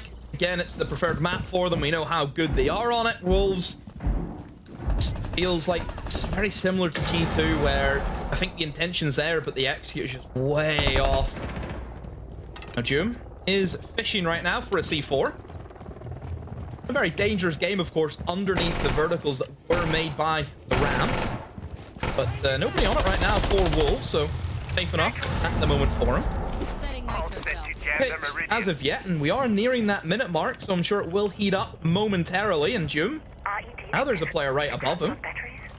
Iron. Oh, looking for the Valkyrie camera, able to secure the pick on that. Still Joom unchallenged.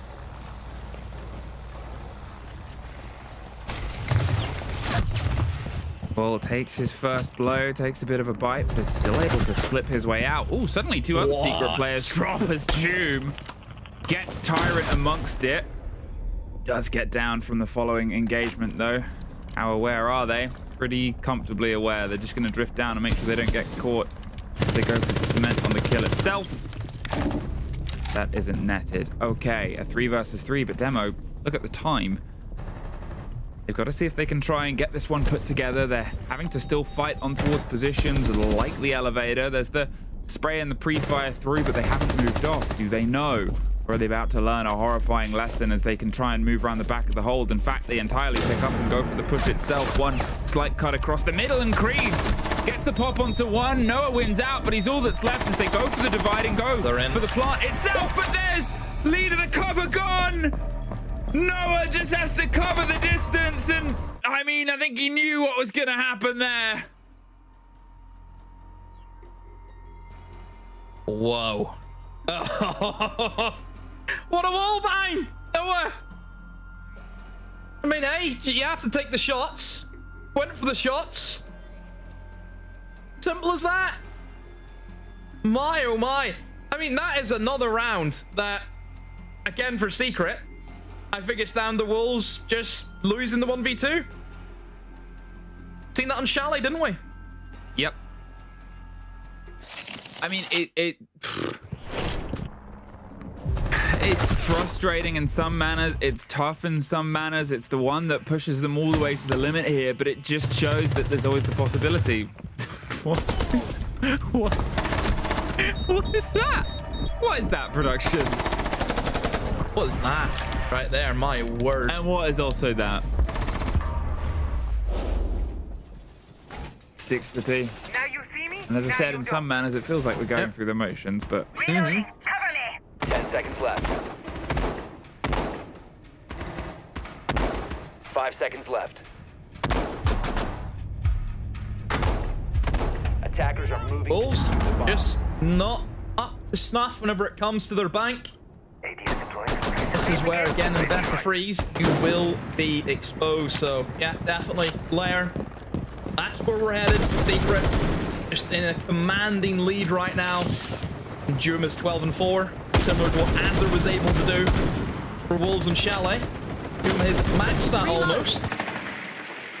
Now, Wolves heading in towards their top 4 attack. They have put in the Aurora, and we have seen that used to great effect in a couple of rounds across the world. Generally, you'll see the Aurora being used to cover off the 2 double windows in that little connector part off the bomb site, and you just swing in and you gain control of Banana, just site control in general. So I'd say that's probably how the Aurora is going to be used here. And if you can block off those angles and doorways, gives you that easy swing in. Oh, there's trades out, but Secret come off in slightly better form here. He can try and rower the doors now, but at this point, with Doom still holding himself in this aggressive position, Savage getting one more. Start loading up those transitions to a break. Production, I don't think we're a million miles away. Leader and Tyrant. They've got to see if they can try and surmount what is a Secret that has really returned to form on a map that they've sort of made the statement of, yeah, I mean, you wanted this. And you expected this, and I think so did we all. Trying to hope they get lucky with a pick, but Secret's not really handing it to them. And think about the positions they still have. Janitors with the mirror window. They've obviously still got the back in the stretch. Underneath, there's pings of a player with a C4 as well. I'm assuming it's Adrian. It's not actually, it's Savage, but, well, who needs a C4? They're going to try and root him out. Savage, though, 10-5. Regardless of the pings on him. Tyrant's going to see if he can get the engagement. Actually steps into it a little bit of a step early. There's 3 fires on it. They've opted for a 1 versus 1 that hasn't gone their way. And now it's Leader with 45 seconds and shot in the back. Who's to blame? You for going to bank in a Secret game. Yeah, no surprises here. I think everyone kind of knew that this was always going to be a favorite map here for Secret. They know exactly what they're doing. 7-2 is as dominant as you like. Yeah, map 3 is where we go to now. Well, let's not hold anyone else in anticipation. Let's go to a break before we're back with the desk.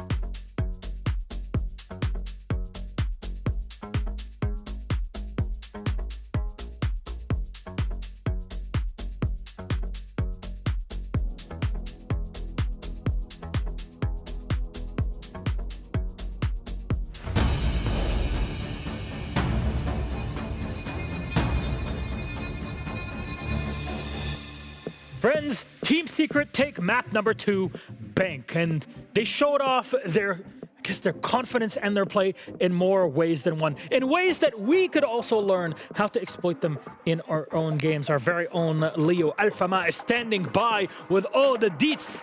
All yours. Let's take it all the way back to round 1, because we said this before the match started. Bank is their home. They're always innovating. So let's basically take a page of the Book of Secret on how to clear open space roam when you're on basement. Now, every one of you have faced this. Every time you play Bank basement, you see someone roaming into open space and you don't know how to clear it.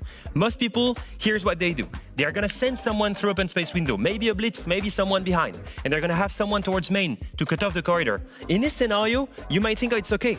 The open space roamers cannot escape. But the thing is, if that hatch is opened, the pressure you're creating is creating movement, but you're not getting a kill. And this is something that's completely new on the side of Secret. I want you to pay attention to one thing they will do. Instead of pushing through open space, they still set up someone main, but they push from somewhere else. They're creating the movement all the way from main, going all the way into tellers, creating a hole here, and they're gonna push from kitchen. Now that changes everything, and the reason for this is because you're pushing from kitchen, your angle is not the same. The Turbaro that's all the way here, he cannot rotate to the hatch anymore, he's stuck, and he cannot go into main, otherwise he's gonna die. And this is something that's completely new.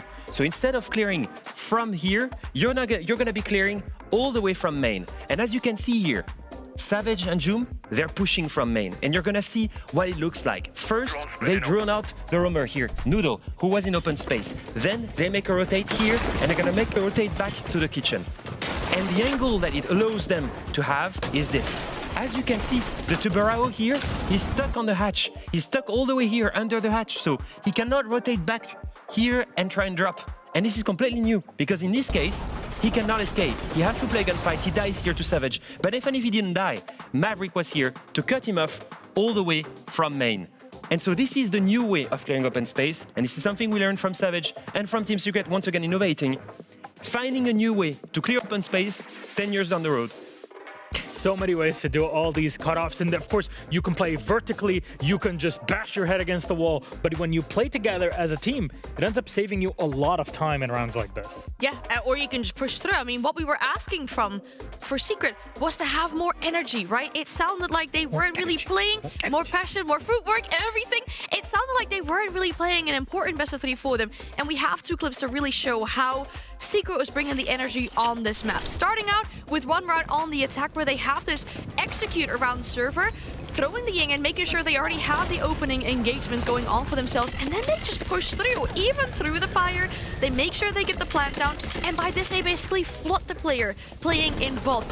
As you're standing there, you're not expecting someone to just be rushing through red and pushing through the side. And then this one on defense as well, acknowledging there is a solo Monty with a diffuser in Dirt Tunnel, not sending 1, not 2, but 3 people out to deal with him after already getting the opening kill on blue, just showing how with this kind of aggression, they isolate players. That diffuser is now in Dirt Tunnel. There's 0 chance that Wolves are going to be able to regain that and actually restructure the round. This passion is what we wanted to see from Secret in this best of 3. They're basically playing to their strength now. Remember, at the end of Chalet, what did I say? They're playing Melusi, they're playing Wamai, they're playing Jaeger, they're hiding behind utility. It's not their main playstyle. Their playstyle is to thrive by gunplay, by aggression. And so by going back to their home ground of Bank, they went back with the confidence and started playing aggressive, and that's why they won this map. Well, friends, you both said that we're going to go to map 3, and that's exactly what is happening. This is all for the opportunity to play G2, who are awaiting in the semifinals here of the playoffs. Map 3 is Lair. We'll talk about that right after this break.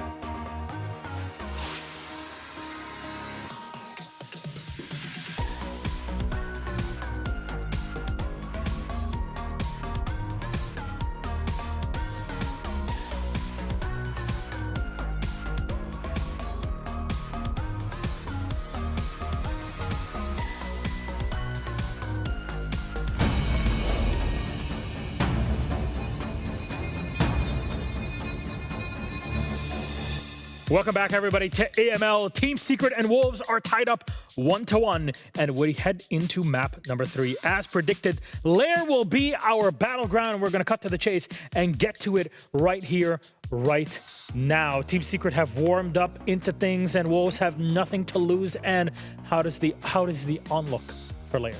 Yeah, for Lair, and we're looking at Secret especially, like they seem pretty comfortable on this. The only losses they really face are against the bigger teams, like a G2, for example. And I wish we could say the same about Wolves, but that isn't really the case. Well, Wolves did love their Lair at the beginning when it was released, right? And they did play it a lot. In Stage 1, we saw them play it a lot, but they always struggled in the late round. It cost them so many different matches on that map. It's a map that they like, but they struggle in execution. Against a team that is able to be aggressive like Secret, it might be a problem.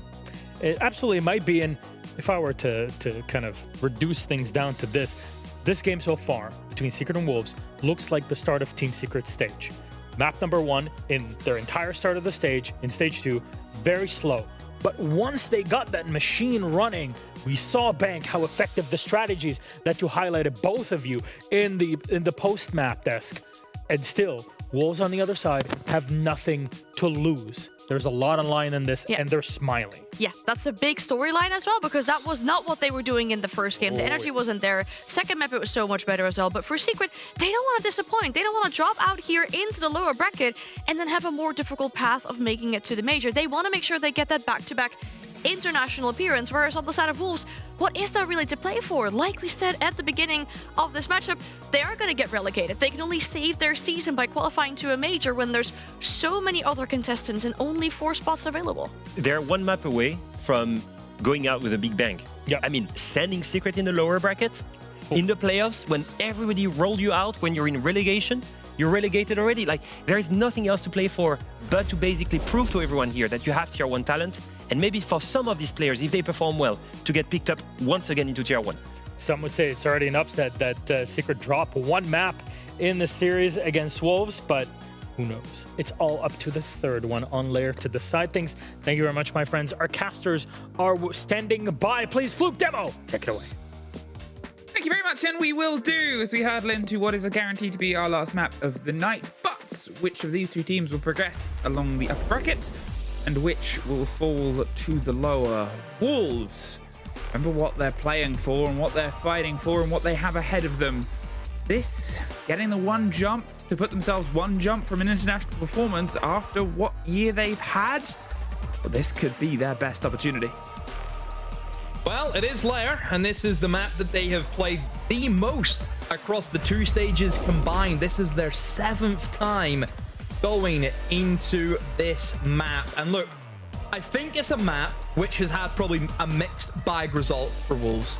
There's been moments where they've won it, and there's been moments where they've lost it. So it's not as though we're coming into Lair saying, oh, this is a great map for Wolves, they're going to win it.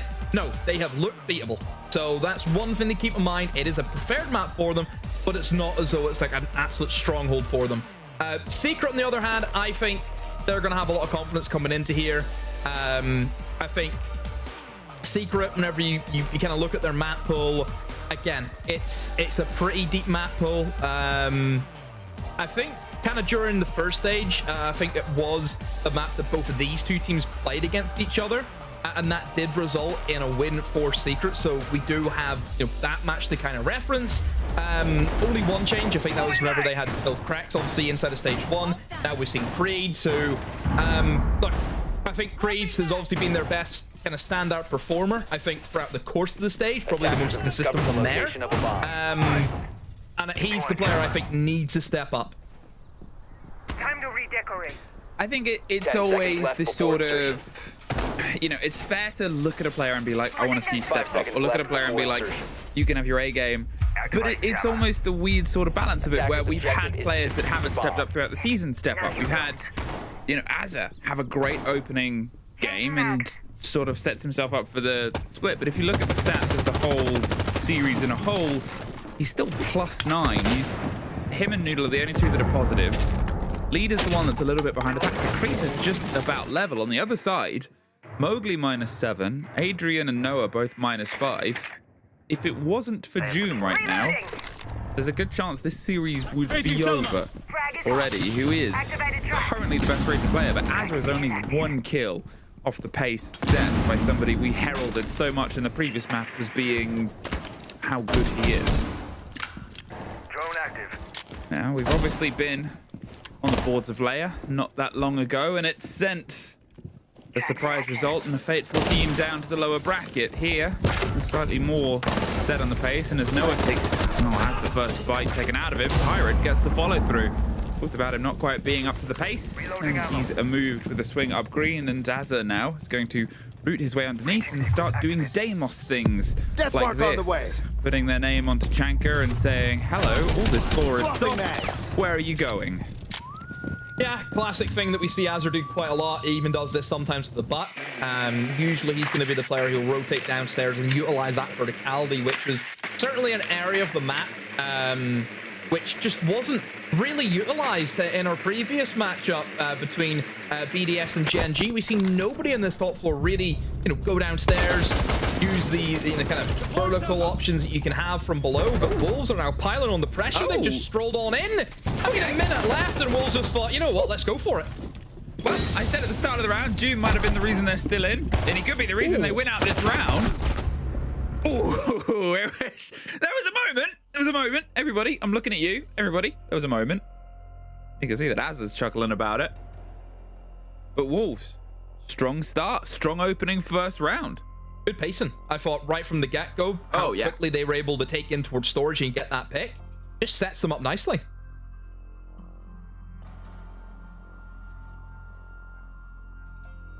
There's almost a weird silence at this point between the rounds. You kind of, you want to see these two teams sort of go forever, right? I know that we said it earlier on where it's like, oh, they're both sort of stepping up. They're both sort of stepping in. They're having these great responses. But then at the same time, if I'm talking about players showing up, Tyrant getting a triple kill, getting himself lent in. I agree with your point that it's nice to see some players show up, but I don't think really the onus of pressure is on the side of Wolves for that so much. Attackers have located a bomb. Well, I mean, they don't have any pressure on them. Wolves, it's true. They're here. There's it almost feels like Chloe Kelly, pressure, what pressure? That's kind of what it feels like a little bit. To go. And then certainly for, Secret, have to win, have to be at the major. Oh, yeah. With that standard, have to be. Especially with what we've seen happen to Virtus Pro in some elements, where you have another team that should be at the top, isn't. Disaster of a season. Secret don't want to be the sort of second successor where they know that you can be the highest of highs and fall to the lowest of lows. It's a game of portions. It's almost a game of sprints with an unexpected race at the end if you've done well in your sort of sprint trials, right? And it doesn't matter how good you were in the first half, if you don't get the landing now, then you're not going to be at this sort of break in the major, and then there's the chance, obviously, of SI and things falling apart. And the Blackbeard just gets some clarity, then really extending too much immediate pressure here. Across, obviously, they've got a bit of a structure around the stairs, as you would expect, the chance to maybe put some pressure on, pull themselves back, and, sort of flirt with the danger on towards filtration and say, come get me, and then peel away. But otherwise, it's just a Secret, sort of with only really a sole loose end that they're cutting their way across. And you can see it actually on the far side. I'm not sure who it is, all the way in green, maybe, just hanging out, one of the Secret players. You look at the lineup and you're like, who's the roamer out of these five? And you're like, I don't really know. Yeah, well, it's the mute, as Doom has shown us. But just depends if he can flip his way down. Obviously, Lair, massive map, massive potential for flanks. The Wolves need to be on their A game right now. And Doom going to start a very early approach, and I think he's going to get picked. One, is he going to get any more? He should. Oh, misses the SMG. C4 goes out, has the shotgun too. Phenomenal from Doom. I mean, the bait there of the C4, he knew that they would try and shoot it out because they'd expect him to press the button, so instead swings on, puts the pressure on. The air jab is partially up, and they tried to bait themselves. Creeds hoped he would have the same mentality of they'll shoot the air jab. They didn't. They shot Creeds. I mean, just a lock in there and a big blow. Tyrant and Noodle hopping in and hoping, but they are what gets filtered out. Eagle does find... What? That was scary. Headbutts it. It's the kind of thing, if you had like 3D glasses on, like Spy Kids, you'd jump out your seat. Love the reference. 15 seconds, and you can't imagine he's going to get anything from the end of this, and he's not. Mowgli had the door, but how many rounds are we going to see as Doom the deciding factor? Well, I mean, that was a pretty lazy round from Wolves. Doom did nothing extravagant. He walked down a staircase. How Wolves have not done their due diligence and have actually checked the top floor is beyond me. With the Nomad as well. Yeah, well, no, I think sure the Nomad had all 3 air jabs, I think. Yeah, they whenever Doom went for his approach, so it was... Well, I guess, how easy. Air jab planted. Great stuff. Great stuff coming in from Doom. Bonk. Needed a bomb. You can take that clip and just add like the sound. Yeah. Bonk.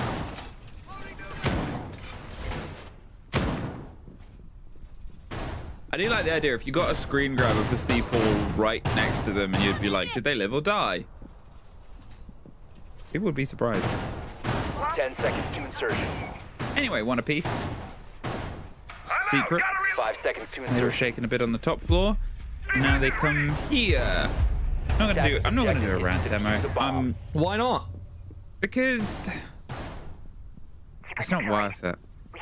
The thing is, it would ruin your persona, wouldn't it? That's not you. No, but the thing is, right? I'm very open to being wrong. I'm fully aware. Pros know more than me. Shock horror. I'm a play-by-play that knows my place, which is I'm really, really good at talking really, really fast and making things sound yourself. a bit... No, don't downplay it. Okay, fine. But I'm good at... My strongest skill, talking very fast and making words sound clear and making things exciting. Like Tyrant killing June. I don't really need to be crazy excited about that. But that could be a bit more. Savage drives themselves out, and who's dead? It's Tyrant and... Well, one of their major hard breaches. They do still have Azza, but think about that breach on towards bunks and how open you want and sort of need it to be. And, well, they just now do not have that, and they've still got to clear above. Oh, and the risk, but it massively pays off. They have 1 minute of hard breach left.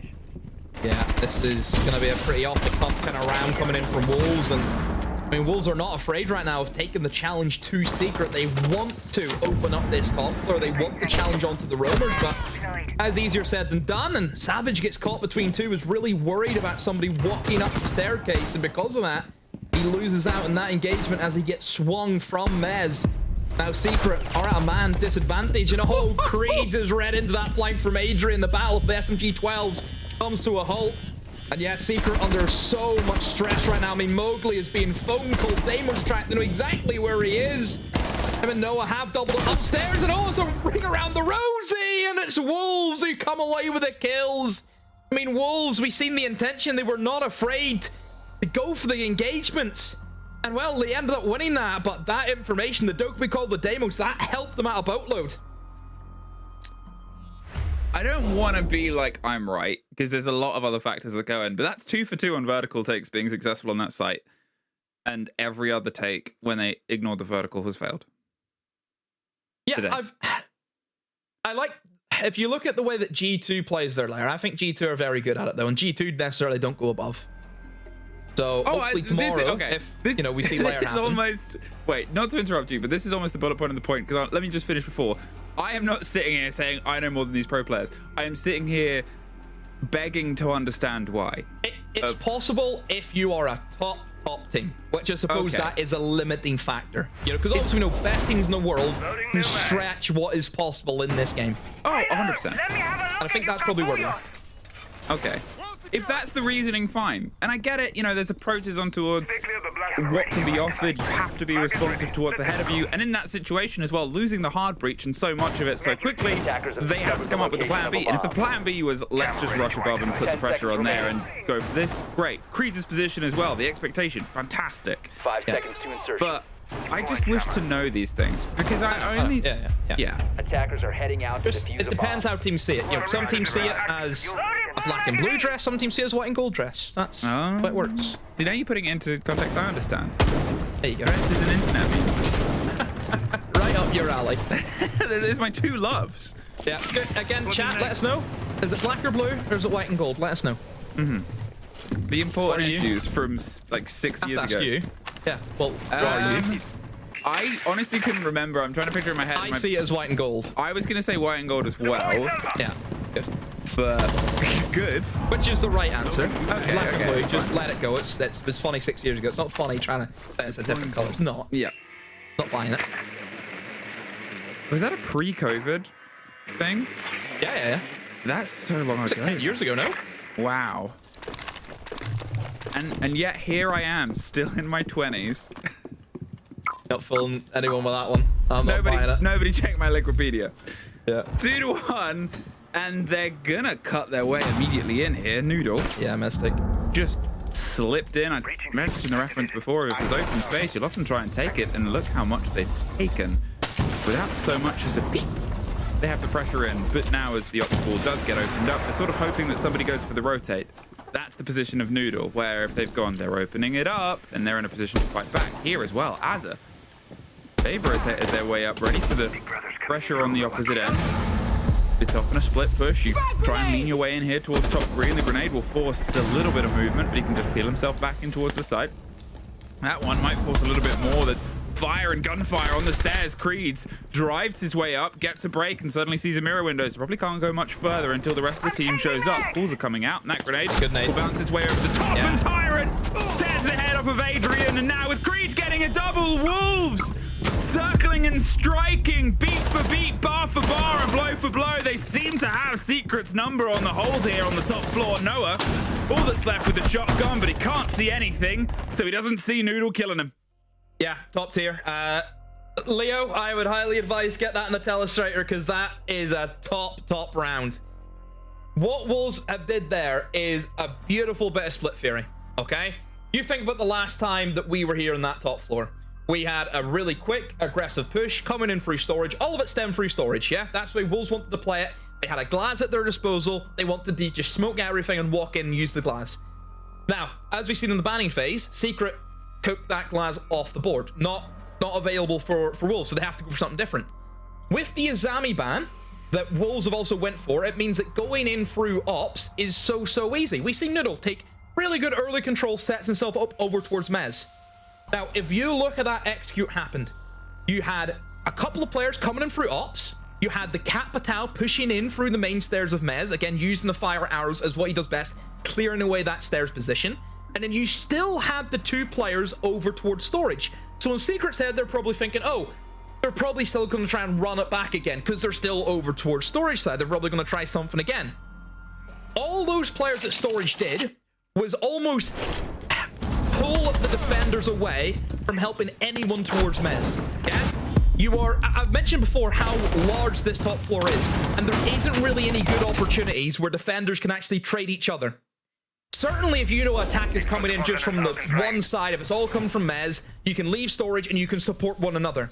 By still having that bit of pressure towards storage, you are not allowing any help to come in to assist the players in towards Mez, and especially that guy in the mirror window over towards Art. That was the guy that they wanted to get. As we've seen, there was nobody on the doorway that would naturally retrade if somebody jumped in that window because that player was still struggling with the players pushing over towards storage. A perfect round, a perfect definition of trying to hit at all angles, dragging players that position, overwhelming your opponents, using the util really well. That is as good as a round that you will see on that top floor as you will anywhere in the world. I have a new toy I want to try out. And with that, and a team talk done from the side of Secret, what have they got? What have they opted for, and where can they go from this? Will they try and make things uncomfortable on this initial approach? Obviously, Doom now on towards the Scopos can get themselves roaming, rotating, and potentially rooting out the back end of a push. Big problem last time. Hey, where's this player? Oh, they've killed two of our players around the back. That's going to be what Doom attempts as the second follow through, but I think he's expecting the expectation, and this time maybe he has a little bit more support operating on their favor. They've gone for more of a solid hold above. I think they're just trying to slow down Wolves' approach here. Give them more to do, more to work out across the whole of the map, and assume that they're going to, you know, try and re-predict and reapply themselves based on how they lost this last time. And, well, it's a fair read so far from the side of Secret. They forced Wolves out. They're having to run the numbers again. And currently, yeah, they're getting some of the work done. But the fact that they're having to do a distance breach and go on a massive rotate round, yeah, sort of shows it. I was going to mention, Noodle has that shotgun, the French shotgun. If anyone plays free-for-all, that is the best gun to use. I'll tell you that for free. That gun is insane whenever it comes to free-for-all. The range in it is absolutely ridiculous. It's such a sleeper gun. It's just, it happens to be a shotgun, so you know, people won't choose it, especially whenever Lion has the capabilities of bringing that big old DMR that we know is just so strong, but gets the opening. Now Doom, looks away. Siege timing at its finest. Wolves, kill after kill, Secret crumbling. Asa knew that you could see Wolves had the pings. They just sort of sat and waited. I think they expected Doom to swing in, which, to be fair, he could, often does, and often wins it on the back. But I don't think Doom really knew, and it was almost like Wolves had the bait. They lay it, they threw the hook out, reeled him in, and cut him in half. And now a 5 versus 3. They're putting the pressure in towards the site itself. They've got lockers, and they've got a team kill, but a fight behind a Skopos that won't be activated on the end of it, but could be destroyed. There's a retake. Nice. Failed. Mowgli, an easy pickup for Leader. Almost like it's just a step on a path for a course, but it's a very easy walk. There's another one with the French shotgun, and I mean, a 4-2 attacking half here for Wolves. Wow. I mean, Wolves right now, just in the flow state. Again, there's no pressure on them. They're enjoying themselves. I mean, Secret just can't get anything going on their side right now. And look, they've used the timeout too. There's not going to be an opportunity for Twister to get in there and try and settle the nerves. It's all on them to try and steady the ship and get themselves back into this game. Look, still a long way to go yet before. I mean, I was going to say, Wolves are in a position. Myself. It's 4-1, not 4-2. What? I'm a round ahead. You're seeing the future. You're saying Secret's winning this thing? You and that DeLorean again? I'm not saying anything, but it shows the surprise because you're like, oh, okay, you know, maybe they'll lock down the same site twice. No, and it wasn't even close. Could be 4-2, could be 5-1 with how Wolves are playing. And 10 seconds to insert. Credit to them. It's the sort of sad story, right? Is where was this when there was pressure? Unfortunately, it wasn't. And now you get to this stage, and it's not that they're getting lucky. It's not that Secret are horrible. Wolves are playing really good Siege demo. Just taking in their stride. Anything that gets fired at them this map, I think they're problem solving it really well, but the initial plan is working for them. You know, I think for Wolves, this stage, and also last stage, the intention was there, but they could never get it fully polished. I think that's always been the issue. The idea from the get-go is good, but they just... This team has struggled a lot at like kind of closing out rounds as well. I mean, there's been so many rounds that they've just tossed away that how did you lose that? That's been another thing. Almost like the old M&M roster, if you remember that back in the day. I mean, Tyrant's on the team. Is that maybe, of course, it was all Tyrant's fault maybe? He's the common denominator in that. Wow. Will my premonition come true? Will Secret be able to find themselves another round? Remember how this sort of played out last time was they were on the back foot, Wolves. And yet, even with the early loss and the early trade, based on the utility they lost, they were still able to piece it together. Secret, they have to be more ready for this approach, and they almost weren't. Mowgli took a second before, and if there was a little bit more reactivity, he might have had his head shot off.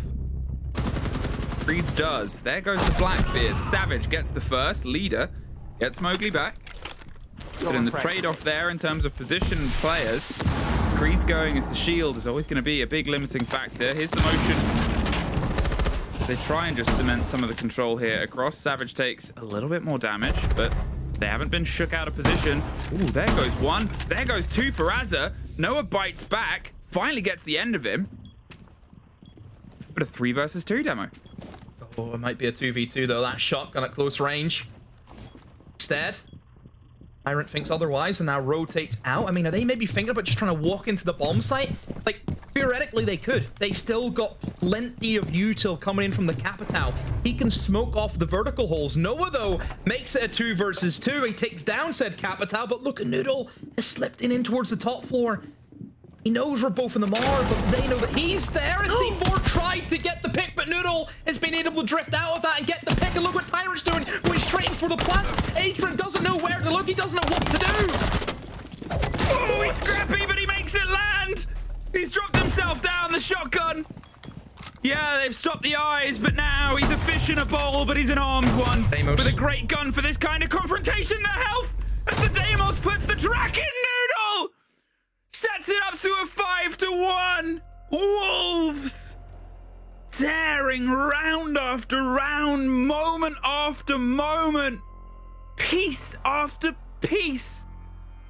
And I mean, we need a bit of peace, so let's call in our favorite Frenchman. Leo, what have you got for us? I just need to tell you a story here, because this is so unique. This is the first time ever that Wolves wins 5 attack rounds on Lair. They've played this map 6 times throughout the 2 entire stages. The best they had gotten was 4 attack round wins, and it was against Gen.G, and they won that match. It usually never gets to there because their attack side is so weak. It's the first ever they reached that. And generally speaking, when they get that much of a lead, they close it off. This could be the first time that we see Wolves upset a team like Secret in a BO3.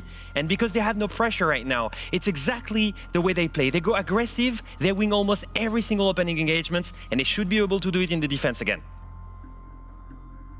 Thank you very much, Leo.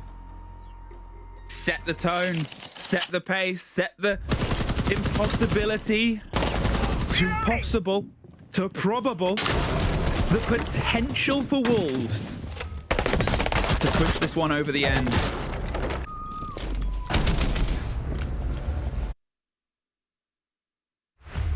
How much it would mean. 5-1. Attackers have located a bomb. Wolves I'm just so taken back. I really am, Emmy. But it's, I think what I love about it is it's just great siege. The positioning they need to be in, the communication, you can see them actively working out all the things that we were generically missing throughout the season. And it's coming together. And it's almost like, you know, if you're nervous for a show and you flub your lines, but then the audience leaves and you still have the stage and you still have the setup, so why not just give it a go? Why not just have a dance? They're doing pretty good for a tier 2 team, aren't they? Okay, that feels cruel. They're tier 1 until it's done. Until it's done. Until it's done. Anyway, unrelated, very quickly, I like that Leo's camera made it look like he had wings. Now you go. Thank you. I was going to mention how maybe Secret need a pair of wings to get them up this mountain, because that's what they have to try and get over here, because a 5-1 split on Lair is... That is rough. Really, really rough. And of course, look, we've seen sweeps happen, reverse sweeps. Yes, they exist. But I just think with the confidence that Wolves have been showing, you just don't see them stopping. It's very similar to Chalet. You know, as soon as Wolves kind of hit that 6th gear, they're cruising down that motorway and they're not stopping. So I feel something similar could happen. Look at this, the bandit trick from Noodle. Successful. Wow. I mean, the game he's having, right? 9-1. He's not got more than 2 kills in at least a round. He's going to try and find one. There's Mowgli gone. All the pressure, it's coming from the Deimos underneath as well. But removed the ace. Now what have they got? What can they open? What for doorways? I mean, this is a nightmare. When do we never not see that main wall get opened up? Even the exterior wall. So Secret are in the thick of it right now, and they just have to try and push through doorways. In terms of denial, there's still a smoke on board, so it's not going to be as easy for Jim to think, oh, I can walk in and go for the plant. No, you'll get gassed out. As long as Wolves can double up and just stop the doorways from being flooded in from Secret, they should be fine. They've dropped underneath as well. They've pulled themselves to a new position. They're hopping up to offer some cover. They're sort of trying to lead the fight on towards the Deimos. There's a little bit of a back and forth, and the Deimos are taking some of the damage, but they drive themselves in. Tyrant gets one, though. Doom gone, and as the fight goes back and forth, it's traded out, but it's only Noah left. 2 versus 1. Leader's underneath. He's technically got a fight to himself up here. He's trying to get the player up. They're going, calling, maybe on the back of the audio. It allows them to step up. Noah! The saving grace for this team time and time again. Just against Leader. They know where the fight is going to come through now. It's a post-plant situation. He can't get it. Noah saves the round. But so close. I mean, Noah, some cracking shots to keep his team in it. And you look at that from Secret. I mean, what a messy start. Hard breach not happening for them. They just had to just try and flood. And, you know, the idea from Wolves was just let them have it. We'll play retake, just keep backing up. But whenever it comes to an individual stepping up, winning those engagements, that's all it takes. But for Secret, they need more than what it was. Because let's be honest, the round wasn't great. You're relied on one person getting a quad kill. Was it a quad he got? Something like that. I think so, yeah. Yeah. That's what you're relying on. Is Noah going to get another quad next round? Is that, you know, is that the game plan? That's not sustainable. 2 to 5. They keep Wolves off of map and series point. But really, it's Noah that does that. And it sort of brings me back to that original point when we talked about having players show up. You still look at the sort of widespread of the game. For the side of Secret, Doom is currently the only, like, above 0 positive player. Noah's -3. Adrian and Mowgli have just been adrift. A bit lost in all of it. Because on the other side, I mean, Hazard and Noodle currently both +9 across the entire series itself. Here has been Noodle's time to shine. But then it's not that the others aren't sort of setting themselves up for these positive shows. They're going to see if they can try and get some of this pressure on towards the warehouse side, move the shield, and maybe just sort of make a statement that we're here. The shields of Savage isn't going to immediately trash its way in towards the building. We know how good they are on a shield.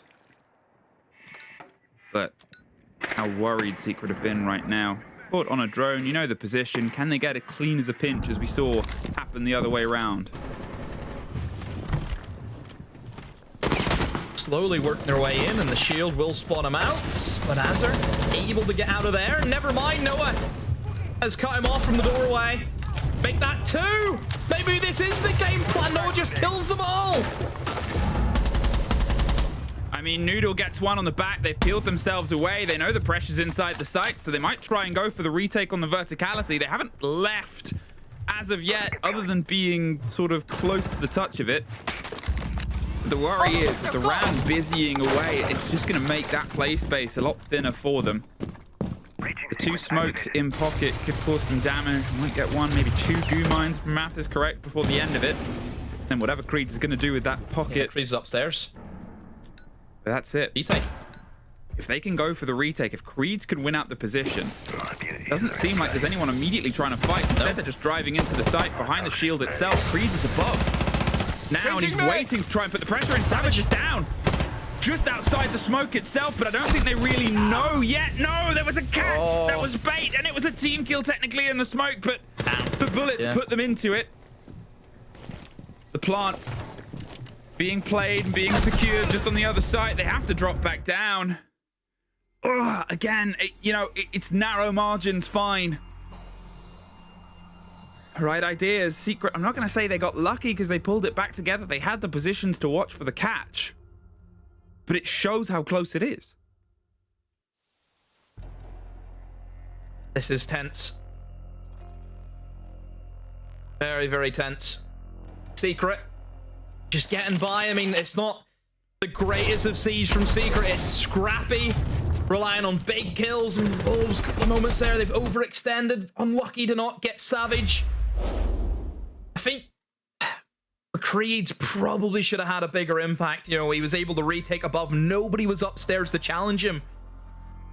Maybe he waits, holds that impact until Secret are interested in going for a plant. Maybe could that have been the play for him? I know it's a tough one. We'll just have a bit of a breather here as we do have a slight pause. Secret, they've started their climb. Still a long way to go yet.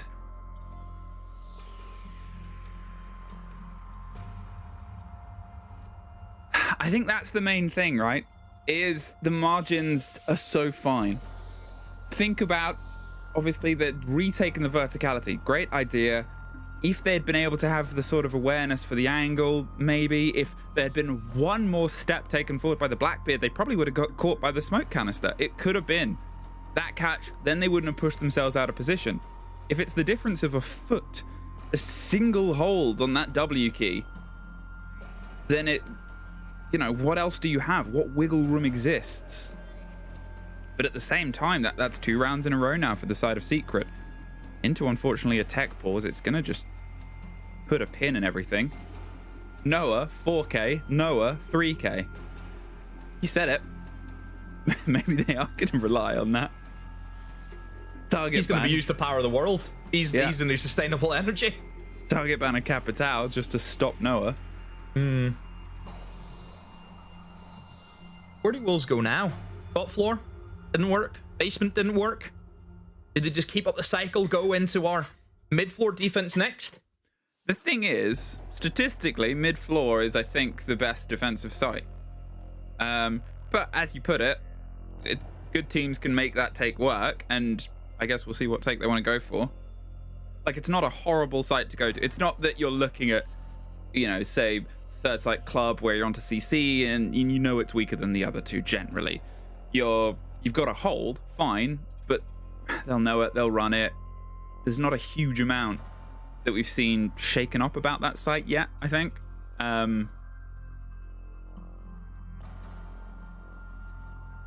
Whereas here, it's any possibility. There's not a huge, you know, pick favorites between the second and the third preference, really.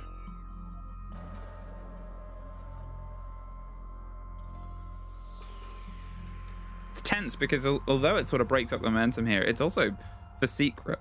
Sure, they've just got 2 rounds on the bounce, but you want to build behind that because the rounds came, you know, one player getting 7 kills over 2 rounds. Dragging his team, kicking and screaming through the upper bracket to face G2. Yeah, needs to be better here from Secret. They are just getting by the back of, to be honest, Noah. We'll see if Wolves can either deal with that and just shut down Noah and they'll win a round, or maybe Secret can play the way we know that they can. You know, Secret, you look at this stage, obviously they were... Secret coming into this, we're always going to have the target on their backs. Yeah? You come to the back of winning any trophy, everyone wants to beat you. You're the team to beat. You look at a team like Furia, they struggled with it massively last year. Yeah? That's what's always going to happen. Trying to do back-to-back wins is so difficult in this game. Furia, of course, were a massive enigma in that. You think about the Mighty FaZe, win Invite, didn't win Reload. You know, that it's difficult going back-to-back trophies. And for Secret, we've seen how they started. Bit of fatigue. A little bit hungover, maybe, from their win. They started slow, but then they worked their way back into it. I mean, me and you, we covered that game against Wild. It was easy for them. You know, it sets themselves up nicely going in the playoffs, but we didn't expect this fight back from Wolves. I don't think Secret expected this fight from Wolves.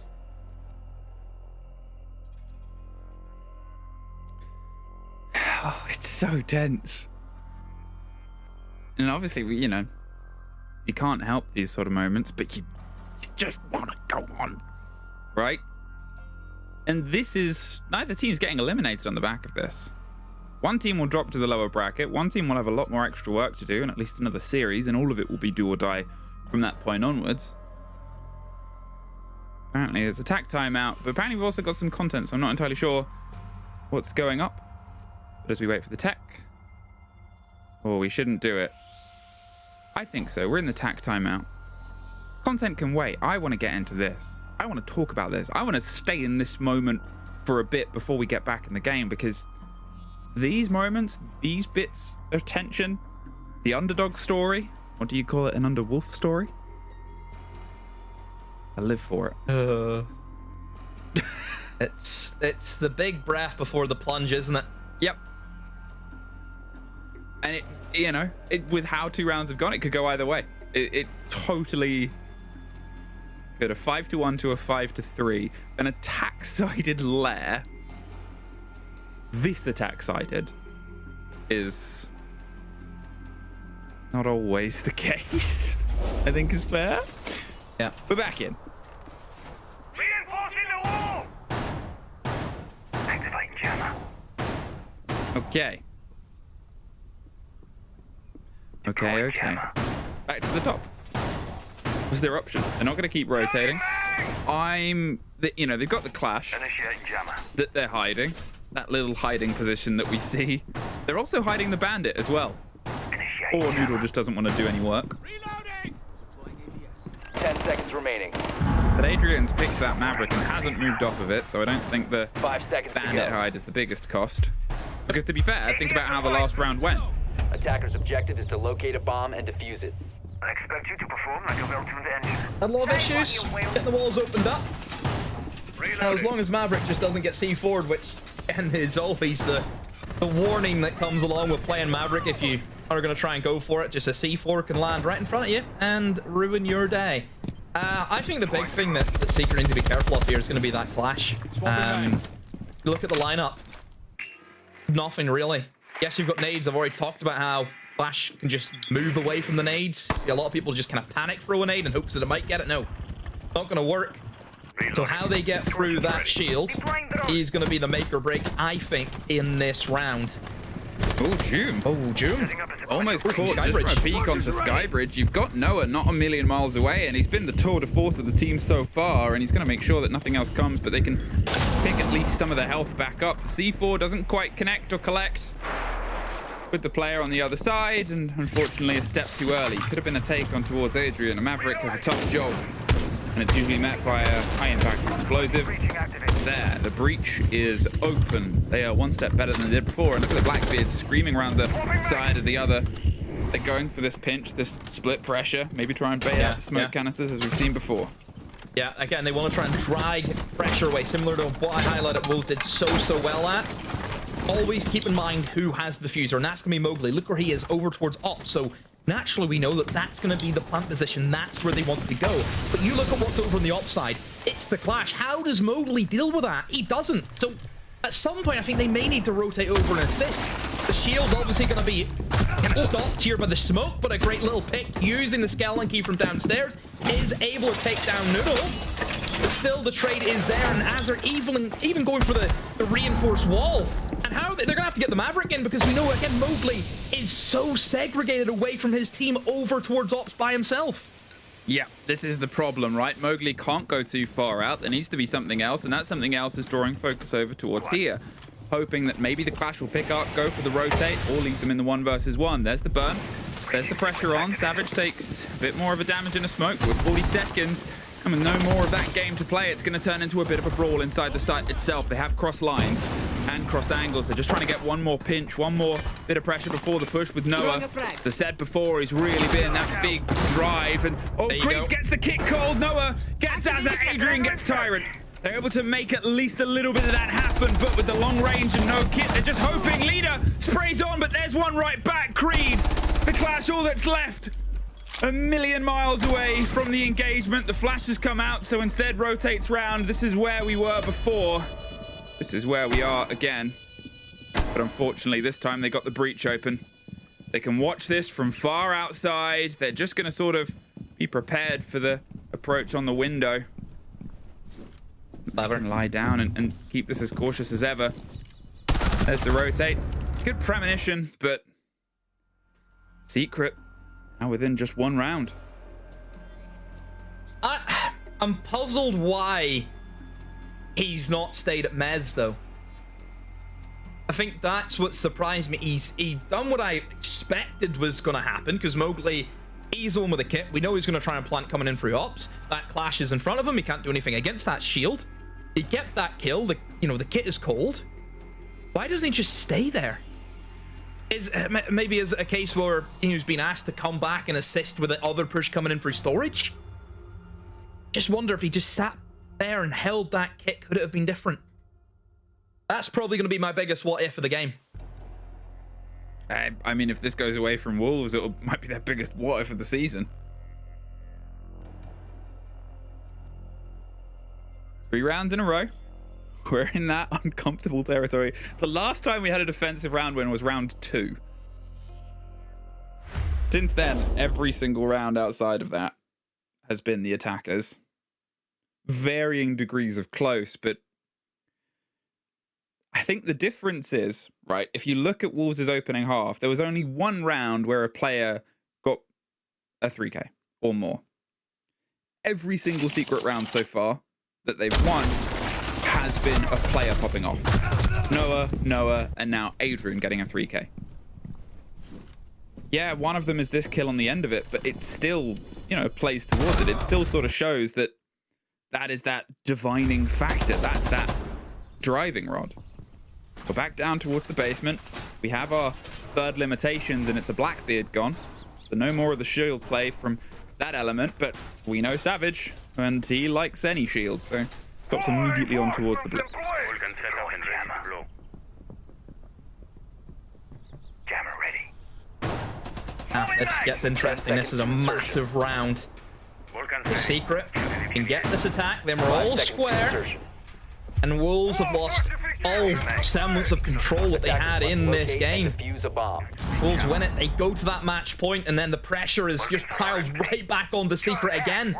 They break the deadlock that Wolves have been having here, just not having any success in their first 3 defenses. Basement time. Drones activated. And you've added about the shields, and we know Savage, he can play them all.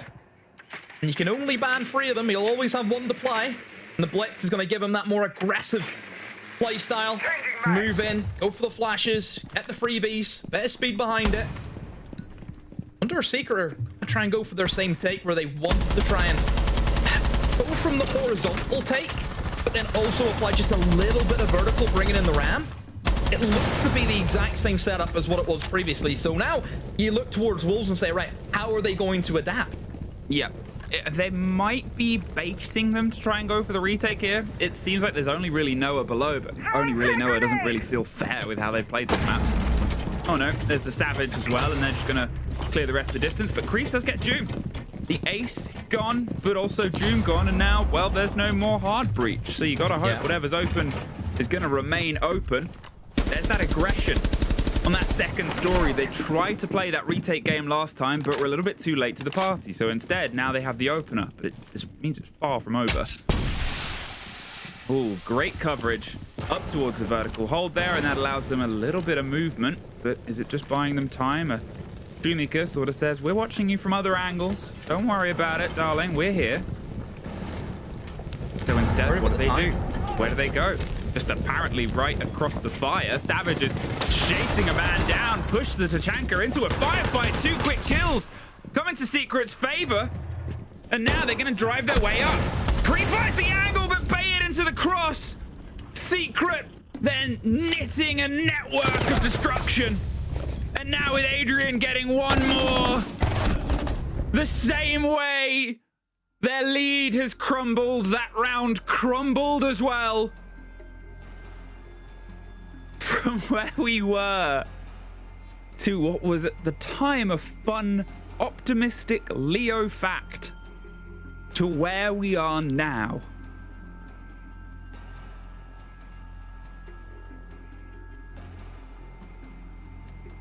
Wow. Secret just thinking, we have to go. We have to go for it. Again, the Blitz. See the power, the speed, being able to move in. To isolate those engagements. Great pinch, though. Seen Mowgli coming in from the other side. That was brilliant. But Wolves, they have all of that pressure that they can apply from the verts. And nobody did that. There was nobody stopping that push coming in. What were Wolves doing? Where was the comms? For the first time, they get away from a dance of death where the 2-step of top floor and basement has only left them with sore ankles. Instead, they cut themselves in the middle, all tied up, a 5-1 to a 5-5. All of the momentum in Secret's favor, the entirety of the momentum of this game seemingly in the attacker's favor. Adrian showing up massively as well throughout this map, and you know, losing one body into what is the strongest attack they've had there. Secret, unfortunately for Wolves, are just going from strength to strength. They're finding and reminding. Drone up and running. Adrian wants to start getting some of the pressure here, is worried about being swung on, so now he's got his cover. He can make some of this work come together. The Maverick just gets the early line, and that'll allow the Capitao, if they need to cover the bolt and also just cut the cross. And now they can start trying to route their way around green and the pillar position, which is currently free. But that age-old question that I asked pensively and jokingly, irritatingly, has turned into a very serious frolic as we find ourselves in this situation. What do they opt for? The top floor take is flirted with initially, as the Nomad is just going to get some control of the space here. Will they try and drive any further? That impact will give them a bit more. There's another air jab. They're not going to send the next, but they are now. Brief eyes onto the site and a brief first kill. Creed, that's the man on the inside. Gone. That's the tough person to pull out of this situation, and they got him like that. Yeah, and it just leaves it open now for the potential plant to come in. And they have the sense, they have the correct operators being brought in to go for this. And I know you're not a fan of this, Emmy, but this is how it works. In goes the sense, and they just walk in and go for the plant. That should be the plan. He's going to try and bait out, I think, maybe some denial, maybe waiting for an impact to receive forward. And away it goes, so successfully baited out. That's what Secret wanted to get from that. Well, there's the Capitao bolts, there's the dive, and there's the drive all the way through. Doom does get one as well. They've gone even further, and there's the cover on it, vertically played. Demo all day, all season. I've been asking for a demonstration on how you do this clean, because I've seen dozens of teams attempt it and fail. And Secret just wrote the book about it. Noodle and Azza, they're able to get 2 quick ones back. Azza's going to see if he can find a fight outside. He knows to expect it, and the pre-fire gives some of the game away. But at this point, how do you cross the divide? They've got the vertical, they've got the watch. I'm not going to say it's impossible, but they've got to push on to one, and Doom cements one. There's the last for Adrian. Secret, from the precipice of falling and slipping to the lower bracket, with the disbelief of Mowgli as he is there, and the hard work of what was Doom in map 1 and 2, and now Noah and Adrian truly in this map. They have got themselves on to series point. Oh, the mental fortitude is strong with this one. Secret, 5-1 down. Absolutely battered on their defenses. They have done so well to pull this back on the attacks. I mean, Wolves have just capitulated at the seams. Secret are on the cusp at a phenomenal comeback. A clean sweep on their attacks is now presented to them. And top floor is where it could be decided. Wolves still in with a chance, but they need this round. 10 seconds left before insertion. G2 are probably halfway in this game prepping. Okay, get the Wolves documents out. That's who we're playing tomorrow. Quickly, I would say that those documents are now being changed over to Team Secret. Bomb and defuse it. Activating camera. Jammer ready. It's taken a long time. Ready. Use it if you have to. But they've been able to find themselves in the driving seat of this map. And now, at the final possible moment, Wolves. Again, losing this doesn't mean they're out of contention for the major, but it means they'll fall to lower bracket. It means every single game in the rest of their potential calendar year will be cemented. So instead, this is it. Their moment, their round, remembering the game that they put in the opening half. They've been close on the defenses as well. You think about the 4K, the 3K, as we said, we can't depend on that, and Secret learnt that lesson. They have just gotten better and better on these attacks, on these approaches. Lost the target. Failed Deathmark with a mute. Sort of saying you can try that game, but we're a bit more clued in towards it now. Heal their way back. Pull apart. Mowgli's playing a bit safe. I mean, he's the man with the kit, and you think about how he lost it on this side, and it almost cost them that round before, but just not going to try and take the bait this time. Yeah. No shield, though, this time. Being brought in from Secret. Obviously, it was the Blackbeard, I think, that they kind of shoehorned in through the storage side. Blackbeard being off the table. Savage not opting for it, and actually trying to get rid of the flash shield from downstairs, so they have been able to remove the player off the shield. Oh, the nade gets caught by the ADS, and the second one as well, so the shield potential still for Grease to pick that back up, unless Savage wants to wait here the whole day. Woo! Forced around, up, down, all over the fire, and Adrian just spraying into the smoke is what nets the kill. It's almost a shame for Creeds to finally fall out that way. And at this point, they've taken the territory. The shield is there, and it could be something that could be smashed through. There's Mowgli, swinging round. Reloading. And this might be that descent into the end. They have the control over the top, and Tyrant does find Adrian. Gets one, but now they've got this Rafters control in the position. I'm not sure if the breach looked a little bit scuffed. Look at leader. Oh, Tyrant swings out. Gets the head of Noah. I do actually think the breach on the direct route through might be impassable. I think they're going to have to try and find the alternate way around. They've done that.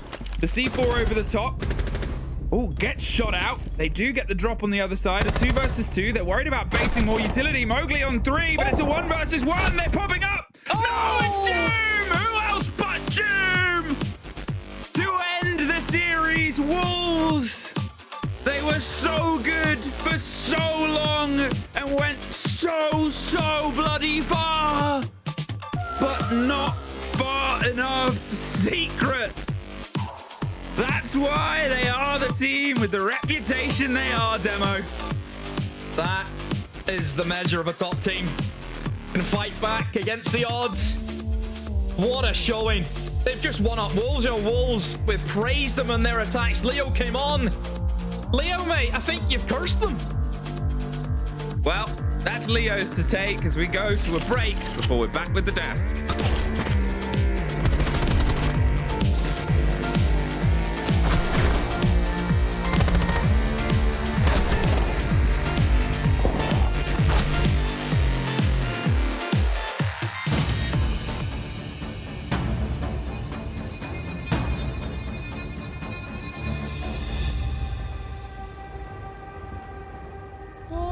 Au-delà des mers, là-bas sur le ciel clair, il existe une cité où séjour enchanté. Et sur les grands arbres noirs, chaque soir, vers elle s'en va tout mon espoir. J'ai deux amours, mon pays Paris, parle toujours, mon cœur est ravi.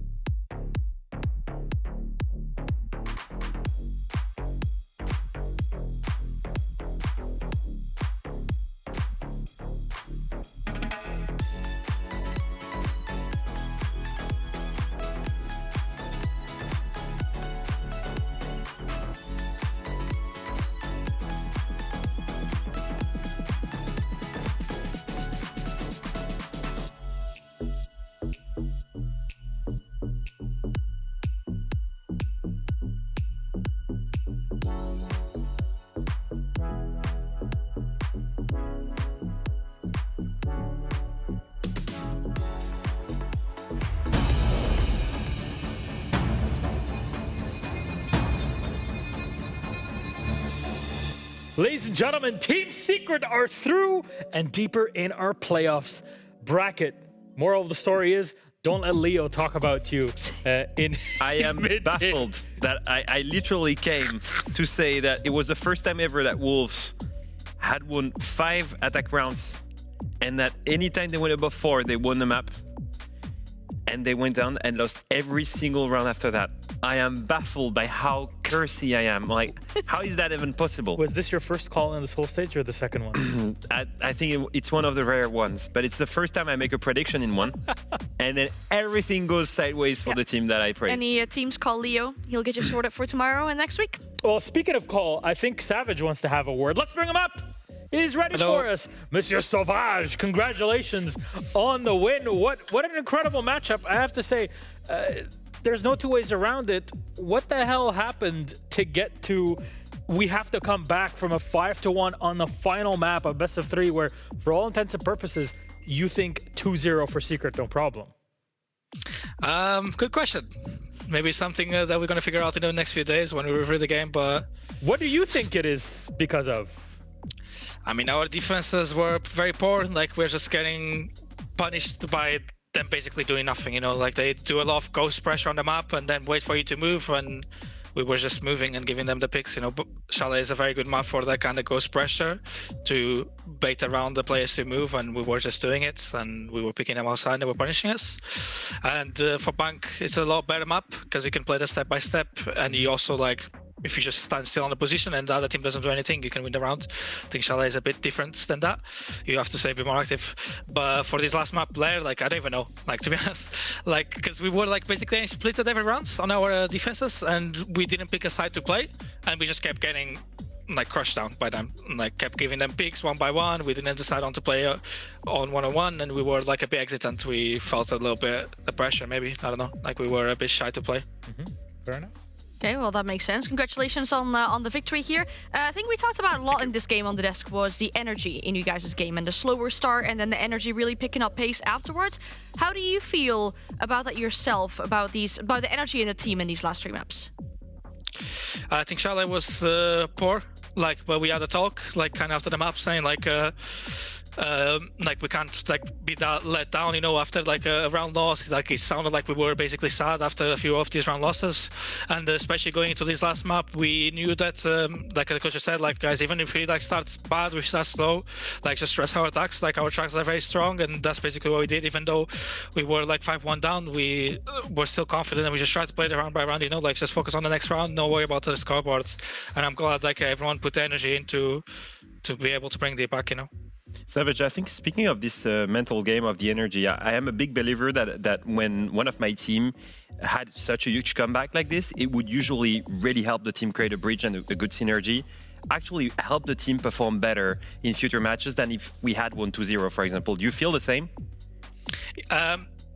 I mean, I don't know, to be honest. There's both sides, right? Because I think a 2-0 does give you a lot of confidence, but the 2-1, like with a comeback, definitely makes you believe more, you know? Like, I mean, we had something very similar, like recently at the EWC final, we were 3-6 down and we managed to come back. And that does, like, you kind of, I think when you are in that situations again, then you remember yourself, maybe, like, you know, like we've been here before, we were able to do it, like we can do it again.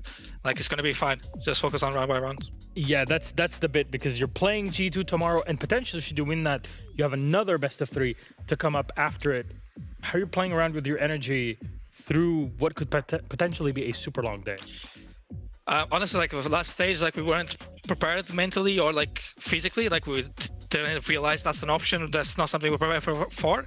But I think this stage, considering last stage experience, like we gonna be able to like manage our energy better, make sure we don't let the gas run out. Like even like stuff outside the game, like making sure you keep yourself hydrated, make sure you have like snacks, like the fast digestion snacks and fast carbs and all that stuff. Like we kind of digged into it, like with our like psychologists, and like I think we'll be able to perform better than last time.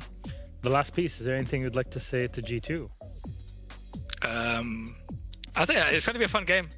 As always, like they play very similar to us, and it's always a fun game. Doki's going to keep shouting to himself, even though like we don't reply or anything, but it's always fun. Fair enough. I'm very much looking forward to it. Congratulations again, Savage and Team Secret. We'll see you tomorrow in our second set of games and playoffs. Have a good night. There you go. Friends, we saw it happen, and we're not going to blame Leo, but we kind of are. At the end of the day, Team Secret bring it back, and what a comeback. What a lair game. I will say this. Yeah. I don't blame the defenders so much as I praise the attackers. This was an attacker-sided lair because every team played it perfectly. For anyone that wanted to learn a little bit more about this map, I know I play a lot of ranked at Champion Elo. I don't know how many times I see these guys ban lair because they don't know how to play it. Go watch that game because you will learn how to attack it properly. It is a perfect game of literally split takes, ghost pressure everywhere, break apart the bomb site, and collapse all together from different angles. Almost every single map, bomb site on this map went that way. The abuse of the shield from Secret on attack, the abuse of cheeky execution on the side of Wolves, and those opening picks that went their way. Such a clean game from both teams in attack. Thank you, Champion Leo. There's so much to learn from all of that and your experience through it in ranked and how to translate into our own games. Okay, I will say this, at any Elo, no one wants to play that map. No. And I need someone to go and watch at this game because you need to play it. It's a fun map. It has grown on me. Maybe not as much as I would like to, but it has grown on me. And the way that these two teams were playing back and forth, it showed that there was a lot of pressure that you can put in on attack that we couldn't really see outside of games like this. No, I mean, once we'll look at the whole game highs as well, just one thing I want to touch up, just dealing with those power positions as well, like a clash on main stairs. There was such a good way of showing how the attackers were dealing with things like that, but just an overall, with this matchup, just to kind of echo what Savage was saying, right, it was a slow start from them. The energy wasn't really there where they wanted it to be, and then they're working with the psychiatrist to make sure they get this sorted for these longer days that are potentially coming up. But the fact that Wolves show that they can be competitive in this game, especially now the pressure is really off their shoulders, actually bring it quite close to the reigning champion, by the way, of the most recent international tournament that we've just had, is a very good showing for them. If that's anything to take off after the stage, yes, we're going to get relegated, yes, the stage didn't go the way we wanted to, this could be something that they can take home and be like, okay, we were competitive, now we go again next week, we'll see where that takes us. Just one more thing about what you just said. The fact that Wolves made this competitive, the fact that Gen.G lost to BDS, and the fact that right now there is no VP in these playoffs. Why do I say all of these things? We used to know that there was a clear top 4 in Europe, right? You had G2, Falcon, Secret, and then you had VP. VP is not there anymore. There is a spot up for grabs in Munich. Someone will make that major, a team that has not made a major with their current roster. Either it is Wolves, either it is BDS, either it is Gen.G, but someone is going to surprise everyone and going to make it. And so here, for Wolves to take Secret all the way down to the third map, to lead, to have so many opportunities to close this matchup, is a confidence boost because they can still make Munich. If Gen.G fails or if BDS drops the ball, then it's an opportunity for them. Exactly, because it is not over due to it being a double elimination bracket. So that really fits well into their hands with all 6 teams. And look at that, MVP of the series. We said he's always there. Imada, Imana. It's Joom who's topping the board again. I know, after having seen that documentary, that he's always looking at the stats. Absolutely, and he will be happy about that one. I will be happy about Noah too, someone that was falling far behind with Mowgli at the beginning of the stage and dropped a really good game. On the other side, we're seeing the fraggers that were supposed to be there the entire stage. Noodle, who was completely a ghost in most of the season, is now stepping up. Same thing for Azur. These 2 guys that probably had a lot of pressure whenever they were playing official games. The 2 fraggers that needed to step up, they step up when there's no pressure anymore. And it's just a waste because I feel like they have all the potential. I just needed to see them do that during the stage. Well, let's recap our bracket for today. We'll bring it up for you here. And of course, the results. And can you walk us through the top of it? Yeah, well, I mean, I think the biggest surprise was that Gen.G BDS match today. If anything, today we would have said, okay, Gen.G takes that one, it might get close, and then the second match being Secret Wolves, that'll just be a run over for Secret, right? Well, literally the opposite of that happened today. BDS move on, they go and face Falcons tomorrow, and then we have Secret moving up against a G2. Now, the lower bracket, of course, will be swapped around, because if teams drop down there, they don't want to have constant rematches, so you'll be dropping against different opponents than you have played against in that upper bracket. But yeah, for Gen.G and Wolves, it's going to be a difficult job, especially when we look at the teams that are potentially going to drop down from the upper bracket. It's actually incredible. Tomorrow we are focusing on winners. That's what it's all about. BDS play Falcons, G2 play Secret. Winner of those games, all set, ready to go. You're going to be looking forward into the future. You're all set. It's all about then the fight in the lower bracket that we'll talk about for next week. But there's still things in the air of the performance. Could Falcons lose to BDS? Could G2 beat Team Secret for revenge? There are multiple questions to be asked here. When we see Secret's performance today, they clearly are not back at the level where they were at when they beat G2 in EWC finals. Can they rise to the occasion tomorrow, taking G2 in that BO3? Because whoever wins this match, these 2 matches, will make it to Munich. Yep. That's how important this is. Literally a Munich major spot is on the line. Win 1 best of 3. You win 1 best of 3 and you're there. And that's basically what the teams that won today earned. 1 single BO3 away from the major. It's crazy. And in that same way, Team Falcons and G2 got their spots by being number 1 and 2 in the league. That's the advantage that they get going into this. All I'm saying is we have 3 best of 3s tomorrow that are looking to rock our world. Yes, Anne? Well, is it an advantage? Because if you're playing against a Secret that played today that are really warmed up, is that really an advantage if you're then coming into that game cold? Yeah, we used to think the same way. True. I think on the day itself, it does not matter too much. I think if you, as a pro player, if you play the first game, let's just say a super play day like tomorrow, for example, you play the first game, then you have a game in the middle, and then you play it back again, then you're cold, and your opponent is warmed up. That's annoying. But if it's one day to the other, every team has a warm-up before the match, every team has scrims before the match. Usually you come in quite warmed up as well. So I think they should be okay. We'll get to see it then. I'm very excited for our matches tomorrow. Remember, 3 best of 3s means that we start earlier than today, actually around 3 hours or 2.5 hours earlier, starting at 3 p.m. with our first matchup, but of course, our local time here in Europe. Thank you very much, Brendan. Good to see you again. And she was back, baby. That's all you need to know. We got more in store for you tomorrow. Have a good night. We love you. Bye-bye.